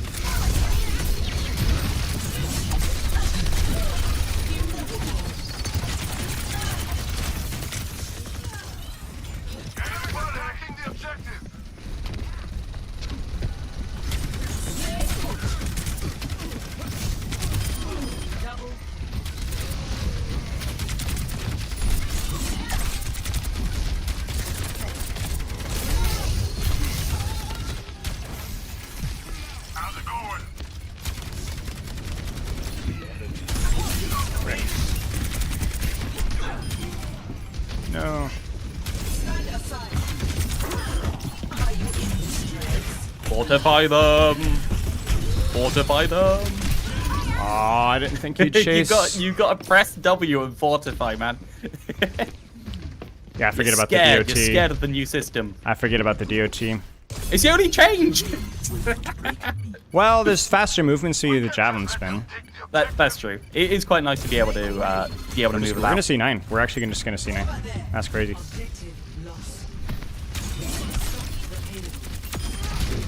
Wow. Sombra absolutely ruined.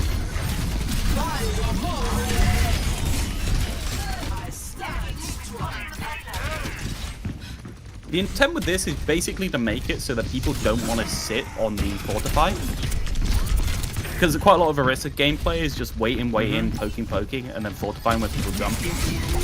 As long as it has an aggressive use case, right? And that's one of the main things I've done. Try and give everything some sort of aggressive use case, right? Frick, I missed it. That's fine. Passes left ear. I don't think I win that either way, though. Now, Reaper's actually slightly amped up on his lifesteal in this mode. He's 225, which is lower than he was on live. He's got a little bit more lifesteal. Allows people to kind of like break through and kill him, but makes him a lot better against tanks, which was his original purpose.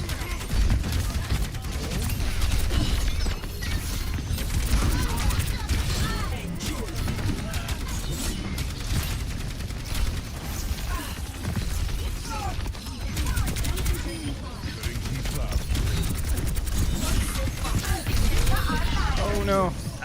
Misjudged the hack The duration. Sombra trap. Yeah. Activating self-destruct sequence. Not sure what that bomb's doing. Echo here.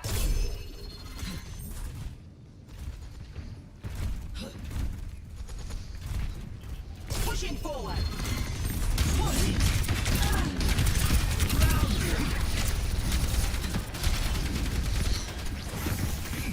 Yep, no fear. Fortify means the W button. You are a battering ram, ironically, even though Ram's a different character. Nice. Fortify. Yes. Yes, burn him. Get him. No.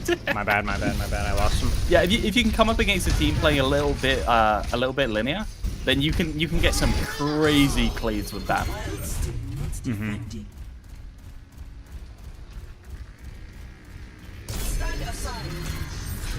We got him where we want him. Over there.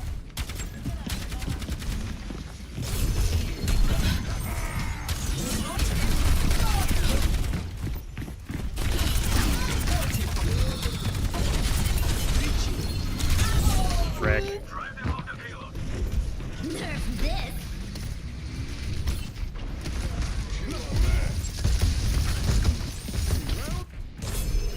Missteps still lead forward. Peak performance. The payload has reached the checkpoint.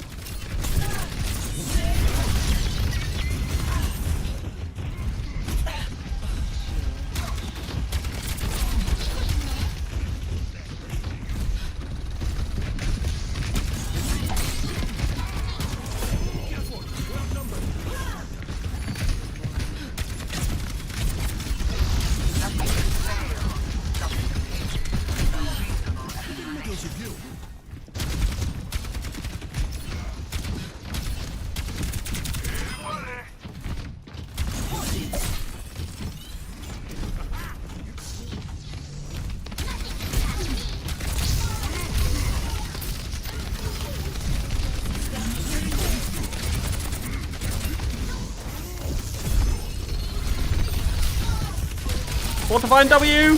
No, don't be scared. You're terrified. Press W.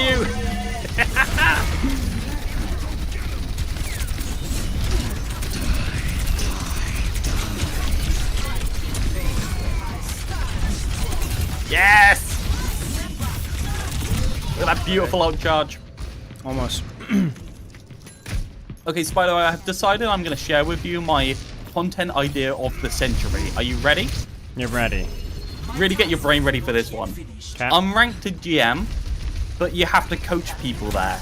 Okay? So you can get like 5 people of different ranks. You have to coach them up to, and cover all of the brackets and do an unranked GM, but only coaching. I expect at least half the money off this idea from you. Wait, as in repeat what you're saying again?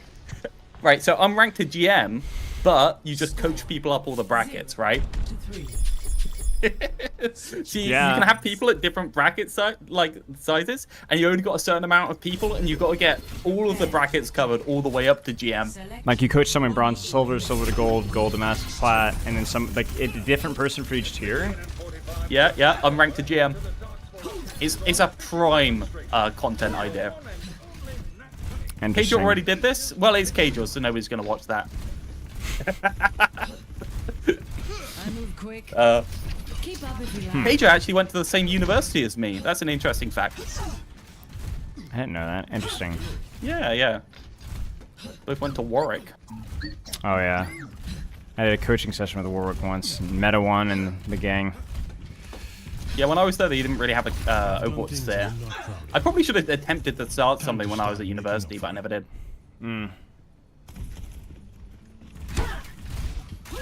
There was, adopt a bronze there, but the problem was most people quit. If you keep it in small brackets, I think you can probably do it, right? I just never... I mean, if it was like coaching one person from bronze to silver, I would do it. Or one person from silver to gold, I'd do it. But I would never go from bronze to Grandmaster with one person. Because it takes like a certain person... And like you can't.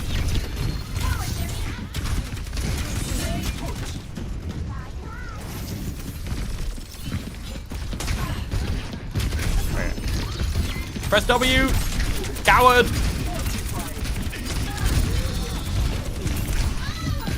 Rip. Spilo. You are so scared of the cleave, man. I'm not walking into a Junkrat if I can avoid it. You'll be fine. You'll be absolutely fine. You got your spin. By the time you're in there, you fortify, right? And then you've got 35% damage reduction. I need to see the confidence.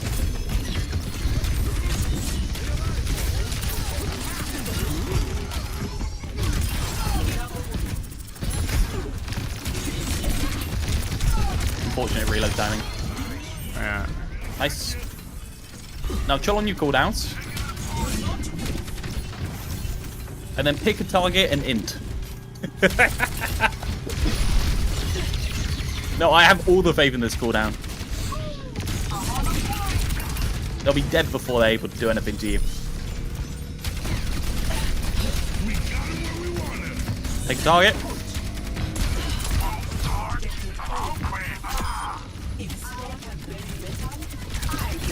Press W, press W!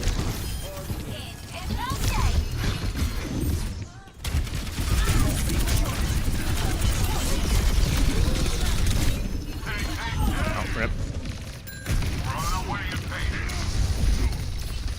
Realth and Spilo feel like the narrator and the MC duo in Slay the Princess. Good stuff. Presses W. He did not press W and die. No, chat. No way. No way in hell. His problem is his fear. If he gets rid of his fear, nothing can hurt him.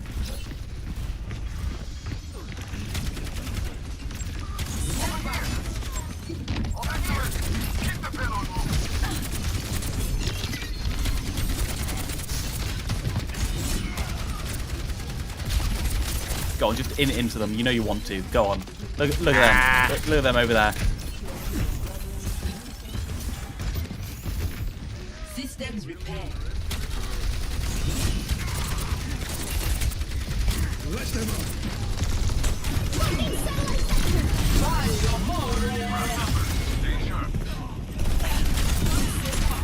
There's no damage drop off. Is it strict 20 DPS over the course of Fortify? Or for anyone in range?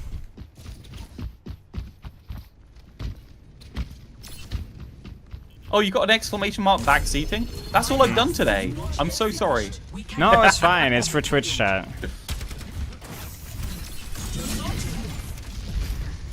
I wasn't really sorry, so it's okay. I didn't think so. Yeah, see, the problem here is that you're playing Soldier when you need to be playing Horse. Now, Horse is very different to Orisa.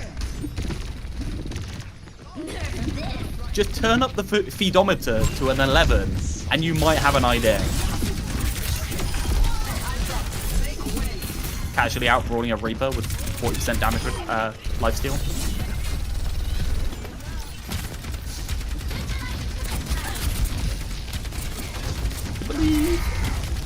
Go get him! Go get him, my boy! Nice stuff. So the cooldown cycle is perfect for you to spin in, fortify, then spin out.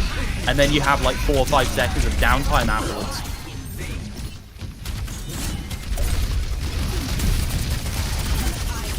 W! Coward!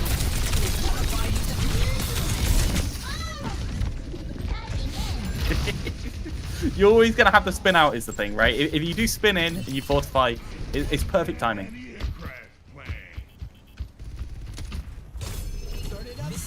Still lead forward. Primary is the same as normal. Spear does less damage on wall hit and for the initial hit to stop you just being able to instantly murder people. The stun's kept intact.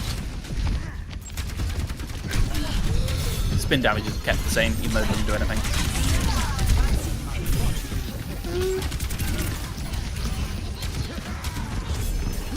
Oh, primary 2 deaths damage than live? Okay, but that's just a 200 health change, right?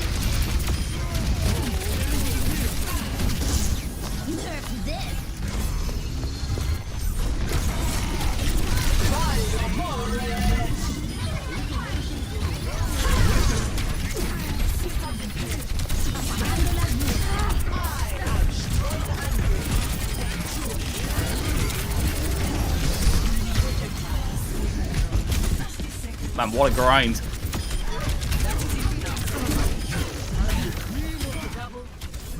I want to see the extended Orisa cycle. Spin in, fortify in, spin in further, then ult in. And then fortify after. Man, I love playing this one. I love playing it so much. Oh, what you got in there? When are we going to get another Yule log? I feel like the Overwatch team should start... I know it's a Jeff thing, right? Something like that, though. They need to get their personalities across. They're such great guys.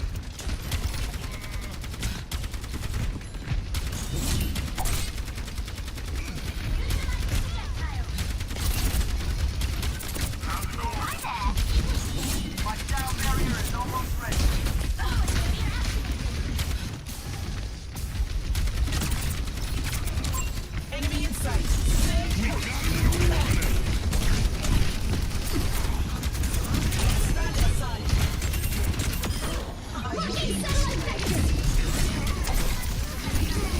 Press W. Fortify. Nice. Okay, close enough. That was close enough. Yeah, fair enough. Spin. Yeah, lovely. Man, smashing it now.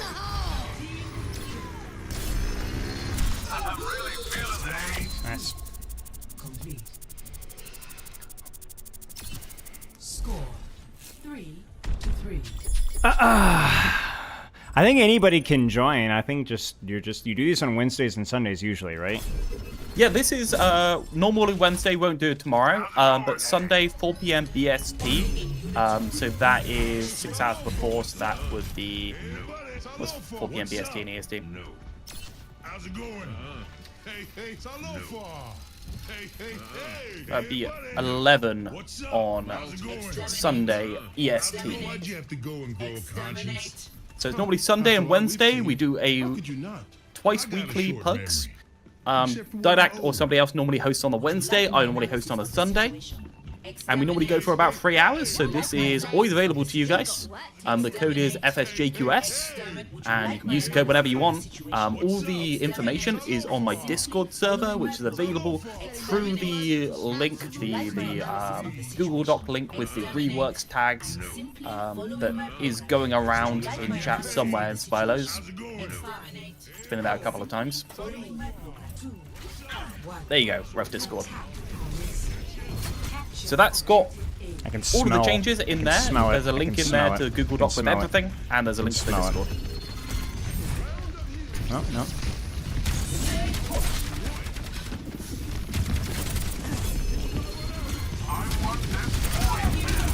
Nice. That poor Reaper doesn't stand a chance.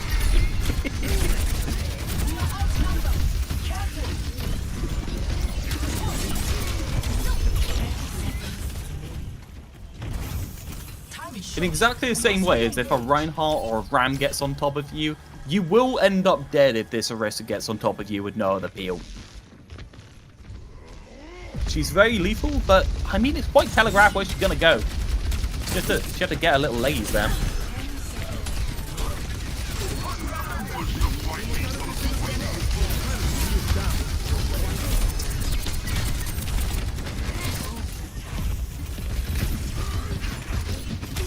Spin and fortify, go, go, go. No, W, Spilo! W!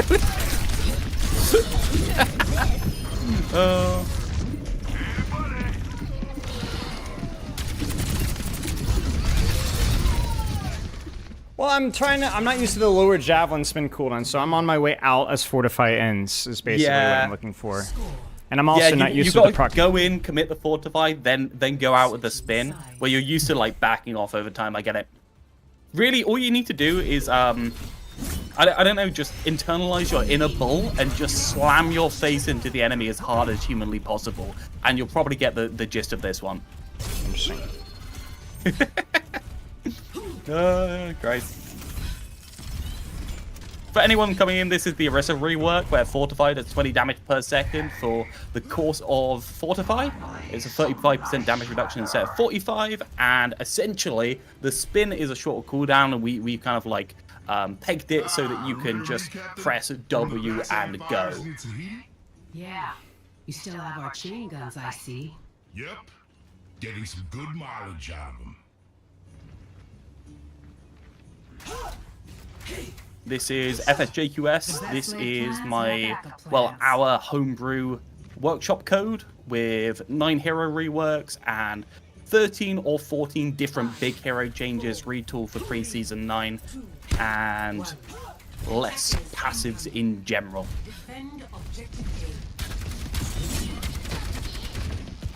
Home of support, Sombra.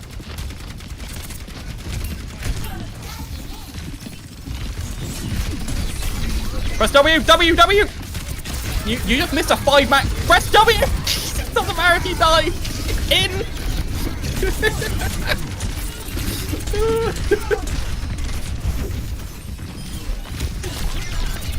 I see the juice, Spilo. Get the juice.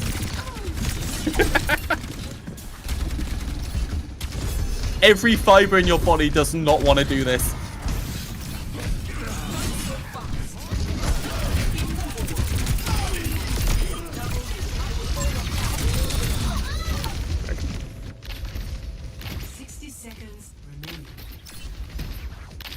What is it about this Orisa that makes Realth so confident? Because I played it, it works! I promise you! Why is someone coaching the coach? Because these are individual hero reworks for quite a lot of the different heroes. So they play slightly differently than live, and I'm just trying to fast track him.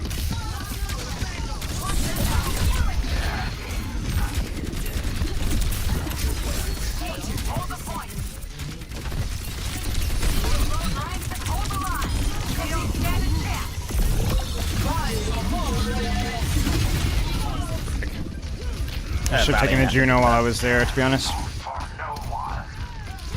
unfortunate.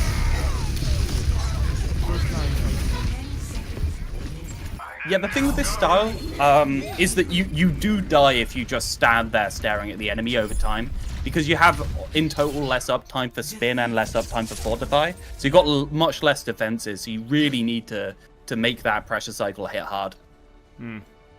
But you got the hang of it a couple of times. It was good. Play of the game. I told you, it's a coach the coach.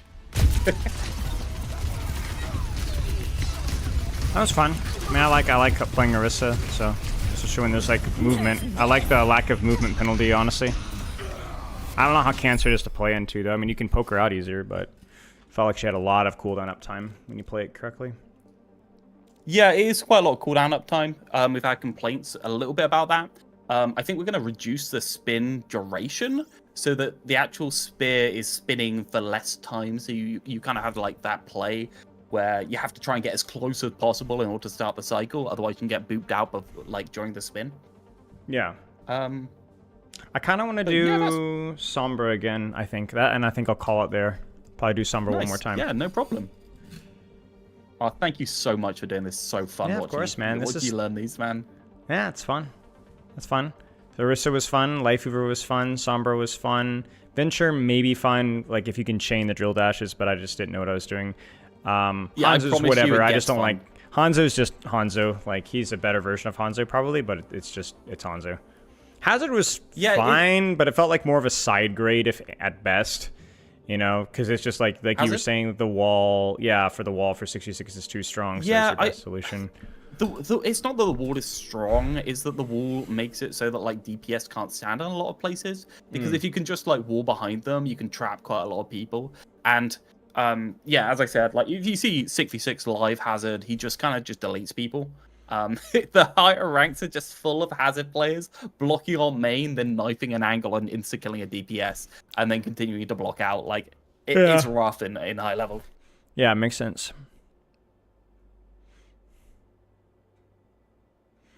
What else was there? I feel like there was a couple more. Cass is whatever. Flashbang. Yeah, any ideas on Flashbang? It's a half and half Flashbang, right? No. I feel like it takes away quite a lot of the bad sides, while still allowing us. Like, I'm one of those people that really likes like high variance in design. So when I see like Flashbang and short stunts like that, I think, why can't we do that? Like, is there a way to get it to work? And I think I've got it working. If you get what I mean. Hinder is just a lot easier to use in a bad way. And it doesn't have the same dynamics that stun does, which for better or worse, like you can't really use Hinder aggressively outside of just like damage. It's a lot harder to set up plays with Hinder. I'm not a fan of Hinder. Yeah, I do think like the 6v6 mode with the layering cooldowns on tanks kind of like needs a couple of these sharp abilities to cut through these things, honestly. No, we have not showed off Mercy. I think Mercy's pretty obvious. If Spylo hasn't already played like a lot of live Mercy recently, they won't really know the difference, because most of the differences is to the average gameplay loop of I'm not a big Mercy fan either. I don't enjoy playing Mercy very much. Yeah, I don't think you get much from it, to be quite honest. Trying to think. No, I think that most of it, apart from Roadhog. Roadhog's one of those where I think just putting a little bit of resources for them to give to the team actually makes them flow so much differently, right? And work in so many different comps, right? Roadhog Sigma was always like one of these like double poke things. And now you're looking at this one, I'm like, well, Roadhog Winston works, which is quite nice. It's nice to have that flexibility, and that's one of the things we want to bring to the mode. Like, Roadhog's been such a thorn in 6v6's side, because nobody wants to play with a Roadhog. But if we just give like a little bit of off-tank bursty resources to him, I feel like the character not only functions, but you don't see a Roadhog and hate your life if you're the other tank, right? Which is a bare minimum of what I think you should be. Just allowing more variance for the most part. Yeah. Fair enough. So I'm just catching up on chat. That's fine.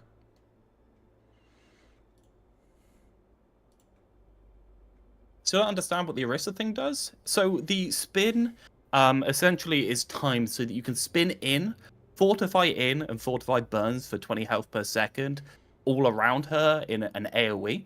And so you're inclined to push that into the enemy team and burn a lot of them. And then the spin cooldown comes back at the end of Fortify for you to be able to get back out. That's the general cooldown cycle of that. So it's basically putting a lot of resources into the Fortify being used aggressively and making it so that you don't play with it as a passive resource. It's not that I think that passive resources have no place in the game. Like high variance in design guy. It's not that they don't have a place in the game. It's just one of those where they can, I don't know, they can find their place.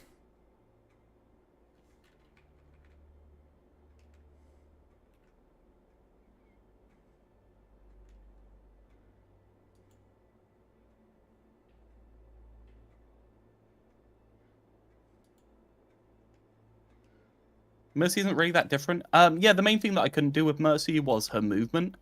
Mercy's movement is more or less, give or take, pretty much the same. And the reason for that is pretty obvious. Workshop jank, you can't really do much with it. Moving the movement more towards what it used to be, where you can't like jump in an individual direction once you glide in. It is really not possible. It is possible. It is just be incredibly janky. Is the answer. So I'd like to do more to Mercy and make it there, but it's a reason why I'm not like championing that one, because that one is, yeah, fine but not perfect.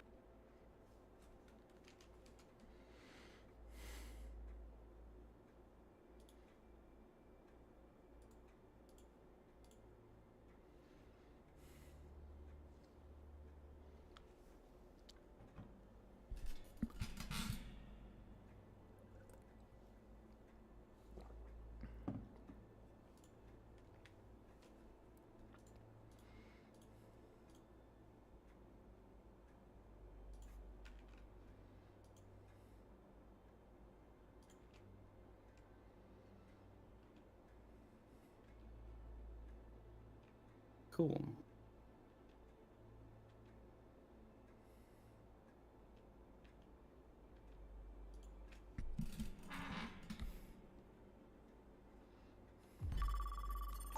Got to do some silly Junkrat stuff. You tired Spilo 3 times in a row. In my world, Lukaku single-handedly ruined Venture. Like, just straight up took Venture out behind the barn and shot him.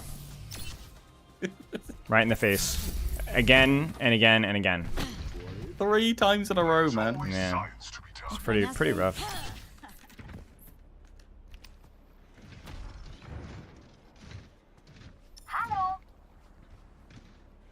They cooked with Junkrat and Steam? I don't enjoy Junkrat and Steam. But what did you like about it? How dare you show your faces? Though perhaps we should finish the mission before we came to that. It's an interesting one here. You've actually got a Widow that you could potentially pocket on your team with the hack.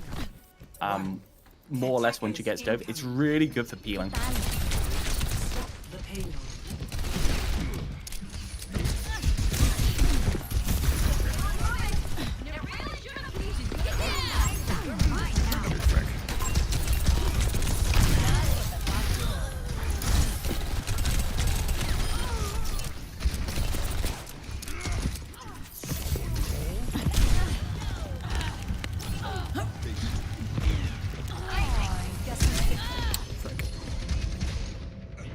DPS do moment. No, it's the dynamite just crippled me. I will always blame DPS Doom, and I will always be right. back online. For anyone watching, this is Support Sombra. There's an allied pack that lasts for 5 seconds, 30 FPS, 30% movement speed. There's AoE damage within the vicinity that scales down the more people are in it.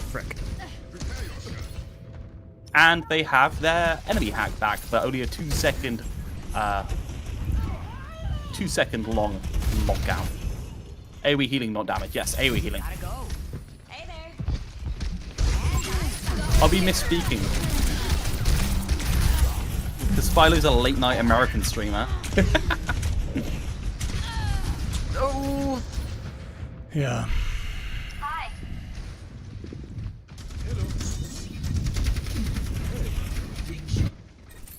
Tengo que irme. Engage without mercy. Somebody call. They outnumber us. System compromised.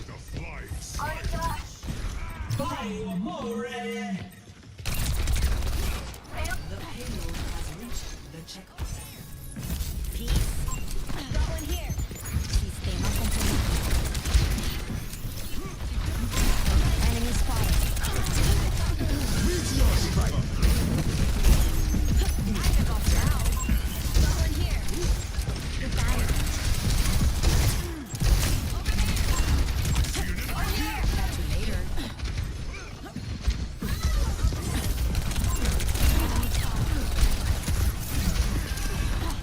I think support Sombra is the lawful good answer to DPS Doom, honestly. Nice. Sombra Kiri is terrifying in this mode if you get them together. You can do so much. Nobody else gets any support, but you know, it's fine.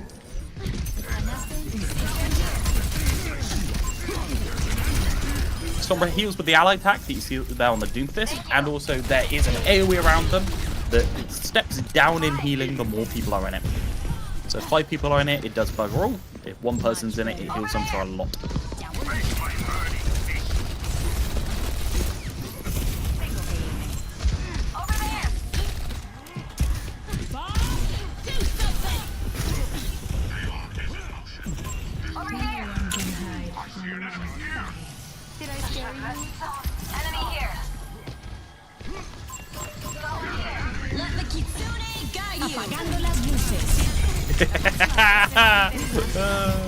Nice.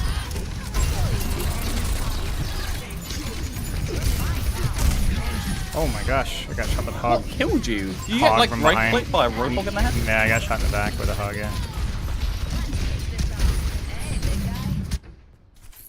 Let me try that again. Best DMP just to assassinate a Kiriko. Worth it every time.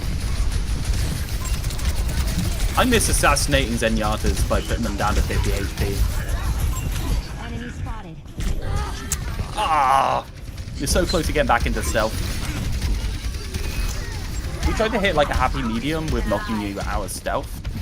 I don't know if we're like 100% there, but it feels like knocking you out of stealth is way too big of a punishment. And I feel like the slow back to normal movement speed screws you up enough. And the reveal obviously is great, but seems to be working fine.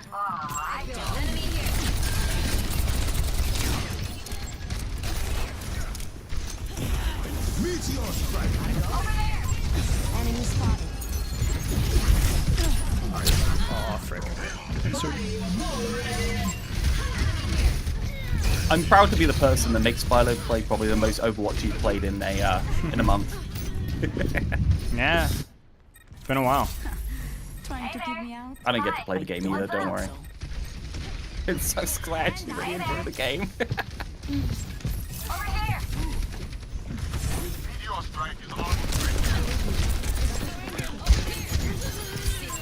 Got one here.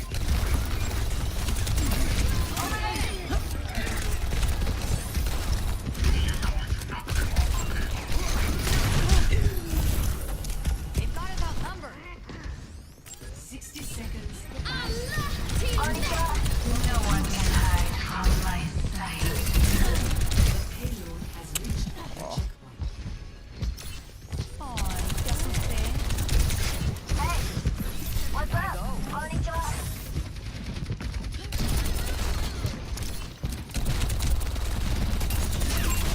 Enemy spotted. Got one here. That 12 healing per second is doing work right now.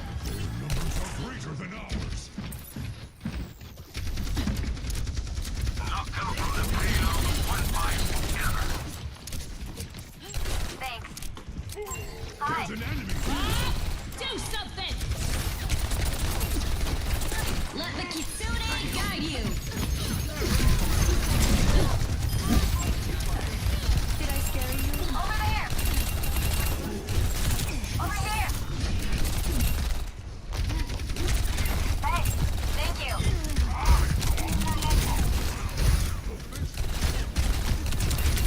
I really wanted to make it so that this character had a reason to use the stealth to get to places, either to do the hack or to get around allies. It's such a shame when you see a character that has like infinite movement and they don't get to use it in an interesting way. I'm not 100% sure if the AoE aura is all the way there, but I think it's pretty good or closing on being a good idea for what the character should be.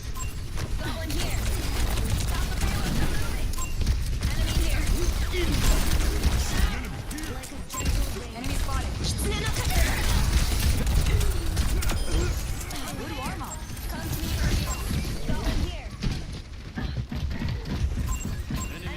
The AoE heal starts at 32 and goes down by 5 per player in the aura. So it's only ever 27 when one player is in it, and then it steps down by 5 per person.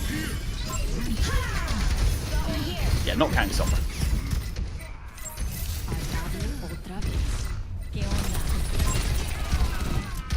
Yeah, we will be looking at Doomfist in the future.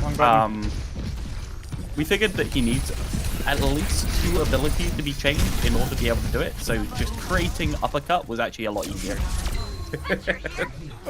That's a simple answer for now. Score 0-3. Switching sides. Prepare to attack. Yeah, so we consider EMP Punch to be a little bit rough, especially in 6v6, where people can charge it off other people and then use it on you and just insta-kill you with no interaction. So as a tank, Doomfist has been kind of like dominating 6v6. Kind of the same as Hazard, right? We all have. Alright then. Test me. I also don't like Doomfist's left click having such a high variance between body shots and headshots in terms of like the Doomfist's intention. It's really hard to tell whether to pressure cooldowns when a Doomfist dives you, and that's kind of rough. There's a lack of telegraphing there. I need to do something about that.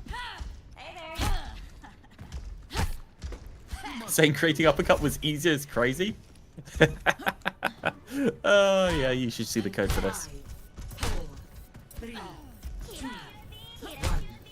Attack on this. Enemy here. Gotta go. Over there. Over here. Enemy here. Did I scare you? Over there. Enemy spotted.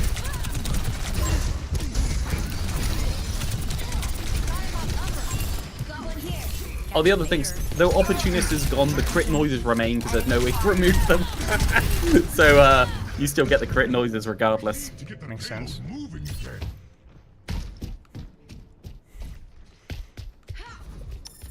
It's sad that Workshop have been abandoned. I think I think the Workshop devs were doing a really good job up until like a little bit past Overwatch 2.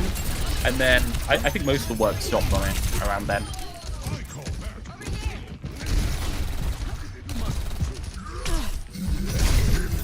It's a bit sad. The Workshop is one of those things that is like auxiliary to the game, in a way.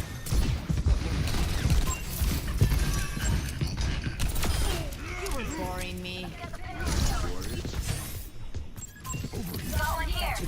I'll tell you, the more upsetting thing, aside from Workshop not being updated, is most definitely every change Blizzard makes changing Workshop, so you have to redo everything.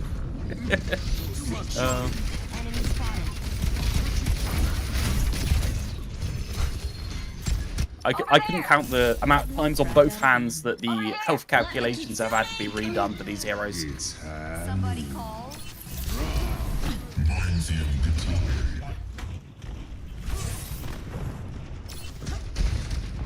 Hey. Hey there. Hi. Already done. Gotta go. Over here. Hey there. Enemy here. Every patch forced to redo everything. It's not everything, but anything they touch has to be changed back, basically. And everything that is adjacent to what they touch tends to also break, I'd say. Over here. Over there. Okay.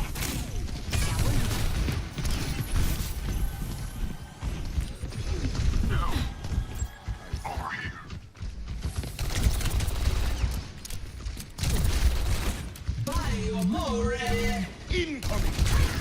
Hi. Tengo que irme.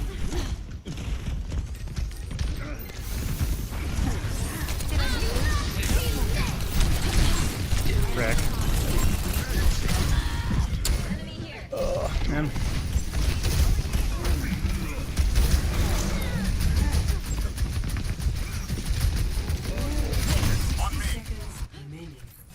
Let's get back online. ¿Extrañaste?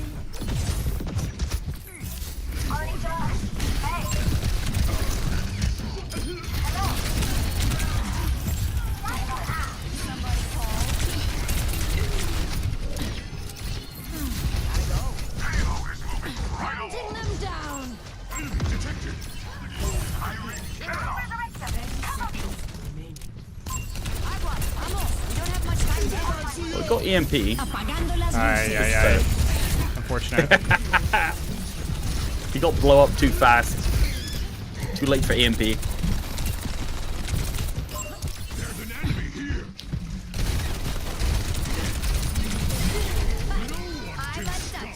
So does Shift do anything? Shift is an allied hack that does 30 HPS and 30% movement speed.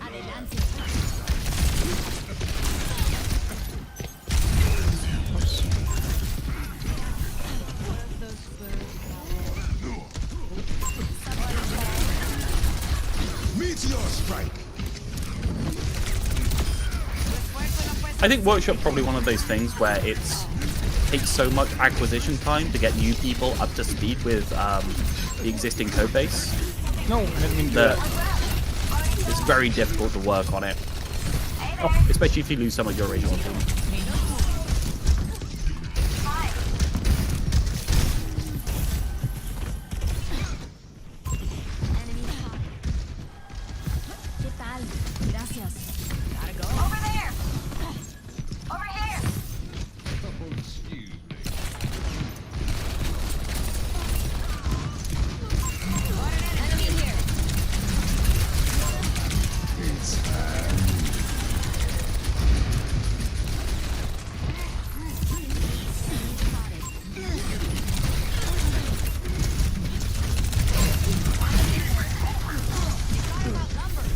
Well, Roadhog is still Roadhog. So the last change that we're finished. Alright. The last change that 7HSKW did was rework Roadhog's Freezer into a state that slowly tapers off over time, and you can hold it for more damage reduction. Which I'm not 100% sure on, because it just allows you to hold like 40% damage reduction for like an obscene amount of time. Enemy here.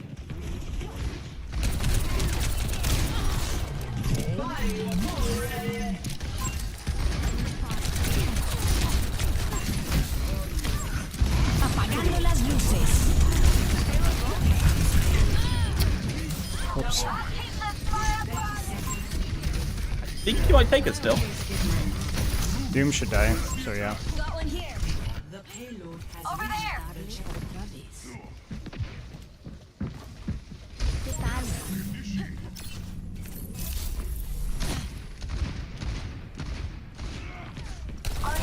Do we still have the hacked health packs giving movement speed in the code? I thought we took that out at some point. So at some point, and possibly now, we had a thing where hacked health packs would give a... I think it was like a 20% movement speed for a couple of seconds. It is still in. I'm here. Enemy spotted. Nice. Keep it up. The full dive.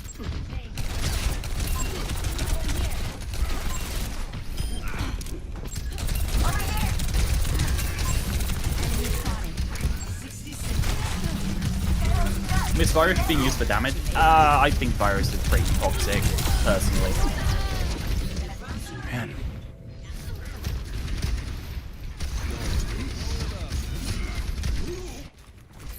It's so funny that so many of the fundamentals carry over, right? Lacking the virus and lacking the assassination capability. I can see you're feeling that, right? Yeah.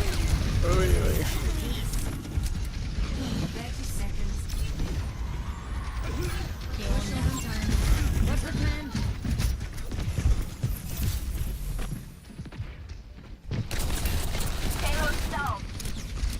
Hunting them down.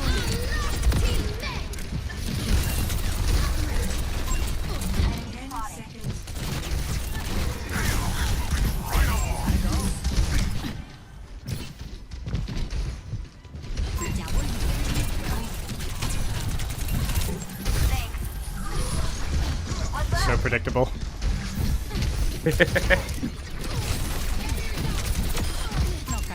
I know what he's looking for every time.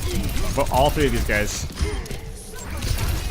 Kill the streamer! Kill the streamer! Looking for the flashy hook. Someone's saying it's too much of an identity change.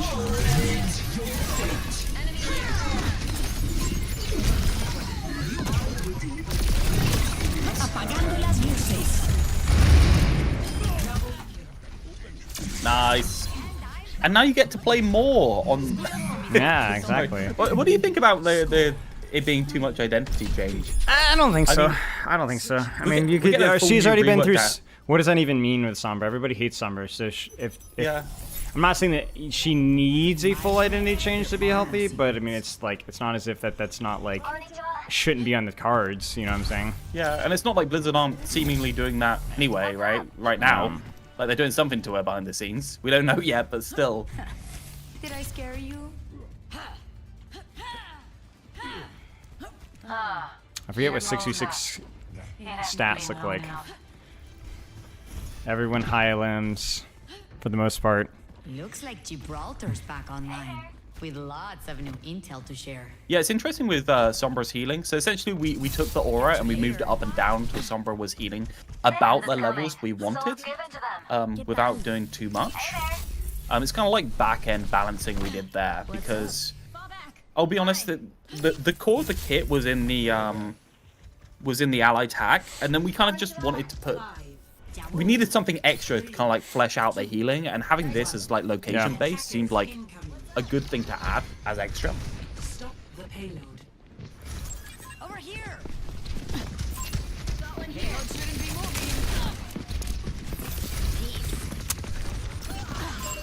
Enemy spotted.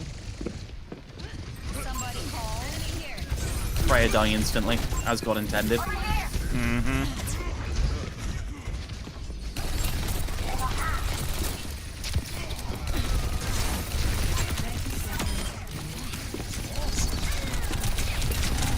So you don't even need to pocket DPS, you can just pocket a Winston.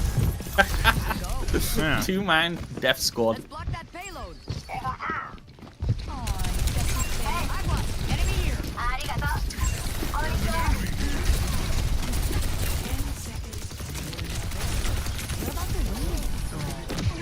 Call it juke. Did I scare you? Nice. Over there!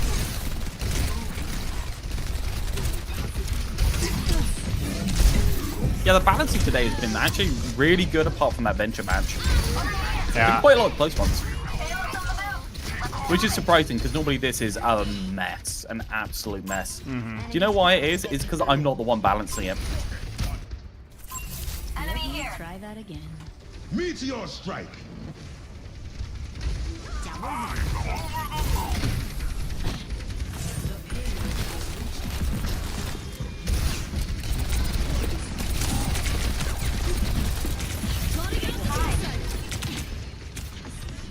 Hey there. Konnichiwa.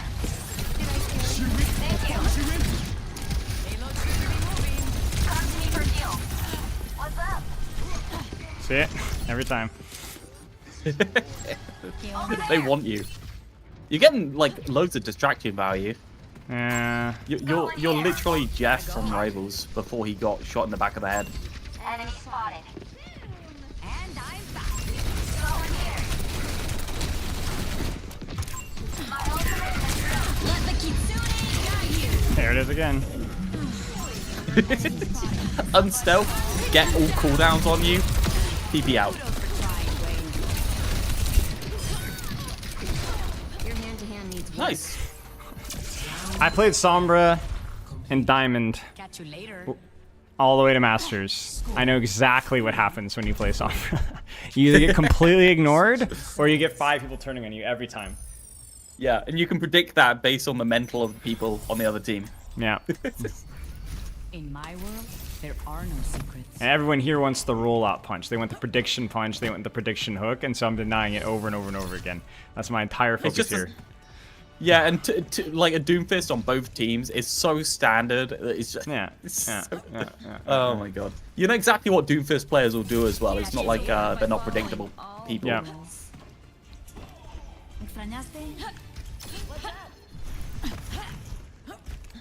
Alright. Yeah, so in terms of One like, thing I confidence noticed is that, level- like, really quick, because the huge drop off in damage and the healing's not much, I think she builds her ult way too slow. Like, probably 10-15% too slow, given the fact that Yeah, her ult's nerfed a lot. How long is the hack on EMP? Keeps the girl busy. The hack on EMP is current to live, which I think is like 4 seconds. Okay, that's decent still. So it's longer than the regular hack. It just sucks because you don't have Opportunist or Virus. Yeah. Or if you turn up the damage. frequency of EMP, a thing starts happening called complaining.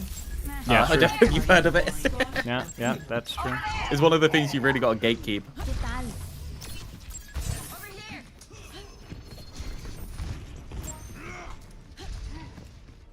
I mean, EMP's always been crazy strong, so it's a hard one, yeah.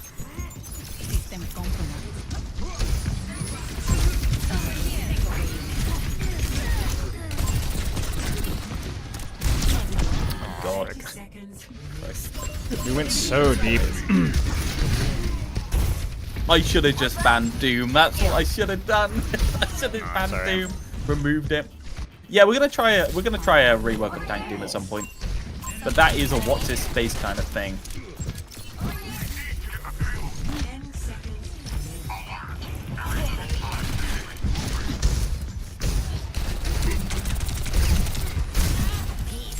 Predictable. Ooh, that hook was an attempt and a half though. Yeah. Think how cool it would have been if he hit it. Yeah, that's his motto this entire game. What, cross my fingers?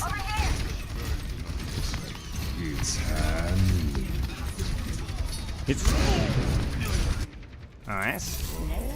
Winnable.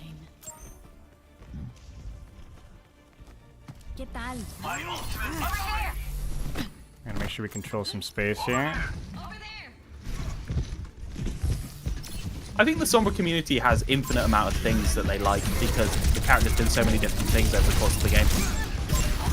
I don't think there really is one unique Sombra community. They can be the current Sombra community, sure. That is crazy. We actually... That's crazy. We didn't even get a chance to use the rebels.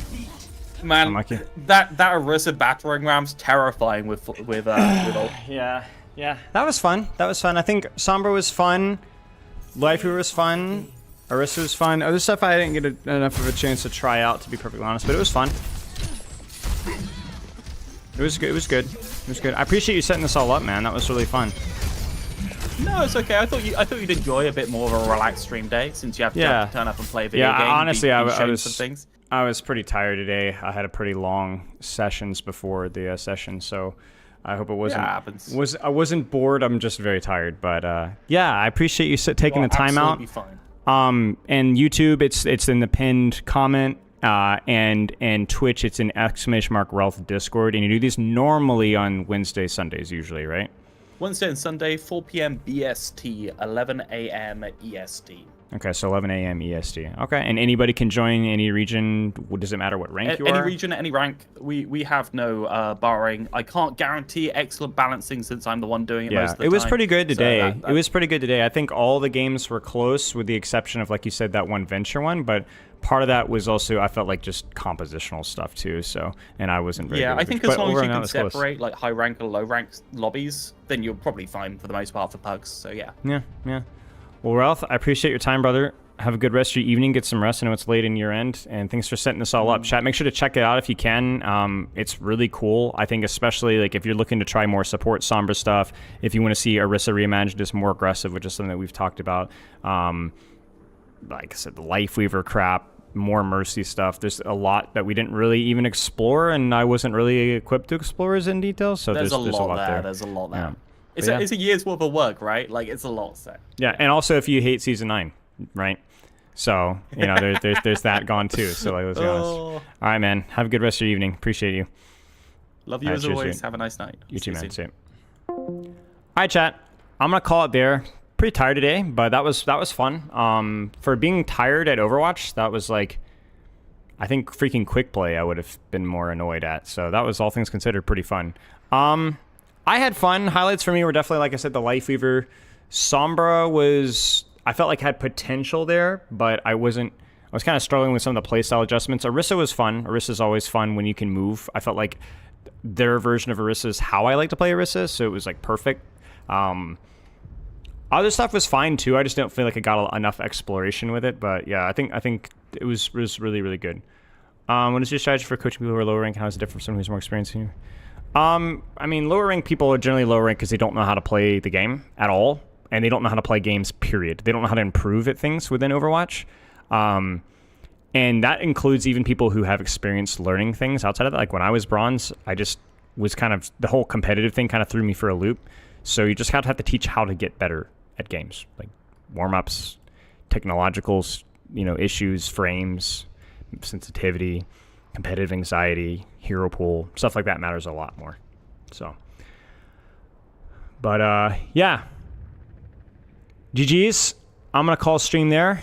Loves and kisses. I'll see you guys on Thursday. Thursday we'll probably finish up the perks. I was hoping to finish it today, but DPS took forever. So we'll probably finish tank perks or support perks on Thursday. We might finish up the dictionary as well. I'm looking at my notes here. We might have like a tier list thing of like which perks shake up the playstyles. Like just a fun tier list of like what heroes benefit or need perks the most. I was thinking like we could look some 10 ugliest skins over. It's just some fun stuff on Thursday. And then Saturday I have a planned podcast this Saturday with both Stefano and Pepper on sports psychology, performance, mentality, competition, lots of general stuff. Something that Pepper has been wanting to do for a while. And so she's been setting that one up, and I think we're probably going to do it on stream on Saturday. That's going to be really fun and really unique as well. But yeah, we'll have to wait and see. Perk review going to be obsolete next season? Not likely. No, not likely. It's still going to be very similar. Like the fact that I'm making a season 17 updated tier list, I'll probably do it again in season 18 as well. But a lot of the things are largely the same. Like there are going to be good perks in season 18 that are the exact same as they are in season 17. There's just probably going to be more stuff to discuss. So